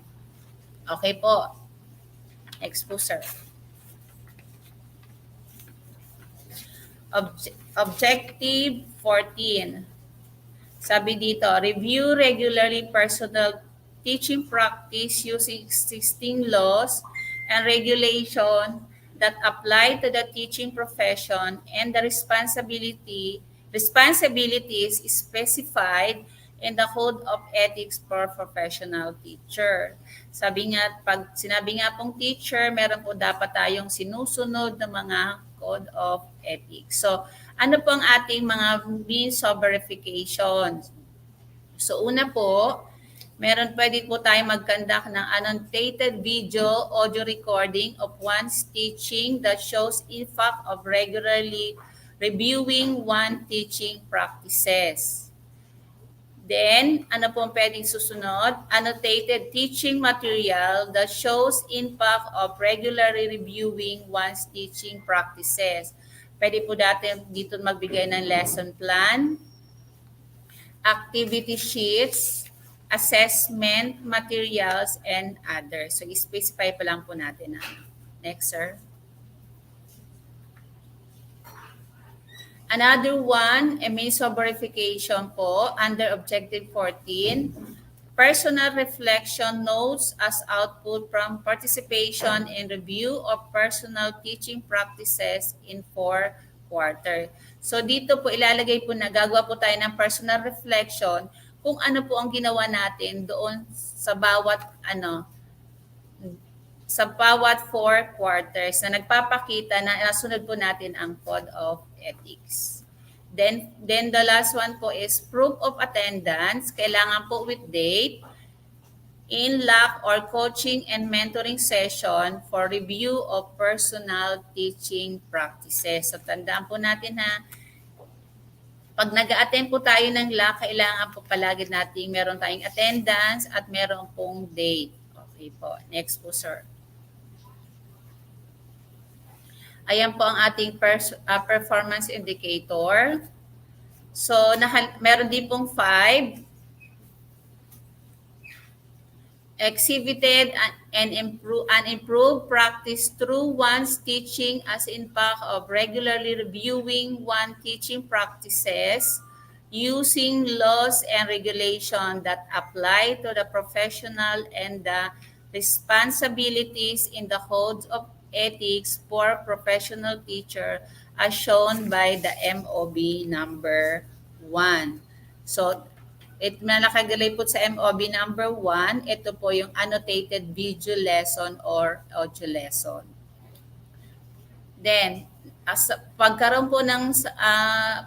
po ng 4 na score, very satisfactory, exhibited and improved practice through a teaching materials as impact or regularly reviewing one's teaching practices using laws and regulation that apply to the profession and the responsibilities, Code of Ethics for Professional Teacher as evidenced by MOB number 2. So, ang MOB number 2 po ay annotated na pwede po natin ibigay ay lesson plan, activity sheet, or assessment materials. Then, para po sa satisfactory, that is 3, reviewed personal teaching practices using laws and regulations that apply to the profession and the responsibilities in the Code of Ethics for professional teachers in 4 quarters with reflection output as evidenced by ang MOB number 3. Sabi ko nga po dito, yung sa number 3, ang ibibigay niyo po ay personal reflection. So tandaan niyo, ang gagawin niyo po ay 4 bawat quarters. Then, participated in the review of personal teaching practices using laws and regulation that apply to the profession and the responsibilities in the Code of Ethics for professional teachers in 4 quarters as shown by the MOB number 4. So dito naman, kailangan ay proof of attendance sa ating mga LAC session. Tandaan po nga, sabi ko kanina, kailangan po ay mayroong date. So kung ilang LAC session nyo po, nakalagay po dito, lalagyan nyo ng date.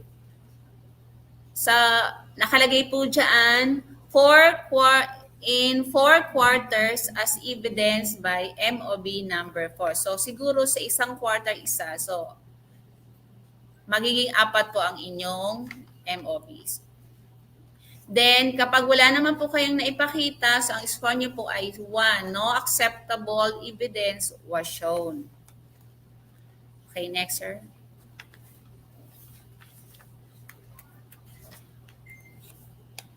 Okay. Objective 15, complied with the implemented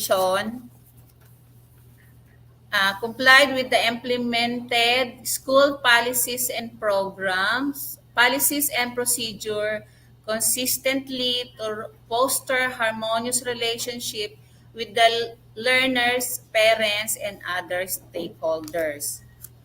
Policies are important because they help a school establish rules and procedures and create standard of quality for learning and safety.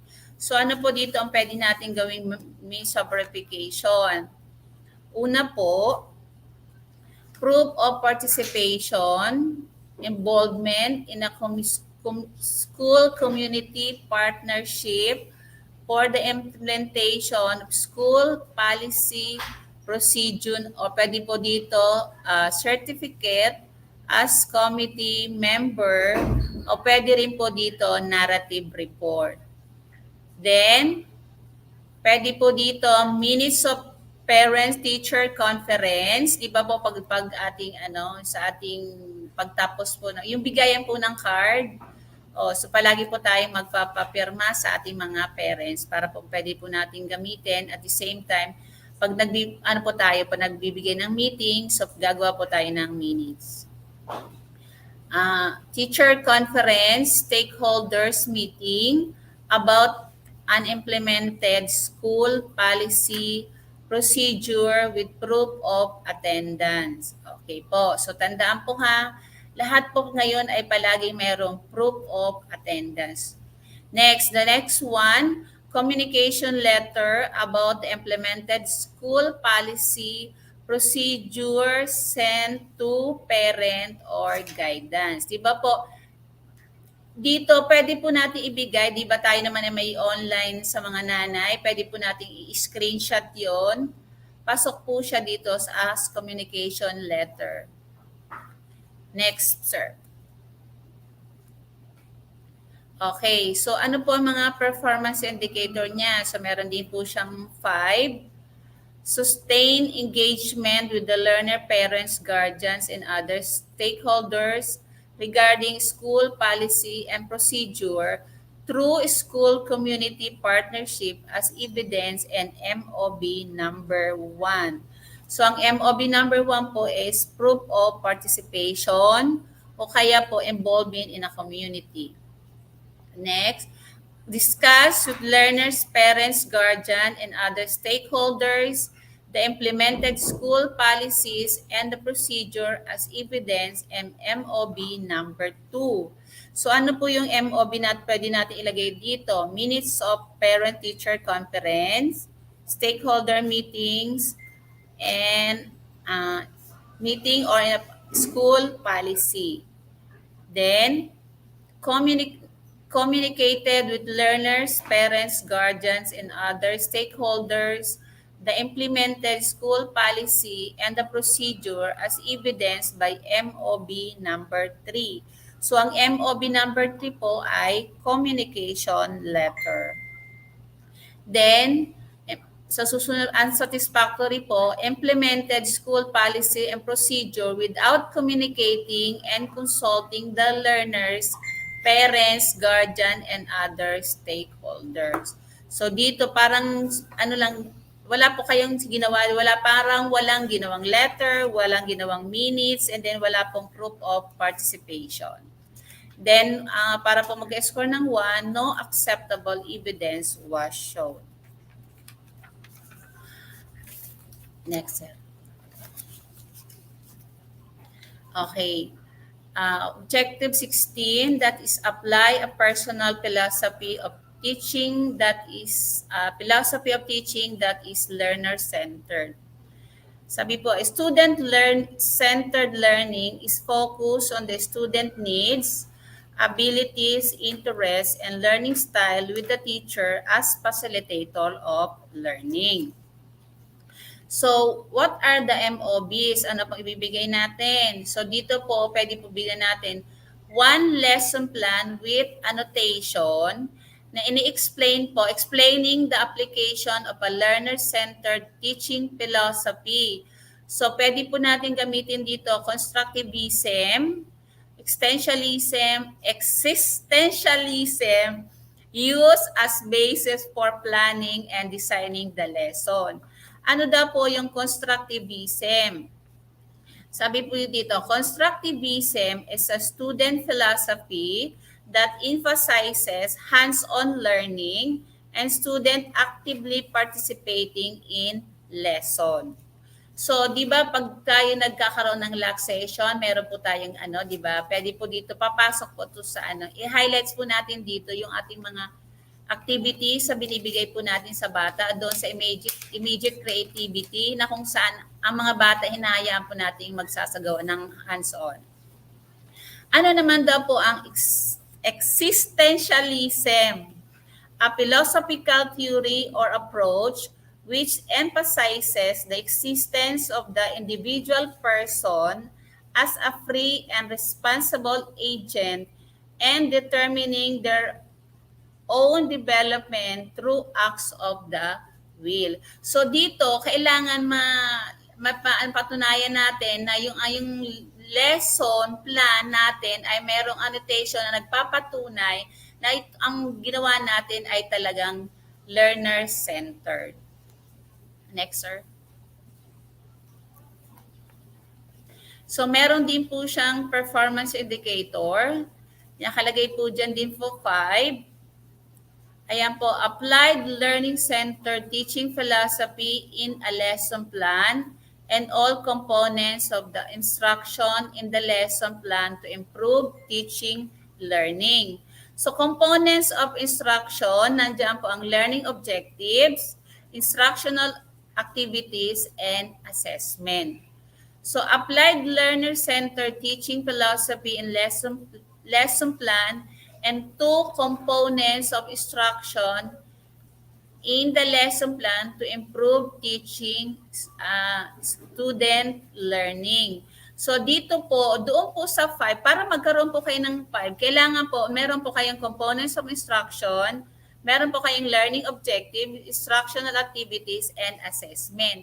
Pagdating po dito sa 2, meron po kayong nakalagay dito 2 components. So pwede pong learning objectives, pwede pong instructional activities. So, hindi po siya buo. Then, dito naman po sa satisfactory, score niyo po ay 3, applied learner-centered teaching philosophy and lesson plan in 1 component of instruction in the lesson to improve student learning. So, kahit isa daw po. Next, unsatisfactory, application of the learner-centered teaching philosophy is reflected but was poorly used as basis for planning or designing the lesson. Then, pagdating naman po sa 4, ang no acceptable evidence was shown. Next, sir. Next, sir. Sir Josh. Okay. Objectives 17. Adapted practices that uphold the dignity of teaching as a profession by exhibiting qualities such as caring, attitude, respect, and integrity. So ano pong pwede po natin ibigay na verification po dito? Documented feedback from superiors, colleagues, learners, parents, guardian, or other stakeholders directly reflecting the latest good practice that upholds the dignity of teaching as a profession.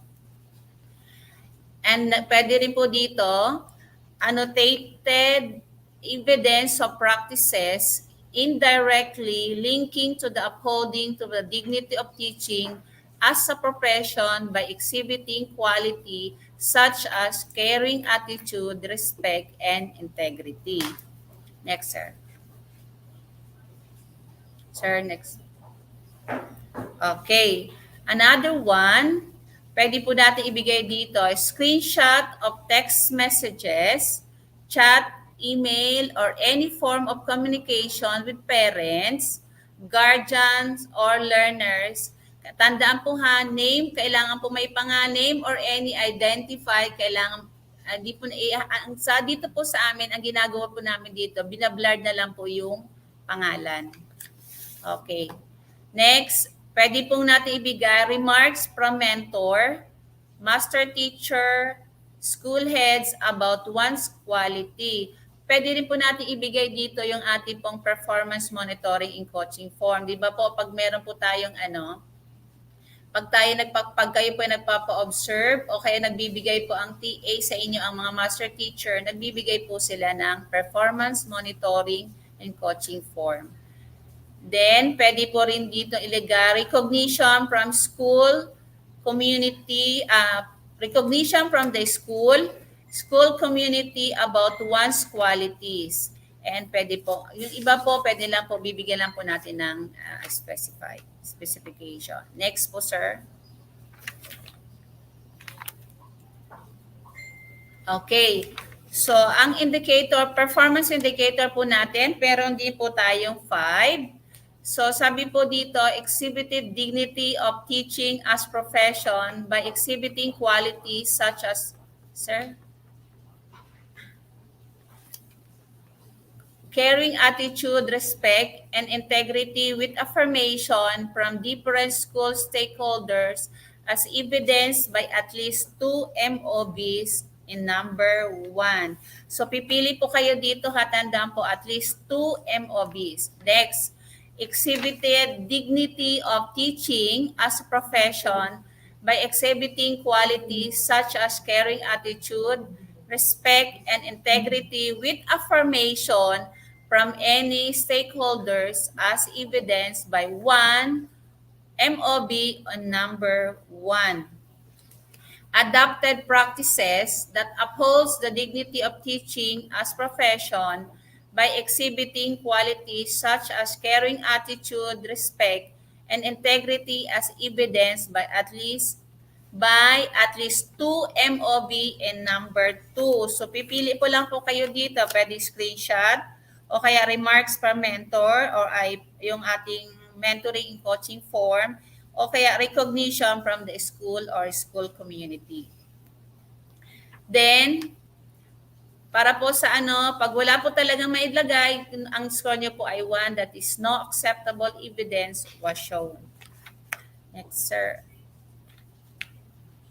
Okay. For objective 18, set professional development goals based on the Philippine Professional Standard for Teachers. So, di ba po itong ginagawa natin ngayon, means of verification, updated IPCRF, development plan from phase 1, then major review form, IPCRF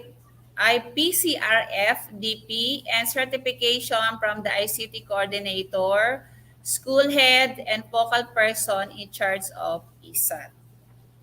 Next, sir. So, ang ating performance, so nakalagay po dyan, updated professional development goals during phase 2 of the RPMS cycle as evidenced by MOB number 1. Hindi ko mababasa. So, ano po yung ating MOB number 1? Ito ay updated IPCRF-DP from phase 2.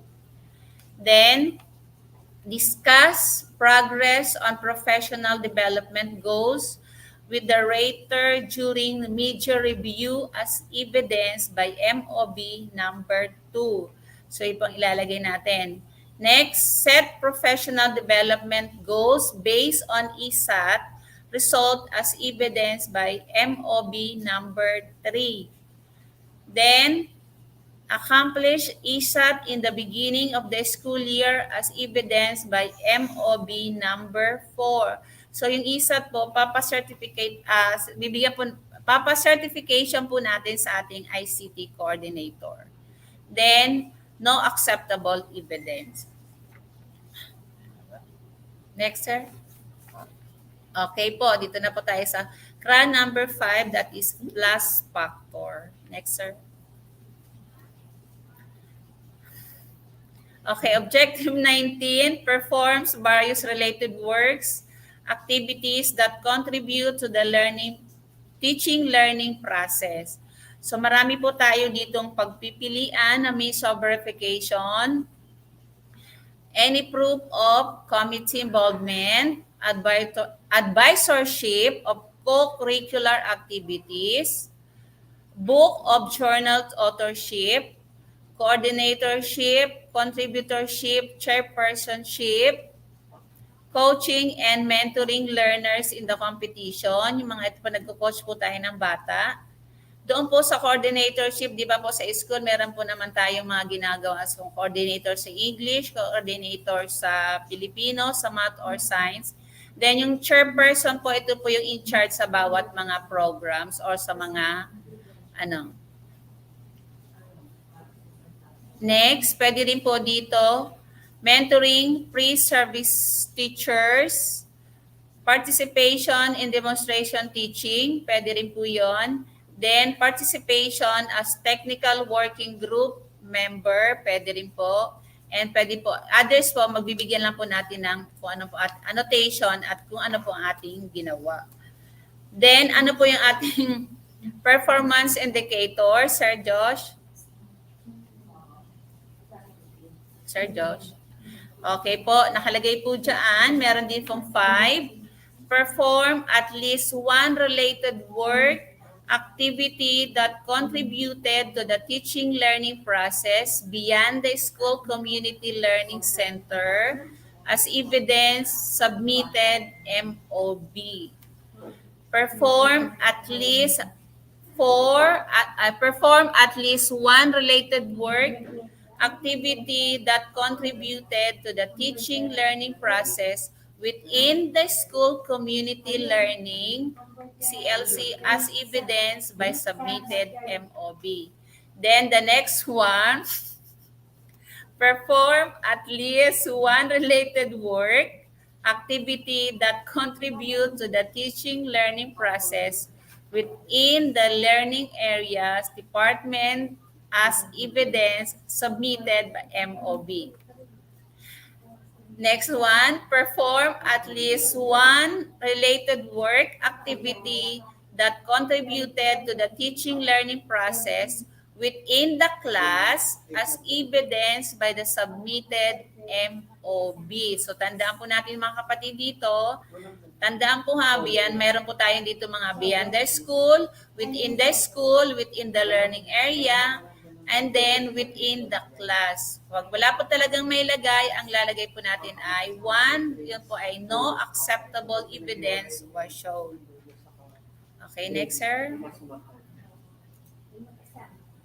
Okay, bago po kami magtapos, nakalagay po dito ang aking quotation na great teachers reflect on their own performance and use feedbacks from students and others to evaluate and improve their teaching. Next, sir.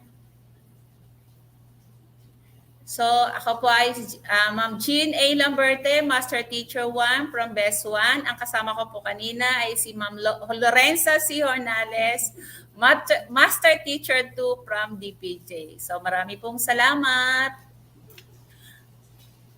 Thank you po.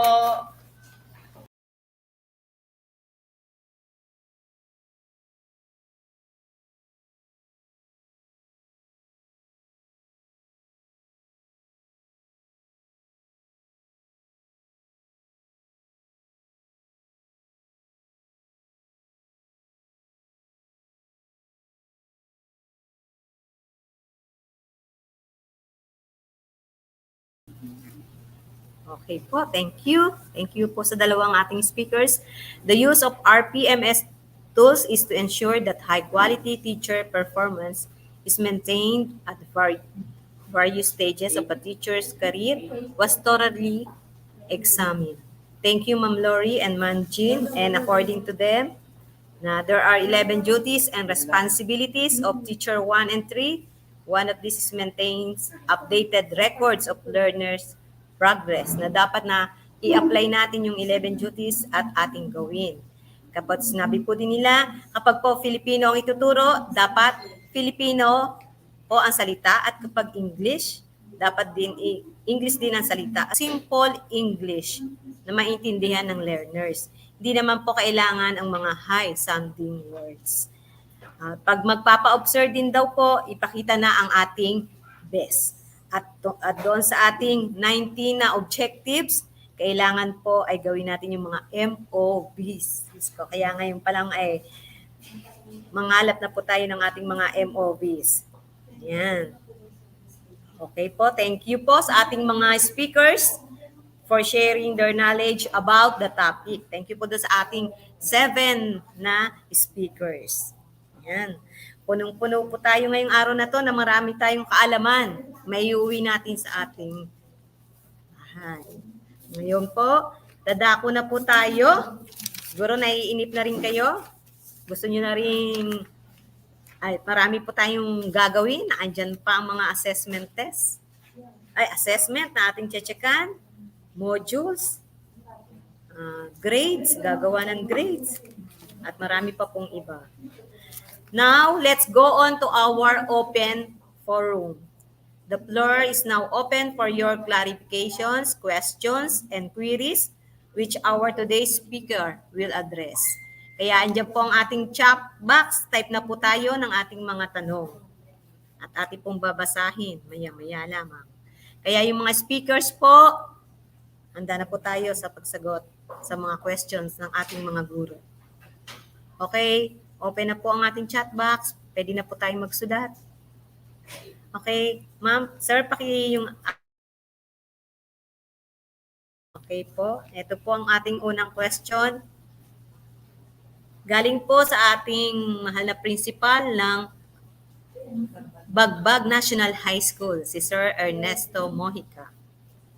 Para po to kay Ma'am Maylen. Tama po ba ako kay Ma'am Maylen? Outstanding pag MOV number 1 at unsatisfactory pag MOV number 4. Tama po ba? Sino po ang sasagot dito?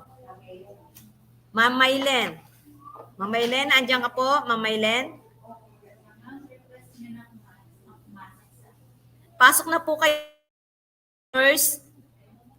Pasok po kayo dahil ito marami ng tanong. Pasok na po kayo para masagot ang ating mga katanungan ng mga guro para malinawan ang mga ito. Okay. Ma'am Maylen. Asan ka na po, Ma'am Maylen? Okay. Babasahin po muna natin ang mga comment. Galing kay Ma'am Regina Marasigan, still watching from Rosario Elementary School habang hinihintay po natin ang ating mga speakers na pumasok. From Carmen Ocampo, thank you and congrats, Ma'am Jean. From Rosalie Salveron, thanks much, Ma'am Jean. Verhel Jan Lacaba, salamat po sa lahat ng ating speakers ngayong araw. Ayan, may puso pa siya. 3 puso. I love you. From Ma'am Angelita Profeta, thank you, Ma'am Jean. From Ma'am Priscilla Mosquera, salamat po. From Mylago, ano lamang, ano yung kay Ma'am Mylago? Heart ba yun? Nakangiti. Kay Ma'am Marinelia Clamosa, thank you very much, dear speakers. From Teacher Melex, thank you po, Ma'am Lori and Ma'am Jean. Yan, tingiti. From Ma'am Angelita Profeta, thanks, Ma'am Lori. Okay, nandiyan na po ba si Ma'am Maylin? Nandiyan na po ba si Ma'am Maylin? Meron po bang sasagot pang iba para sa mga speakers po natin? Sagutin po natin yung tanong ni Sir Mojica. Okay, habang iniintay natin ang mga speakers na pumasok, from Michelle Samulde, thank you po sa lahat ng speakers today. Ayan. Thank you, Ma'am Michelle. Kay Ma'am Virginia Aquino, salamat po, Ma'am Jim. Napakalinaw ng inyong pagpapaliwanag. Ayan. Kay Jos Villalon, congrats everyone. Kay Shelly Joy Prodigalidad, salamat po. God bless us all. Okay? Wala pa po rin ng mga habang hinihintay po natin. At sabi po ni Sir Brian Dave Brito, thanks po sa lahat ng mga naging speaker po. Congrats din po. Yan. Habang naghihintay po tayo sa ating mga speakers. Kay Sir Angelito Sanchez, salamat po sa inyo mula sa aming lahat sa ESSDS. Si Sir masipag talagang magano. Sabi naman ni Teacher Tin, thank you very much po sa ating magagaling na speakers today. Yan, marami silang Sabi ni Ma'am Nieves Hoxon, Principal ng DPJ, to all speakers, thank you and congrats. Kay Ma'am Annalyn Villanueva, maraming salamat po sa lahat ng speakers. From Rowena De Guia, Ma'am Weng, thank you po to all speakers. Thanks, Ma'am Anchi. Uy, alamat din. Thank you din, Ma'am. Ito po si Sir Mohica. Okay na po, Ma'am. Nasagot na po ang ibang speaker. Salamat po. Ayun, nasagot na raw. Oh. Sabi naman ni Sir Angelito Sanchez, hello po. Ano po sa mga nabanggit na lesson plan ang gagamitin para po sa COT? Sa katulad po naming nasa senior high school. Salamat po. Ang sasagot po niyan ay si Ma'am Jinky. Ayan, Ma'am Jinky. Dito, sige, pasok. Okay, tayo po muna ako.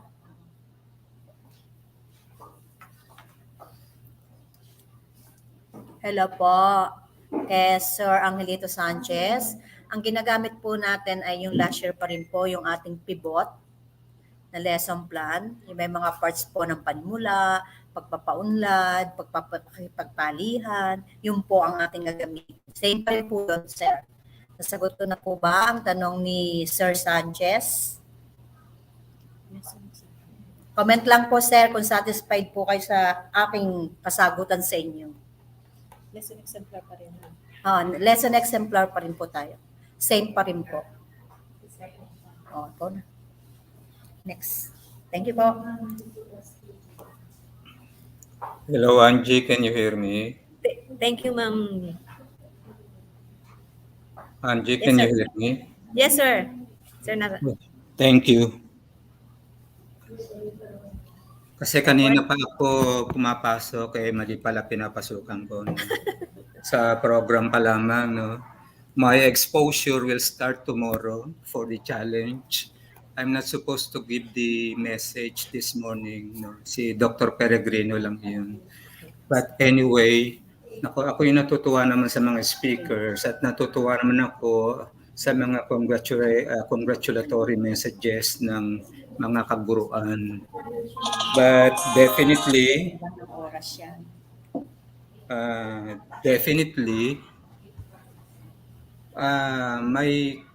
I guess everybody will agree that there are still more queries on the ongoing discussion of the RPMS today. Ayaw lang siguro magsalita ng nakararami. I just do not know the reasons why they do not like to ask questions. Although I could feel, even though I am far away from Rosario, I could feel that you have lots of questions in mind. You've been very hesitant to ask those questions. Now, baka natatakot na rin yung mga speaker. Parang gusto ko magtanong. Pwede ba ako magtanong, mga speaker? Yes, sir. Speakers, pwede sabi. Yes, sir. Sagutin po nila yan. Hindi mo ako magagalit. Oo. Kasi medyo madugo itong RPMS natin. And I guess even the school heads will agree to me that the especially the 9 indicators sa COD, medyo madugo itong ating bagong RPMS dito. Ang siguro, I would rather suggest, may nakausap na rin ako, no? Kasi itong ating bagong RPMS is consist of 193 pages. 193 pages na kung inyong babasahin isa-isa, baka mamutay ang inyong mga buhok sa katawan. Pero wala naman tayong magagawa. We need to read and reread as much as possible during our free time. Let us all read the contents of this RPMS. Now, my only suggestion, this is not actually a question to all the speakers, but may I suggest that pakidaanan uli ninyo yung mga indicators natin, most particularly yung mga rubrics na magagamit dyan kasi medyo madugo iyon. Mabigat yung 9 indicators ng COD kaya you need to talaga siguro ma-discuss na mabuti itong mga rubrics ng indicators dito sa ating RPMS.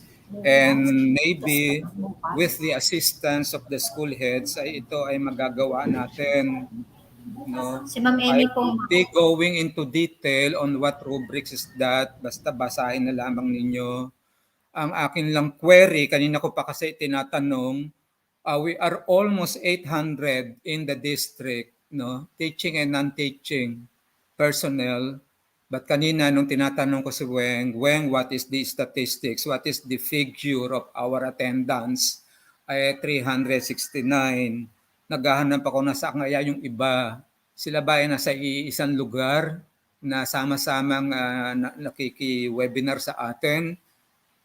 Kung ganoon, mabuti. Ang akin lamang inaalala, baka ang karamihan sa atin ay nagpapagal sa pakikinig. Katulad ko, ako'y halos magdugo na ang aking tainga sa pakikinig simula pa kaninang umaga.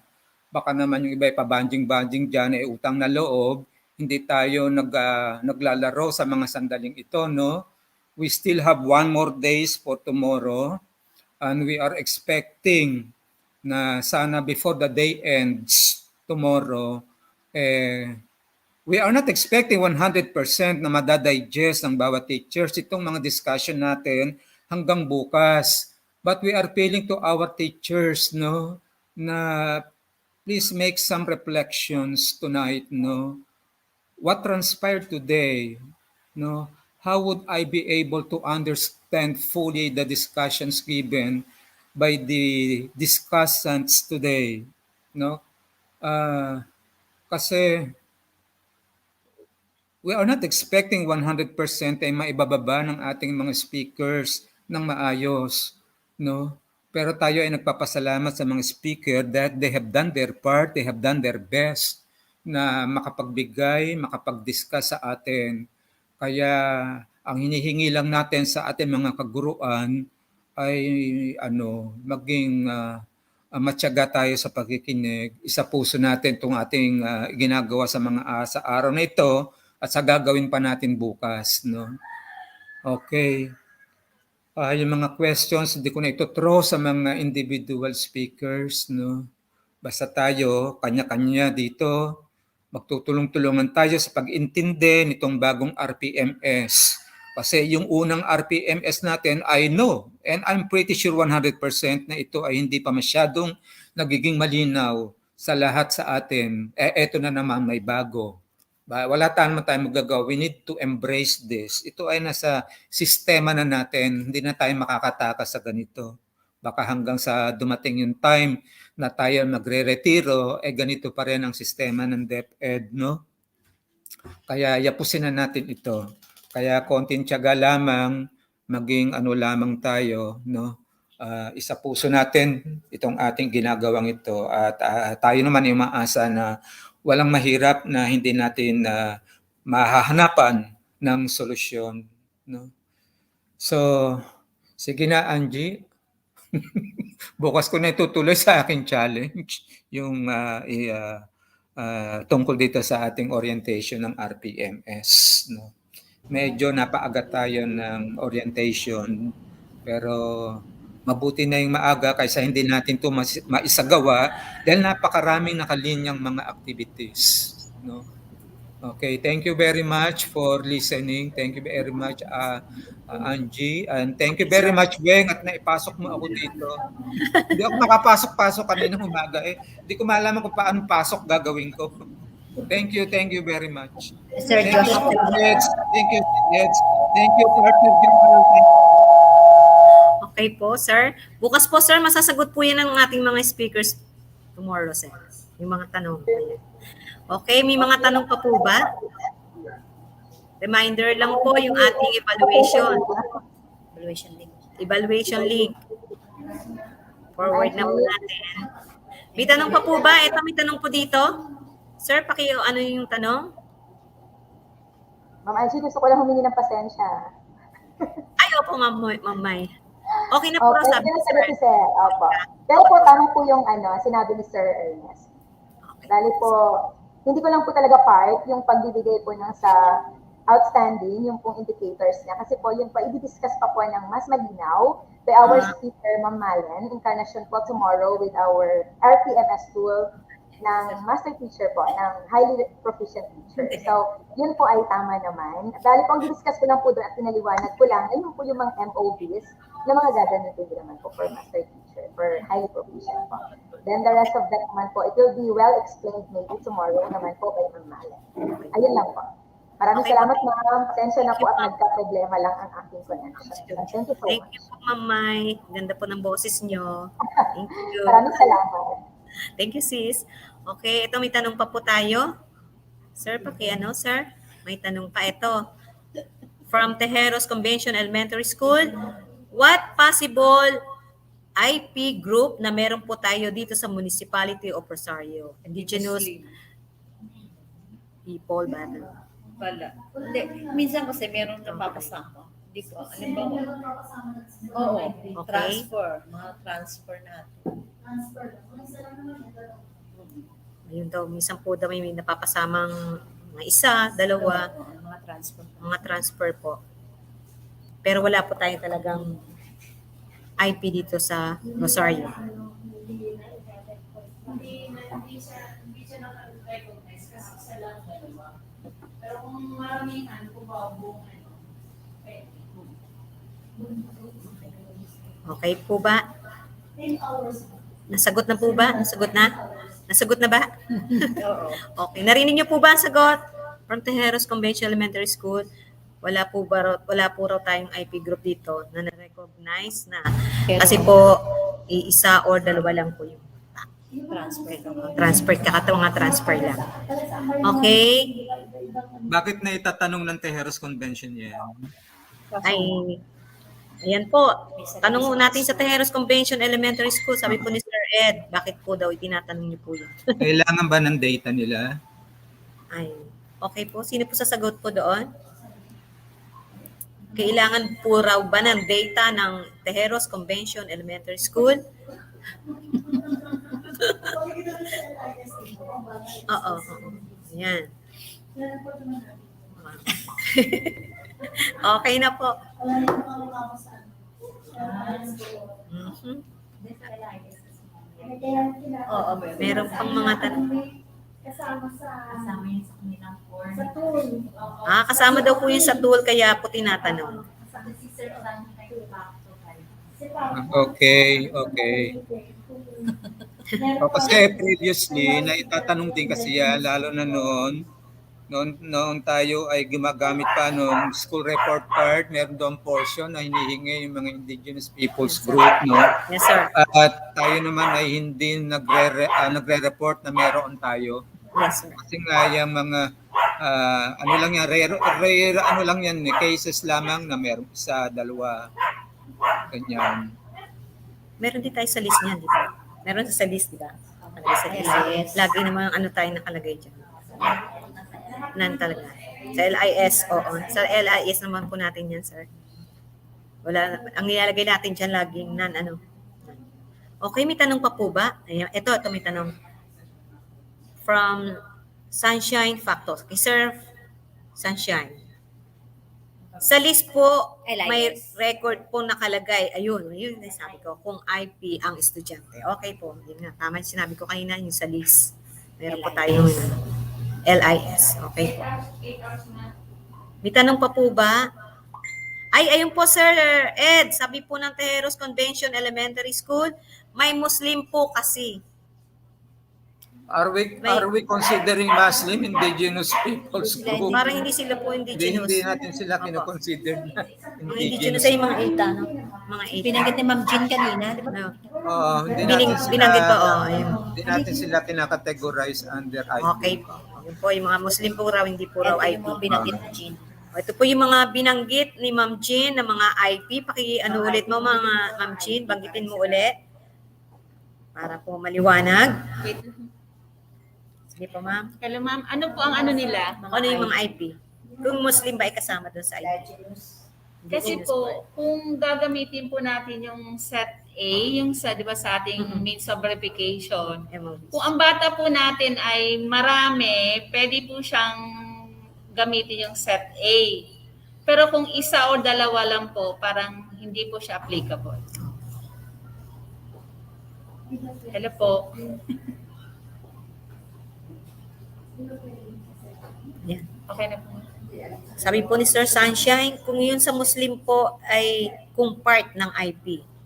Apo, kasama po siya. Ayun, kasama din. Ayun sir, kasama din daw po Sir Sunshine. Nakasama Okay, na pala. Kasama na. Nahuli na yata ako sa balita. Okay. May tanong pa po ba? Yan na. Nandiyan na po ang ating evaluation link. Sabi po ni Sir Domingo, congratulations to our speakers.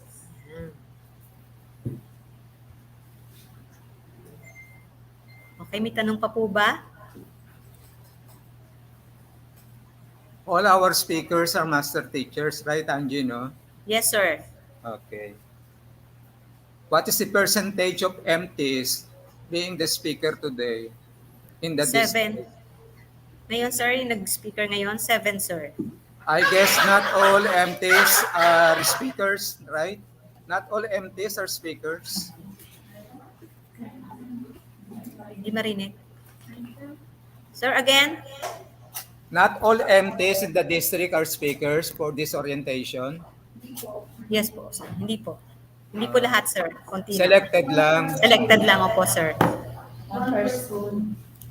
One per school daw, sir. Meron dalawa. May dalawa. Okay.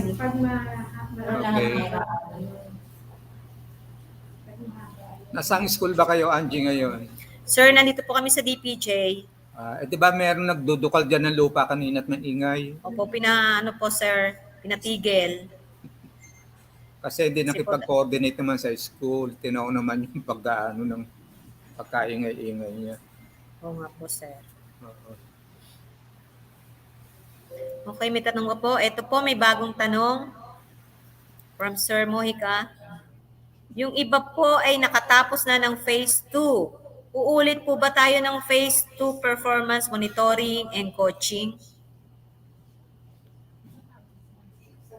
Hindi, yung CO1. Kasi pa indicators no.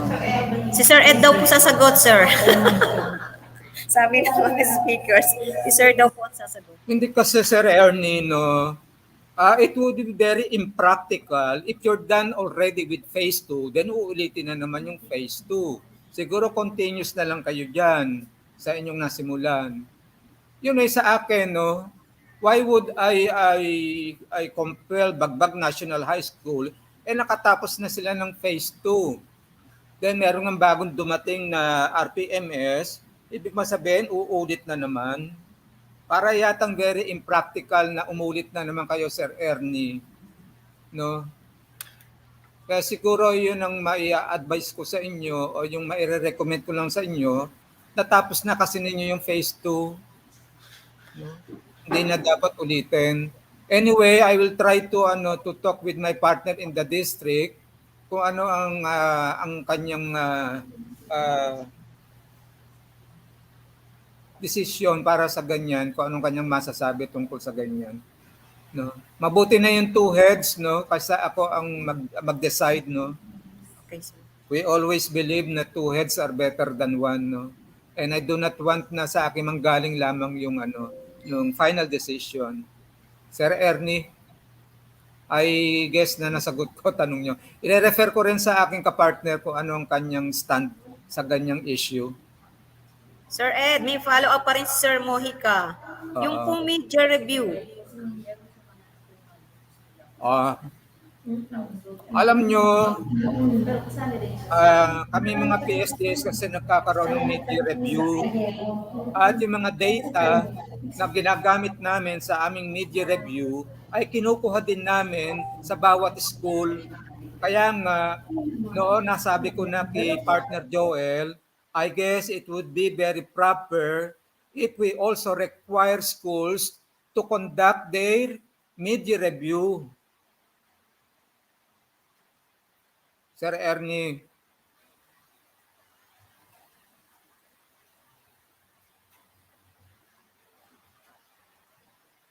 Okay na, Angie. Wala ba sa atin, di ba natin kasama si partner PSDS Joel ngayong hapon? Wala po. Kayo lang po, sir. Okay, may tanong po po. Kasi maganda yung media review, maganda. Matrabaho, pero maganda. At least everybody will be informed what transpired during the mid of the school year. As regards accomplishment and the content of the mid-year, para everybody will have the knowledge, ano itong ginagawa tuwing may mga mid-year review, ano yung mga pinag-uusapan diyan. Okay. Ay, nandiyan si partner Joel, ayan na, nakita ko. Weng, pakipasok mo daw siya. Pareho kami nagpapasok ni partner. Nasa district office pala si partner.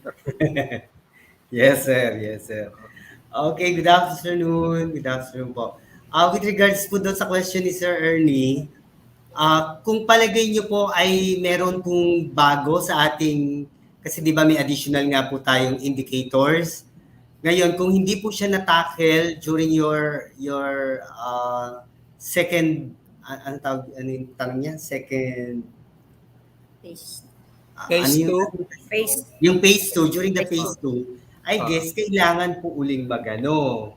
Oo, yun na lang hindi na-tackle. Tama. Opo, mag-ulit-ulit. Ngayon, kung palagay nyo ay hindi naman po, na-discuss nyo naman lahat, kumbaga na-tackle nyo, kasi ito pong ating dinidiscuss ngayon ay may additional nga po na indicators. Okay, so nasa sa inyo po yun kung palagay nyo ay kailangan.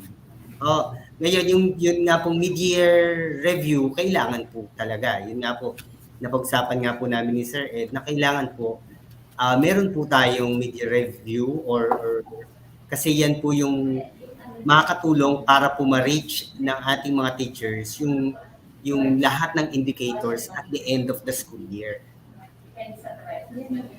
Ayun. Tama ba, Sir Ed? Yes, partner. Oo. Kasi nung pa natin binabalak yan, hindi natin nagagawa sa Tubi School. Dahil sobrang busy kasi tayo. Okay. Okay po. Okay po, sir. Sir Jos, yung tanong po ni Ma'am Elsa, pakiyan. Ma'am Elsa Convent. Ito po ang katanungan ni Ma'am Elsa Convento. May bagong COT form na gagamitin po now. Paano po kaya ang gagawin sa previously observed na ang ginamit po ay dating COT form? Hindi na po babaguhin. Yun na po yun. Hindi nyo na po pwedeng baguhin siya. Hindi nyo na po siya pwedeng i-rate ulit the teacher. Di ba po? Kung nagamit nyo na po yung previous na tool, yung tool na yon as is na po siya, then yung pong bago ang gagamitin sa ikalawa. Ngayon, tingnan po natin yung weight. Wala naman pong diniscuss regarding dun sa weight niya. Kung ibaba ang weight nitong COT na yung bago kaysa doon sa previous? Palagay ko wala naman pong pagbabago. Okay, Ma'am Elsa, kung ano po, kung may follow-up po. Kasi po, hindi pa po natin, actually hindi ko pa po masyadong na bisita yung difference ng dalawang tool, yung previous na CO tool at saka po yung ngayon. 193 pages kasi. Kahapon nakapagpa-print lang ako 50 pages pa. Ang dami. Ma'am Angie, yung mga nakakita na ng COT, meron yung CO tool. Meron po bang difference yung previous? Meron po, sir. Meron po, sir. Pero, I mean, probably the difference is the indicators. Kasi nga po, nadagdagan ngayon. But the weight, yung weight po, di ba po, yung rating niya sa CO1 at yung rating niya sa CO2, mayroon bang difference? Or yung doon lang sa computation? Computation ng sir. Kasi 9 tsaka 10. Sir, kasi 9 tsaka 10. Ano yun? May difference? Sir, ito po sasagot po si Ma'am Lori. Sagutin po ni Ma'am Lori. Hey sir, good afternoon po.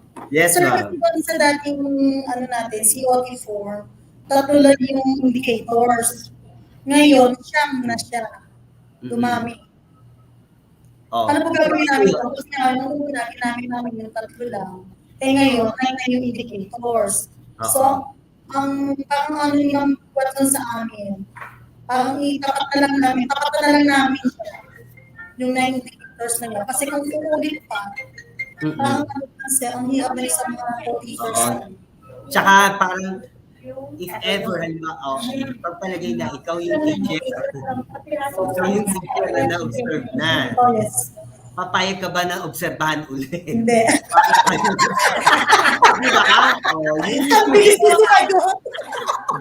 ba? Magwawala na naman si Lori. Correct. Di ba? Pinapuyatan ko na yung CO1 bago pupuyatin yun na naman ako. Di ba? Parang nawala yung pinapuyatan. So, yun lang yun. Kung ano yung rating niya sa CO1, yun na yun. Yung first ano niya. Opo, yun. Tatapatan na lang. Di ba? Thank you, sir. Kaya natin yan.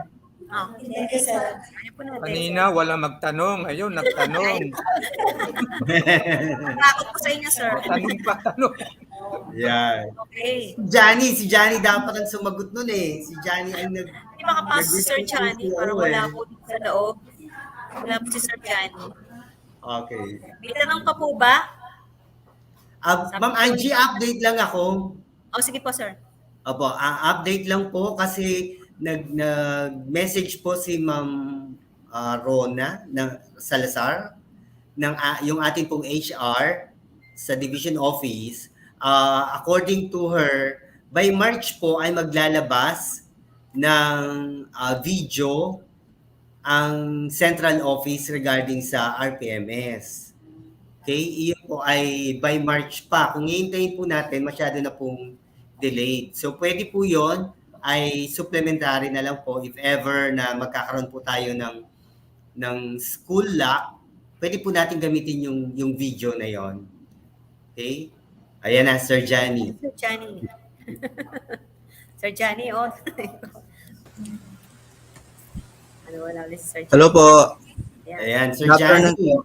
Good afternoon. Sir, kanina nga po sinabi ko, kung pwede po, since nag-notes naman po, nag-take ng details po si observer doon po sa teacher, pwede pong i-adjust na lang yung bagong COT rating para po ang gagamitin is yung new form po.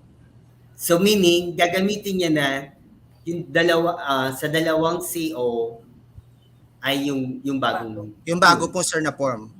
So ibig sabihin yung ginamit niya nung una na luma ay transfer na lang niya, transfer niya sa bagong. Babaguhin po namin, sir? I-adjust na lang sir. Pwede po ba yung ganon? Kung na-note niya lahat ng indicator o lahat ng na-observe niya na makikita dito sa indicator na hahanapin. Yes sir, kung nag-jive naman yung mga notes niya doon sa indicators, pwede po siya magbigay ng ng rating doon. Kaya lang kasi 'di ba, dahil wala sa indicator, medyo hindi natin masyadong, di ba, parang Nabigyan gano'n, po hindi ng focus. masyadong nabigyan ng Hindi tayo focus. nakafocus Yes, sir. doon, sir. Oo, di ba? There.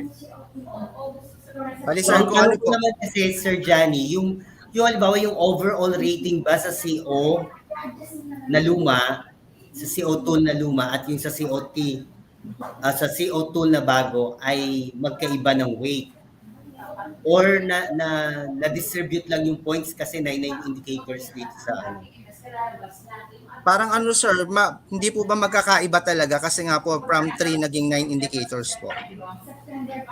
Yan nga, Pero yung ganyan partner, no? Siguro dapat i-rate kasi dehado yung teacher. Yung una kasi ay 3, then naging 9. I-rate uli para hindi dehado yung teacher. Hindi, siguro Sir Johnny, aralin natin kung paano pagmimitin yung dalawang luma at yung bago.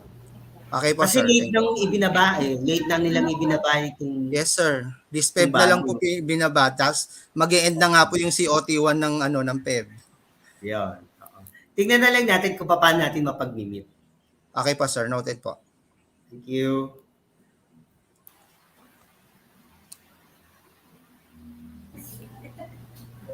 Kung ang question ko lang, ang query daw ay kung let's say for example, kung i-rate, papayag ba ang teacher?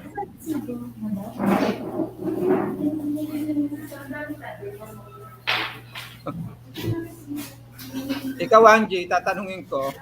Oh, sir. Papayag ka ba kung i-re-rate ka uli? Hindi na po, sir. Yun nga. Okay na po yung una. I-adjust ko na lang. Ayan nga.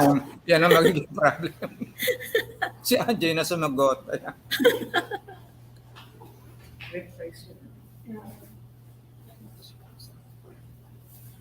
Okay po. May tanong pa po ba? Sir, meron pa, Sir Joss? 830 na. Yan. Kay Sir, again, kay Sir Ernesto Mojica, sir. Paano ang mga MOBs kung ang gagamitin ay bagong form in lieu of the former forms? In lieu. Sir, in lieu of the new form, sir, with regards sa MOVs, ang susundin na po natin ay yung bagong yung pong bagong MOVs.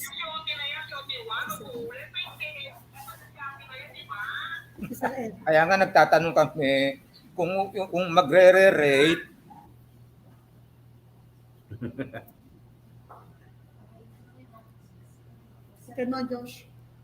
Okay? Sir, yung MOVs, ang susundin na po natin, ang ipa-follow na po natin is the new.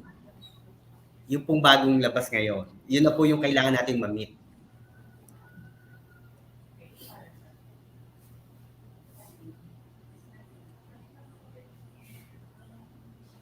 Okay na.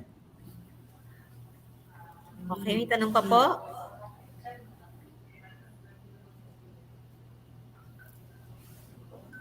Parang wala na, sir. Siguro naunawaan ng lahat. Wala nang mga tanong. May hahabot-abo ba? Hindi. If ever na meron po kayong ma-recall na questions, meron pa naman tayo hanggang bukas. So, pwede pa rin pong ihabol ang ating mga questions. Okay. Thank you. Thank you very much. Okay. Wala na po ba? Siguro, sir, wala na po. Ito po raw, mga speaker po bukas. Si Ma'am Marilyn B. Encarnacion, Emelinda R. Barrera, Christian M. Elane, Lynette B. Chosana, and Jennifer A. Torres. Ayun po yung mga speakers po natin tomorrow. At si Sir Ricardo G. Abeleto. Ayun po, ilan po sila bukas? 6 speakers po. Meron tayo bukas. Again po, 8 o'clock po tayo bukas. And before we say our goodbyes, I'd want to express my gratitude to all of the speakers who did an excellent job of describing each topic of today's webinar, as well as our technical committee, staff, and of course, our teachers who undoubtedly learned a lot today. Day 1 of this webinar is now complete, and I hope to see you again on day 2. This has been your moderator, Mrs. Angeline C. Cruz, Master Teacher 2, wishing you good day, stay safe, and God bless us all. Thank you very much.